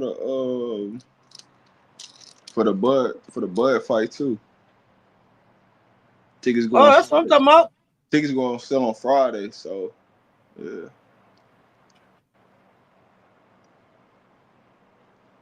And I hated they didn't play the tournament at the T-Mobile Arena. They put it at the Aces Arena. The T-Mobile Arena just literally like, and it's not that far away from. Bud like what? Bud fighting outside, ain't it? No, Bud fighting at the Raiders Stadium in Vegas. Yeah, outside. They outside, ain't they? No, it's indoors. The top of the Raiders Stadium don't open. The Raiders Stadium is indoors. Oh, I thought the top opened up. Man, I thought they was gonna crazy. fight. I thought they was fighting under the moonlight. It might. I don't know. I've always seen it close. I wouldn't want that. Man, it's hot. Nighttime, boy, it's gonna be so hot. Man, you gonna be sucking wind from the get go. Yeah, I'm gonna try to get my ticket bought on Friday when they open sales. That's what I'm talking about. Get in that thing. Yeah, man, go to the Bud fight in Vegas. I always say I wanted to go to the fight, but then I don't want to go to the fight. All right, one thing about it, I ain't never got to worry about like hotel rooms where to stay at in Vegas or anything like that. It don't even be that. It's to me, some stuff I can see better from my house. Rewind that. I want to see that. Oh yeah. From that aspect point, yeah. It just for me, it'd be about the experience, man. Like just seeing what the real. Yeah, so that I would want that experience, but I wouldn't go for that fight. Yeah. Like for me, like bro, they do this every goddamn time, bro. It makes me mad. You put LA in 3 minutes left in the goddamn third quarter. Why the hell should they play the first half, man?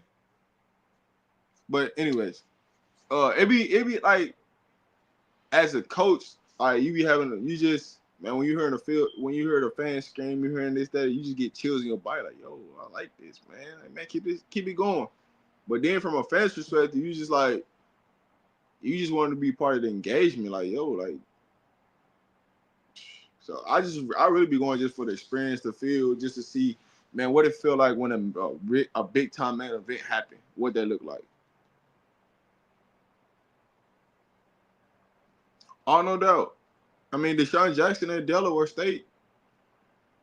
Deshaun Jackson at Delaware. Mike Vick at Norfolk. Mm-hmm. You know what I'm saying? Deion at Colorado. So, man, hey, I'm rooting for all the black head coaches. But, I mean, it ain't just them. I mean, it's more than just them. But as black head coaches in football. But I don't, you know what I'm saying?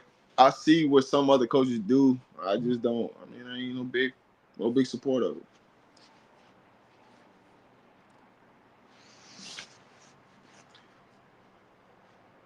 Eddie George, Michael Vick, Deshaun Jackson. It'd be interesting to see what the NFL, what their NFL experience is able to bring to these programs. Yeah, Eddie George, he went to Bowling Green from TSU. Mm-hmm. Let's go with me here.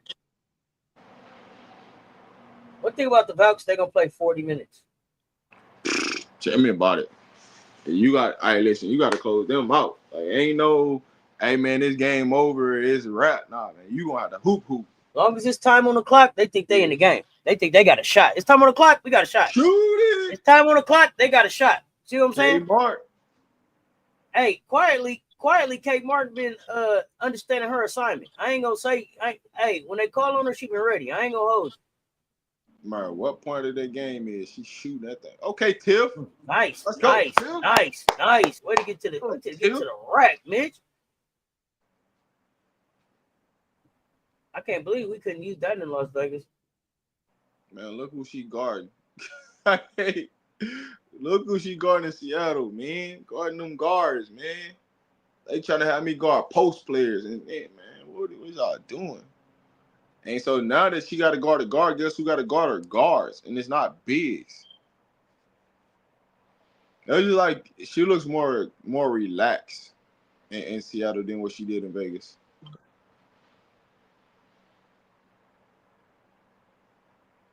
I'm glad her and A got a chance to do it, but this is a better fit for her. Way better. She could have started here at the beginning of the season. Mm-hmm. Oh, finish that, LA. Let's go, LA. Yeah. 3-point game, 44-47. LA. Yeah, it is a good game, Adrian. Quiet snoozer type of game. You could kind of they goofing still. Maybe because it's the kids at the game. I don't know. The energy is off of me. Yeah, I ain't gonna lie to you. I almost like, man, dog, I was about to turn it off, dog. I'm like, damn, man. Somebody score something, man. Somebody do something. Try to send all these bricks getting thrown up, man. Good pass. One more. Bro, one more, bro. Man. Those things drive me nuts, bro. When you see somebody wide open, you just flat out don't pass it just to take a tougher shot. Like, why? Just pass it. You got all the way to the rim. Why didn't you shoot it? She shot it. It's a challenge now. I ain't talking about her. Oh, Lexi? I'm talking about when they first got there and kicked it out for the 3. Yeah. Oh, Lexi. Glad to see Lexi healthy. Oh, yeah. Hey, Lexi funny as hell to me, though. Is Lexi hooping in A1s? Nah, she a Reeboks. She a Reebok kid? Yeah, she over there with Asia. Every time I see the pink, I automatically assume A1. I got to remember Angel dropped their shoe now, too. Yeah. My bad, Angel. Yeah.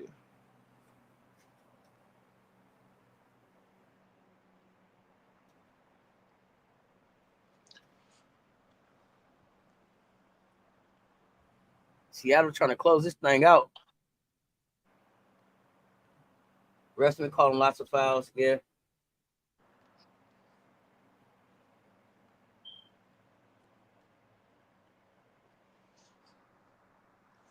You see that Seattle sweatshirt in there?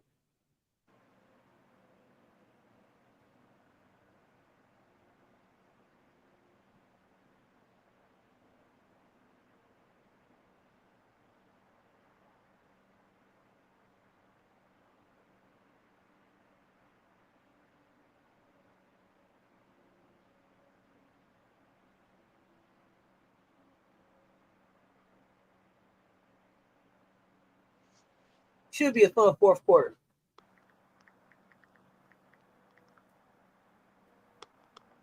Yeah, Golden State could be up in this game if they make their shots today, for sure. Hey man,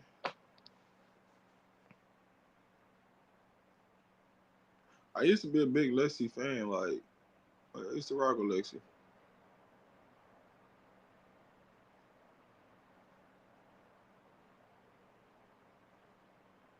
Lexi can shoot that thing. Yeah, I think she had more. I think she has a lot in her game, but she don't really get to showcase it. But I mean, also, you know, her health plays a part in that too. Mm-hmm. Because every time she really gets going, her health like takes her from the game.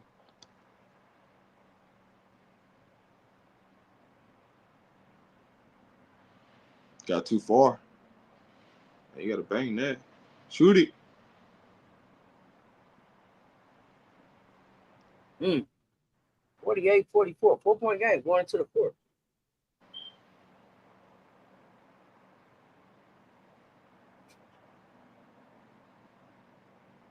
Yeah, cash quarter now, fourth. Time to get the money. Time to get the money.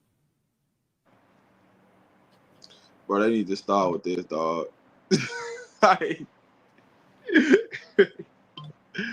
Bro, they gotta start with that, man. They need The tunnel fits. Yeah. Yeah. We know who. You don't gotta sell us on that. We know who.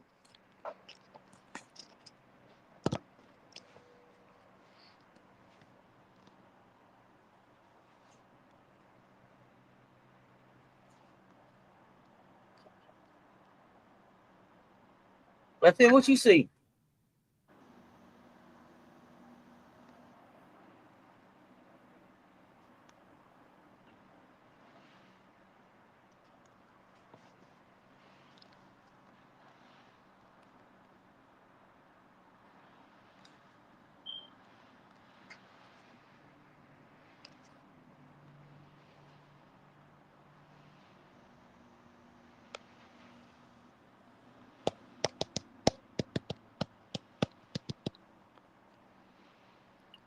Who are you? We know. What's going on with Indiana, man? I can't believe that the WNBA All-Star Weekend is in Indiana. It's crazy. It don't even. Be honest, it don't even feel like it's All-Star Weekend. Like it doesn't have that feel. Maybe because it's in Indiana. You looking at DJNA FM? Funny. Hey, DJNA get. Hey, DJNA get you caught up in a minute, man.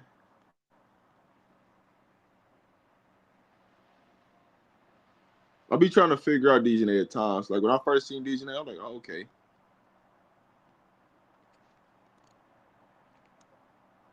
There's so many layers to DJNA. DJNA a thinker. DJNA is a thinker. She's probably down there already like 7 steps ahead of where people are when they probably catch up, when they think they caught up with where she at. She's 7 steps ahead. Her degrees and the way she attacked let me know that. DJNA something else. You think you know. You only know what she lets you know. Yeah. I think they said she almost back though, huh? She practiced.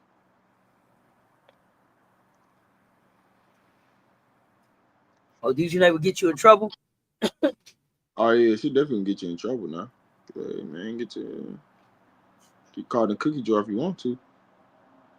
Cowgirl fit was right. Get caught in cookie jar if you want to.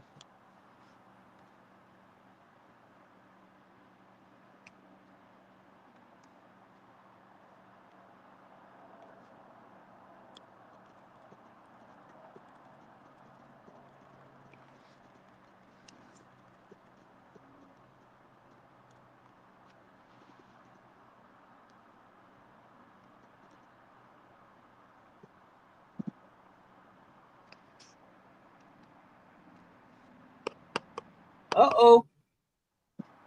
Skyler gonna try to close on y'all. Skyler Damn, gonna see try to that ball the close on shit y'all. out there. Like,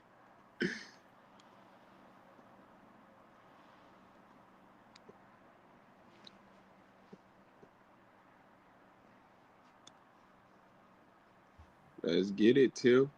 Hey, Tiff weren't different shoes and everything since she been out there. She don't even wear them same ones that she wore in Vegas. She said, no, no, no.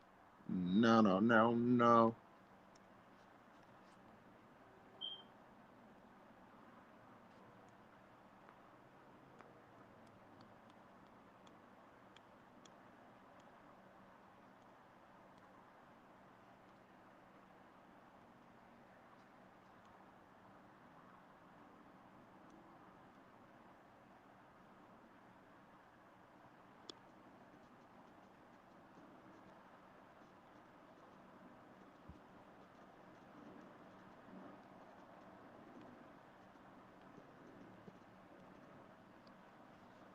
Oh wow. Damn. Damn. Yeah, that was a double. Wow. Wow. Got you up high and down low.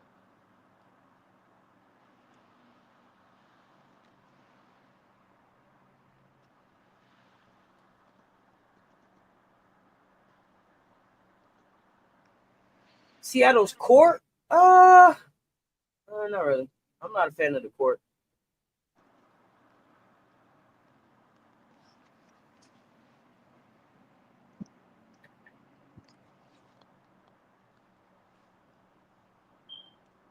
You see that ball holler energy, man. Where y'all at? Stop shooting threes y'all don't need. I said this game gonna be interesting, but man, this thing about to put me to sleep, man. Like, what are we doing? Oh, gang, that wasn't even a foul. She barely even got touched. Exactly. Like, you had already predetermined she's gonna take a tougher hit than that.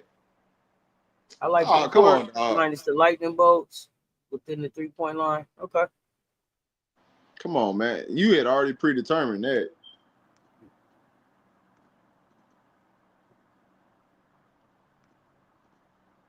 But I say, man, it's tough being a ref. It's tough being a ref. It's tough being where?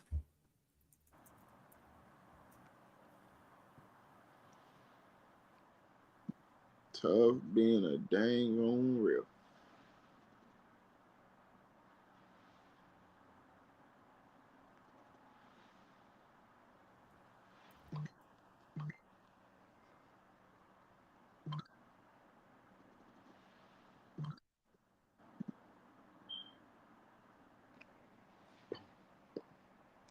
Who gonna close is the question. Who's gonna close this thing out?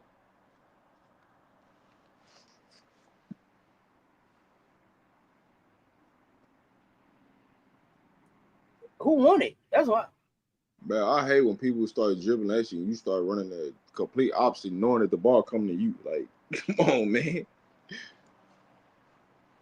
Yeah, Lexi, talk your ish. Come on, man. Pop your ish, Lex. Pop your shit. Say, I'm out here now. I'm out here hooping. What you gonna do with it, homie? Dog, why y'all keep shooting all these threes for, bro? What is wrong with y'all? We just was talking about they ain't supposed to shoot no shots that they won't make. Dog, get to the rim, man. Let them foul you. Put some pressure on the defense, man. Stop the bleeding.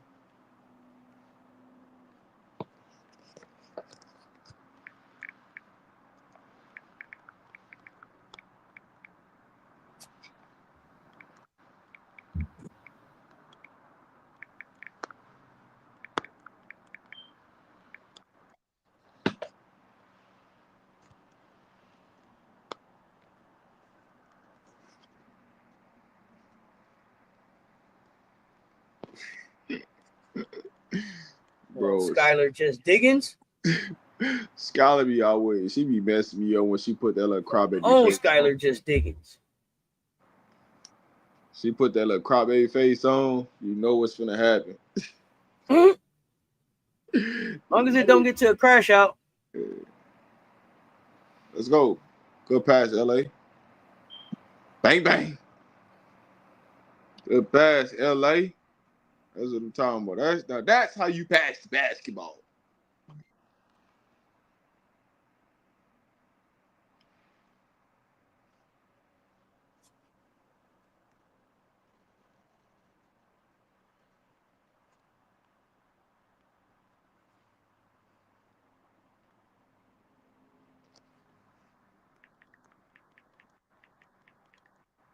Chechi.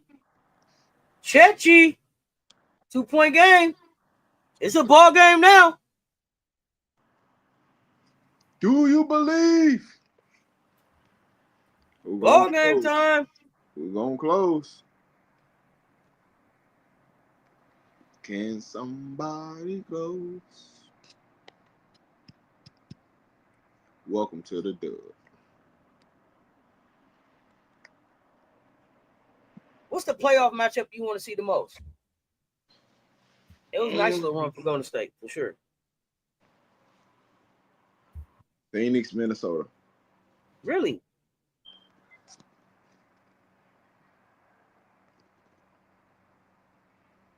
Because I just want to see Phoenix put them out. That's why.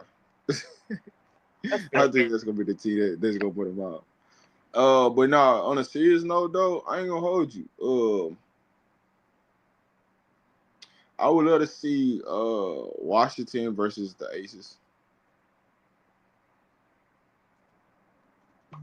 I think the Aces gonna win, but I just want to see the Washington Aces. Yeah, I just want to see the pedigree of what it looks like. You know what I'm saying? To see them in that type of stage, that format. When it comes to New York, I can go down each team and I can tell you like each team like from that standpoint, right? New York wise,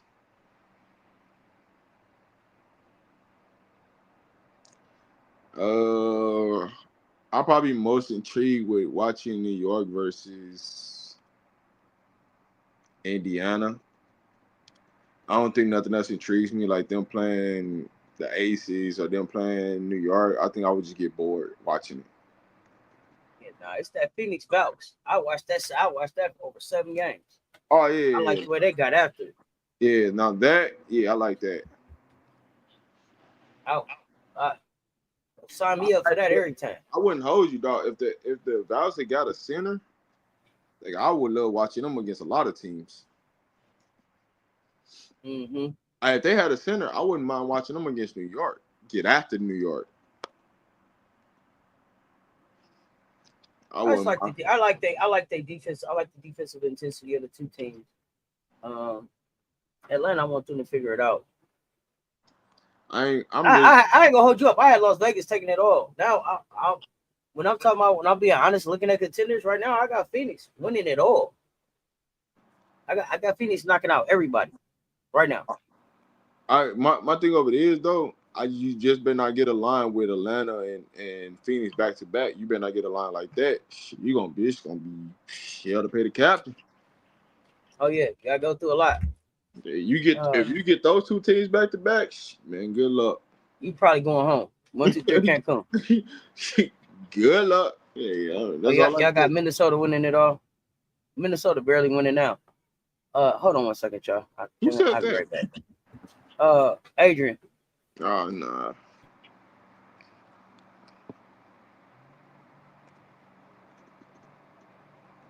Minnesota got some real problems going on, and they gonna have to figure it out.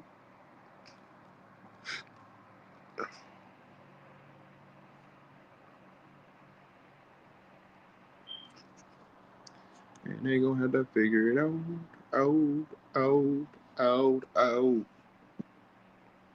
Good pass. Oh man, you gotta finish that. One more. Shoot that, man. What are you doing? Good block. Oh, that's on you, Scholar. You got to finish that, Scholar. You might as well shoot the basketball. Why did you even put her in that situation? Shoot the basketball, man. When you turn on a shot, that's what happens. It comes to turnover, man. Shoot the damn basketball, man. Is it a foul? Yes, it's a foul, but ain't nothing you can do about it now. Play ball. What we got going on, man?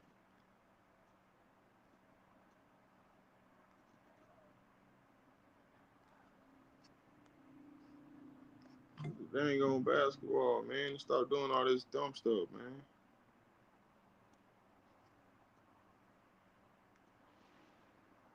Out here playing around.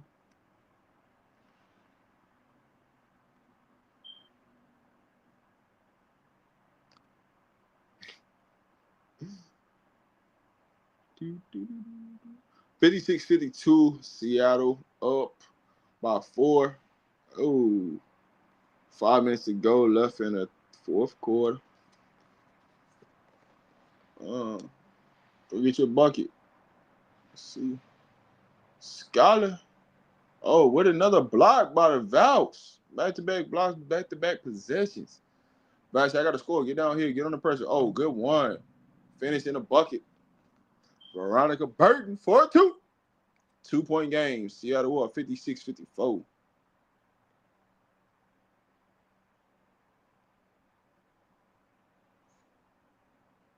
Man, we got to stop calling these ticky-tack fouls, man. Come on, man. We got to stop calling these ticky-tack fouls. It is the fourth quarter. 4 minutes left. That wasn't going to impact no play. We got to stop.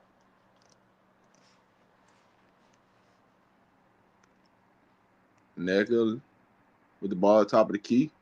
Neka drives the ball. Kicks to Skyler. For 3. And she misses.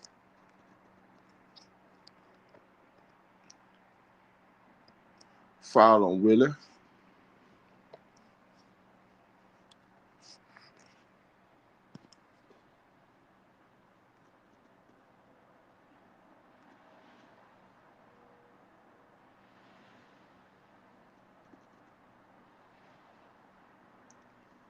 So brings the ball down. Get downhill, tag. Hey. Boom. KT misses the 3. Ezzy with the rebound. Skylar brings the ball down. 4 minutes left in the fourth quarter. Ezzy with a bad pass that leads to a foul. Man, we're making tough passes. We can just make the simple pass.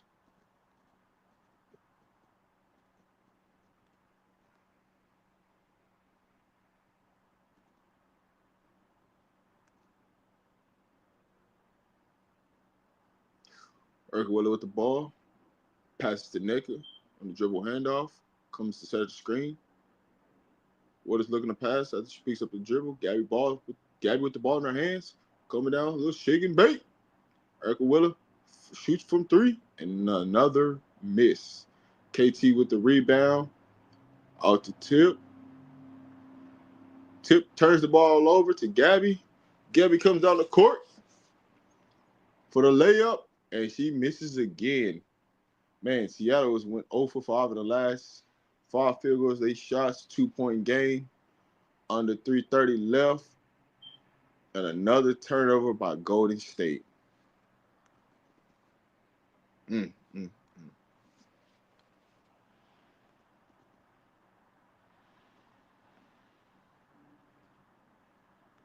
Seattle inbounds the ball. Erica Willis brings down the ball after tying up her shoe. See what kind of possession Seattle's going to come out with.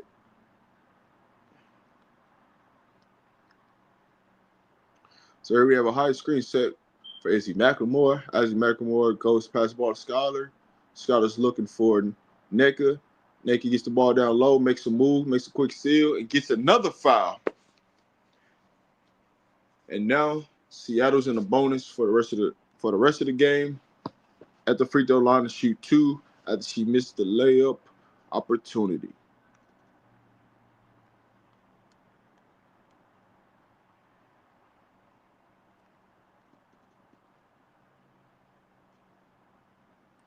Nigga shoots the first one and misses. Score still 56-54, 3:07 left in the fourth quarter.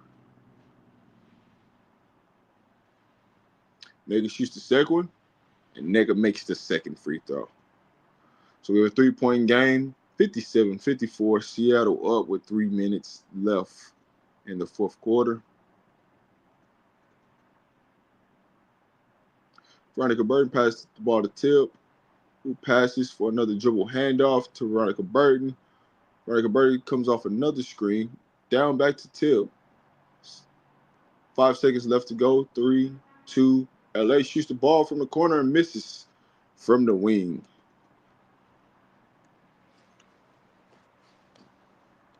It was shot clock violation on Golden State. Timeout situation. And Seattle's up 57-54 with 2:41 left in the game.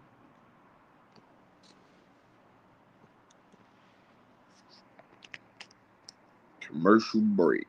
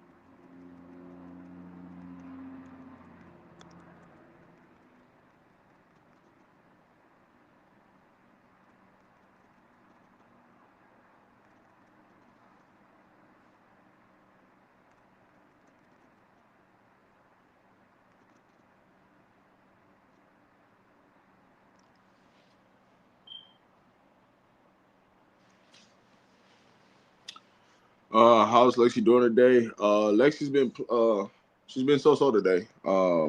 She gave some good quality minutes for Seattle. On the game. Let me see.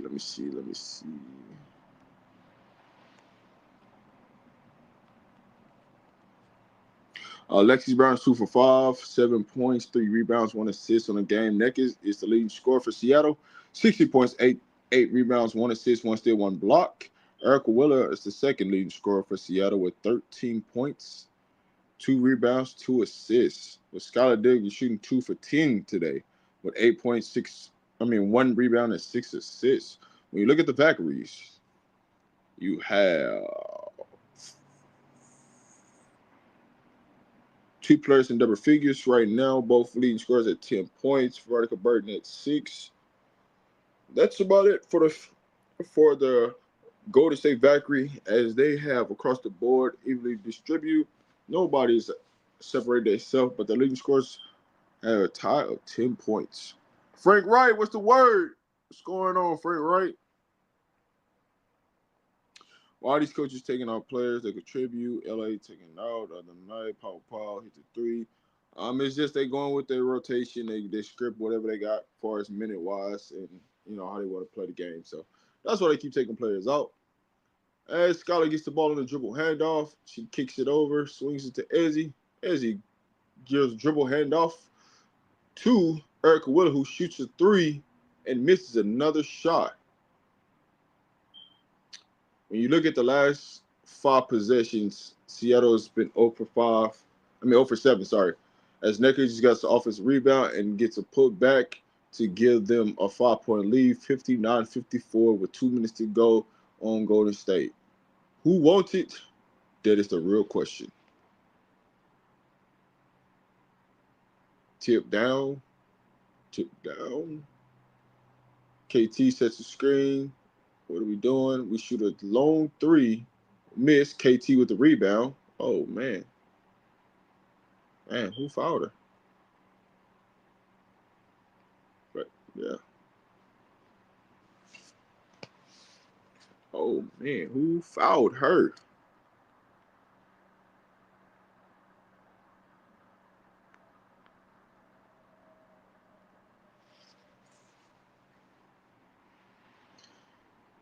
Golden State inbounds the ball to Tip. Tip gets the screen, gets downhill to the rim. She shoots the layup, and it gets blocked by Izzy McLemore. Good defense by Seattle. KT is down. 9 seconds. 9 seconds on Man, the can shot. y'all hear me now? Can hear you now. Oh my gosh, bro. You know how long I've been trying to talk to y'all? I'm sitting here hitting the mute. I'm sitting here trying to cut the mute off on this damn thing. I'm over here Still just getting play by play. I can hear you. That's what I'm saying. I'm trying to get in on it. Yeah. Tip inbounds the ball to Veronica StreamYard Burton. like, no, it's Rob time to talk. Veronica Burton misses. Gabby with a rebound. Seattle's up 5 with a minute 28 seconds left in the game. Will they close? Gabby gets the ball to Nneka. Nneka makes a move, hits a cloud of people, and once again, she gets another foul to get to the free throw line. That's pretty much the game, ain't it? These 2 free throws could seal the game. Would it have been a 5-point game? She makes 1. Golden State still has opportunity. She makes 2. They could pretty much seal the deal on today's game. How do you coach this moment? Nneka makes the first free throws. Good. Put them up 60-54, up 6.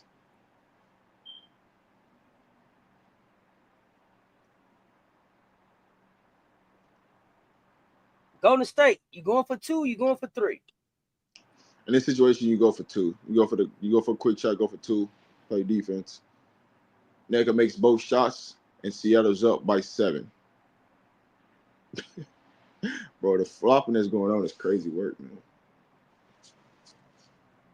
But do you think they are flopping more because the refs are reacting to it? Is that the adjustment that players have made? Like they're just adding flopping because refs is biting on it? The players are adding more flopping to it, just because they tired of seeing a couple teams get away with it. Okay. When you look like at New York, you look at Minnesota, and you look at Indiana, and the flopping they getting away with, people just getting, that's why other people are starting to do it now. It's copycat league. So Seattle's up 7 with 38 seconds. Pretty much Golden State is pretty much said, this game is over. And that was a badly poor missed 3 from Seattle. Don't foul. What are you doing? Gabby Williams went up to block the shot and fouled Veronica Burton. That was wild. That was nasty work with That wasn't what she wanted to do. That was nasty work what KT just did, how she picked her up, dog. She could have just got that girl a wedgie.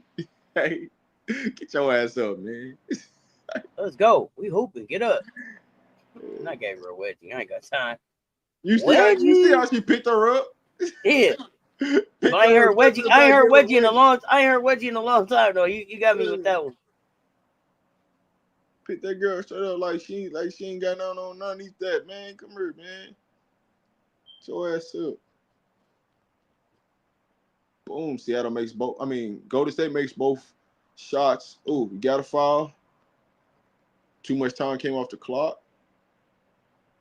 A little too late. Little too late, huh? Yeah. Not Wedgie Jackson. I ain't got time for y'all. It's him. Yeah, man. The way she got her ass up, boy, Hey, we hoop, yeah. Erica Wheeler at the line shooting 2 free throws. Even in these losses, I walk away from these 2 games feeling like Golden State and Phoenix could still be two of the scariest teams in the league. Phoenix especially. Golden State, y'all got to figure some stuff out. But Phoenix especially. If Golden State finds a big, I'm talking about actual center. They got. So, do you think Golden State should have went after like a Lee Yeru? Or do you need a different type of big there? What kind of big are you looking for? I think Lee Yeru will work, but they still want to play fast. So I think that's why they didn't go after her. Because they could have traded. They could have got her for a 2nd or 3rd round pick. They just you're not trading. You're not finna give no 1st round pick for that. Oh yeah, Zaza didn't even. I mean, Zaza Cook didn't even get in the goddamn game today. It was Lexi Brown today. Could you see an Ezzy there? Good old Lexi. Could you see an Ezzy McBeggar there? For Golden State, yeah, that'd be good. That'd be a nice fit. That'd be upgrade to what they got right now on the floor. Who I think the big is that's coming? Man, who is that assistant Asia coach? Wilson. Hold on, who is assistant coach on Golden State? I need to go check something out. Yeah, curly hair right there. Yeah, right there in front of the camera. Back, man. Missed it. All right. He ain't Yeah, giving me no love over here. He He ain't giving me no love no more. We all the way on Tiff Hayes now.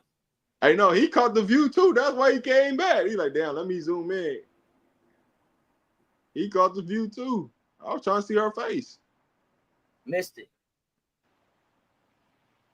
Trying to see who the assistant coach was. You know what I'm saying? Seattle, I still don't believe y'all. They're a little fraud. I still don't believe y'all.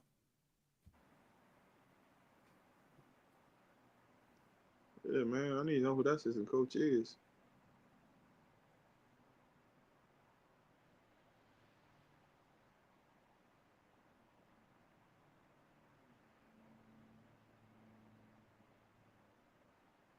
Quick hitter, man. It should be a quick hitter. You're wasting too much time. Bro, this is bad. That's bad, dog. Waste too much time on nothing. So you fouled? Yeah, they fouled for no reason. Seattle fouled for no reason. I didn't understand that. That's a dumb foul. That's a foul. Like, whether you Why are you doing all that? You doing too much, Willie. you already, like, this is just coming basketball. You already, what did you fouling for in that situation? Because Golden State gonna play for 40 minutes. What you write on that clipboard? CZ for 2 free throws. 63-58. Seattle's up. 21 seconds left in the game. Seattle calls a timeout. It's going to be a minute and 14 seconds before they get back. She ain't really drew nothing up on that damn clipboard. She drew up some horns action. Man, stop it. Man, get the ball in bounds, man. Shoot these free throws. What else are we doing?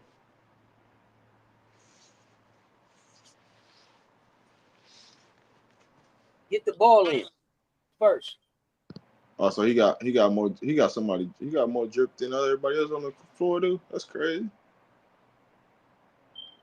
Say, man, you see me iced out, man. What we doing?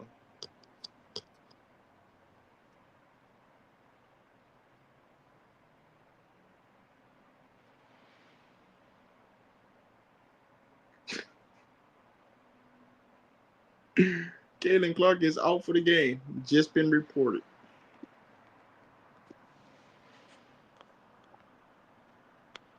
Yeah, I knew that girl wasn't playing this game. She'll miss this game and do All-Star Weekend probably, huh? Yeah, you know, everybody and mama knew she wasn't playing this game. She already had said that. Listen, when this what happened, right? When she finally figured out they had the game sold up and that they was gonna win the game, that's when she started like, oh man, my injury, so I can sit out the next game. She knew she wasn't gonna play the next game, regardless of the fact.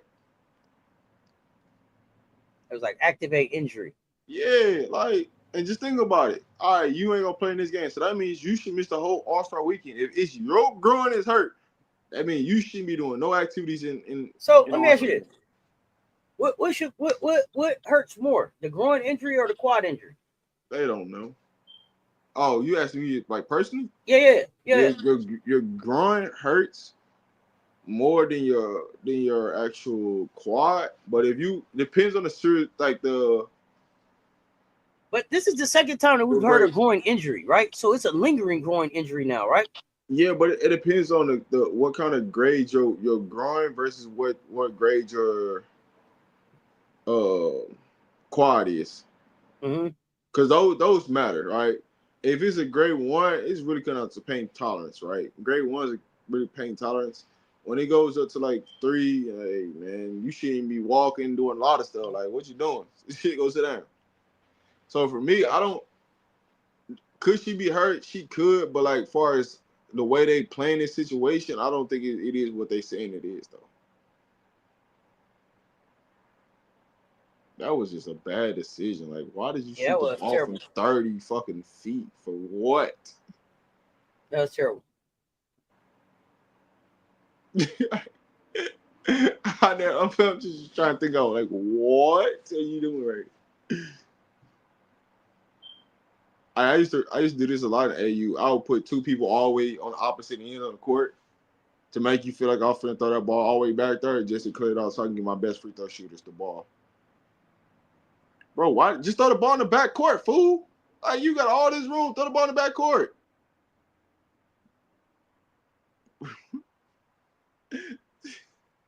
Golden State Valks need to pick it back. They started to put too many losses together. They good, I think Golden State will be fine. They just transitioning their players that was out back in. Yeah. Everybody, they're gonna be fine. You gotta realize this is the last game before the All-Star game. A lot of these people finna go on vacation. They ain't studying about. They already packed up. Yeah. They already packed up. What? They know what time they finna hit this flight and everything, man. What? They warming up the buses right now. They ain't even. Matter of fact, some of them is like, yo, I ain't even traveling back with the team, bro. I'll see y'all next week. Yeah. I'm leaving from here. And some of them going to Indiana, and the ones that ain't going to Indiana, man. Even the coaches. Shit, the coaches like, shit, man. Hey, man, get me up out of here. I ain't really trying to coach. Look, you know, Noel Quinn right now, she ain't trying to coach right now, man. She keep grabbing that clipboard like she trying to cover right now, man. You know, good and damn well you finna go on vacation. Pokey just came off vacation, so she ain't really tripping. She like, shit, I'm fresh, rejuvenated. You want me to coach this up for you? I got you. Let me coach this up. Yeah, y'all go on vacation. But Seattle struggled when she wasn't around. Seattle struggled. Yeah, that's assistant coach. I was trying to see right there. Damn, they got two of them things. What they got going on in Golden State? What they got? You tell me about that, Seth. What they got going on over there? Oh, man, it's the melting pot. You see how fast they zoomed up that thing? It's the melting pot. Oh man, see, brother, man, hey man, we gotta cover that up, man. It's a melting pot over there. Brother man was like, hey man, hey y'all seeing too much now over here now. Y'all ain't supposed to see that. Because he know, bro, the cameras think they be slick, bro. They know what they be doing, man. Dude, like, hey, yeah, of course I know they do. Point at you, hey, nah, hey, go ahead and cover that up. I'm trying to see the face. I'm trying to see, you know what I'm saying? I might need to go ask some real questions out there. Hey, she put a hell of a staff together, though. She got a good balance. She got, what, so it's three women coaches, 2 men coaches? That's it, man. Bro, what in the infatuation? What? Bro, what y'all call timeout for, man?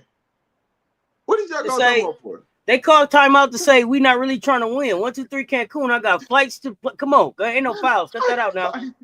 Turn the basketball IQ off. We on vacation. We got shit to do. That's what. Bro, they just shot 2 30-foot threes for what? Like, what made you in your right mind? Just like, man, let's go draw that up. Like, man, miss me with that. But hey, man, it's good, man. We like 3 games, you know what I'm saying, on this hot takes, you know what I'm saying, Wednesday. 3 games on this hot takes Wednesday. I'm back for the 4th game. Rob, what you got for the rest of the day? And I'm just chilling, man, watching hoops all day. I mean, it's hoops up. Hoops. I got some rewatch stuff to do. Got some editing. So I'm around. We in the mansion. Appreciate y'all pulling up. Make sure y'all subscribe on both these platforms. Yeah. Make sure y'all run the likes up on both the platforms. Like, share, subscribe. Push it out there. These was good ones. Like I said, I walked away still feeling really good about Golden State. And I see my Gamecocks talking with their mouths covered up. Why you didn't get to play? What was that shit about? Maybe you can give me a Golden State. I'm keeping an eye on that. Y'all, if you did not hit the like on the way in, hit the like and the share on the way out. What you say? You see him? My Gamecocks, get them up out of there. Y'all know what it is. Until next time. Man Media, Mr. Shake My Hand, Cess Talk Sports. And we out.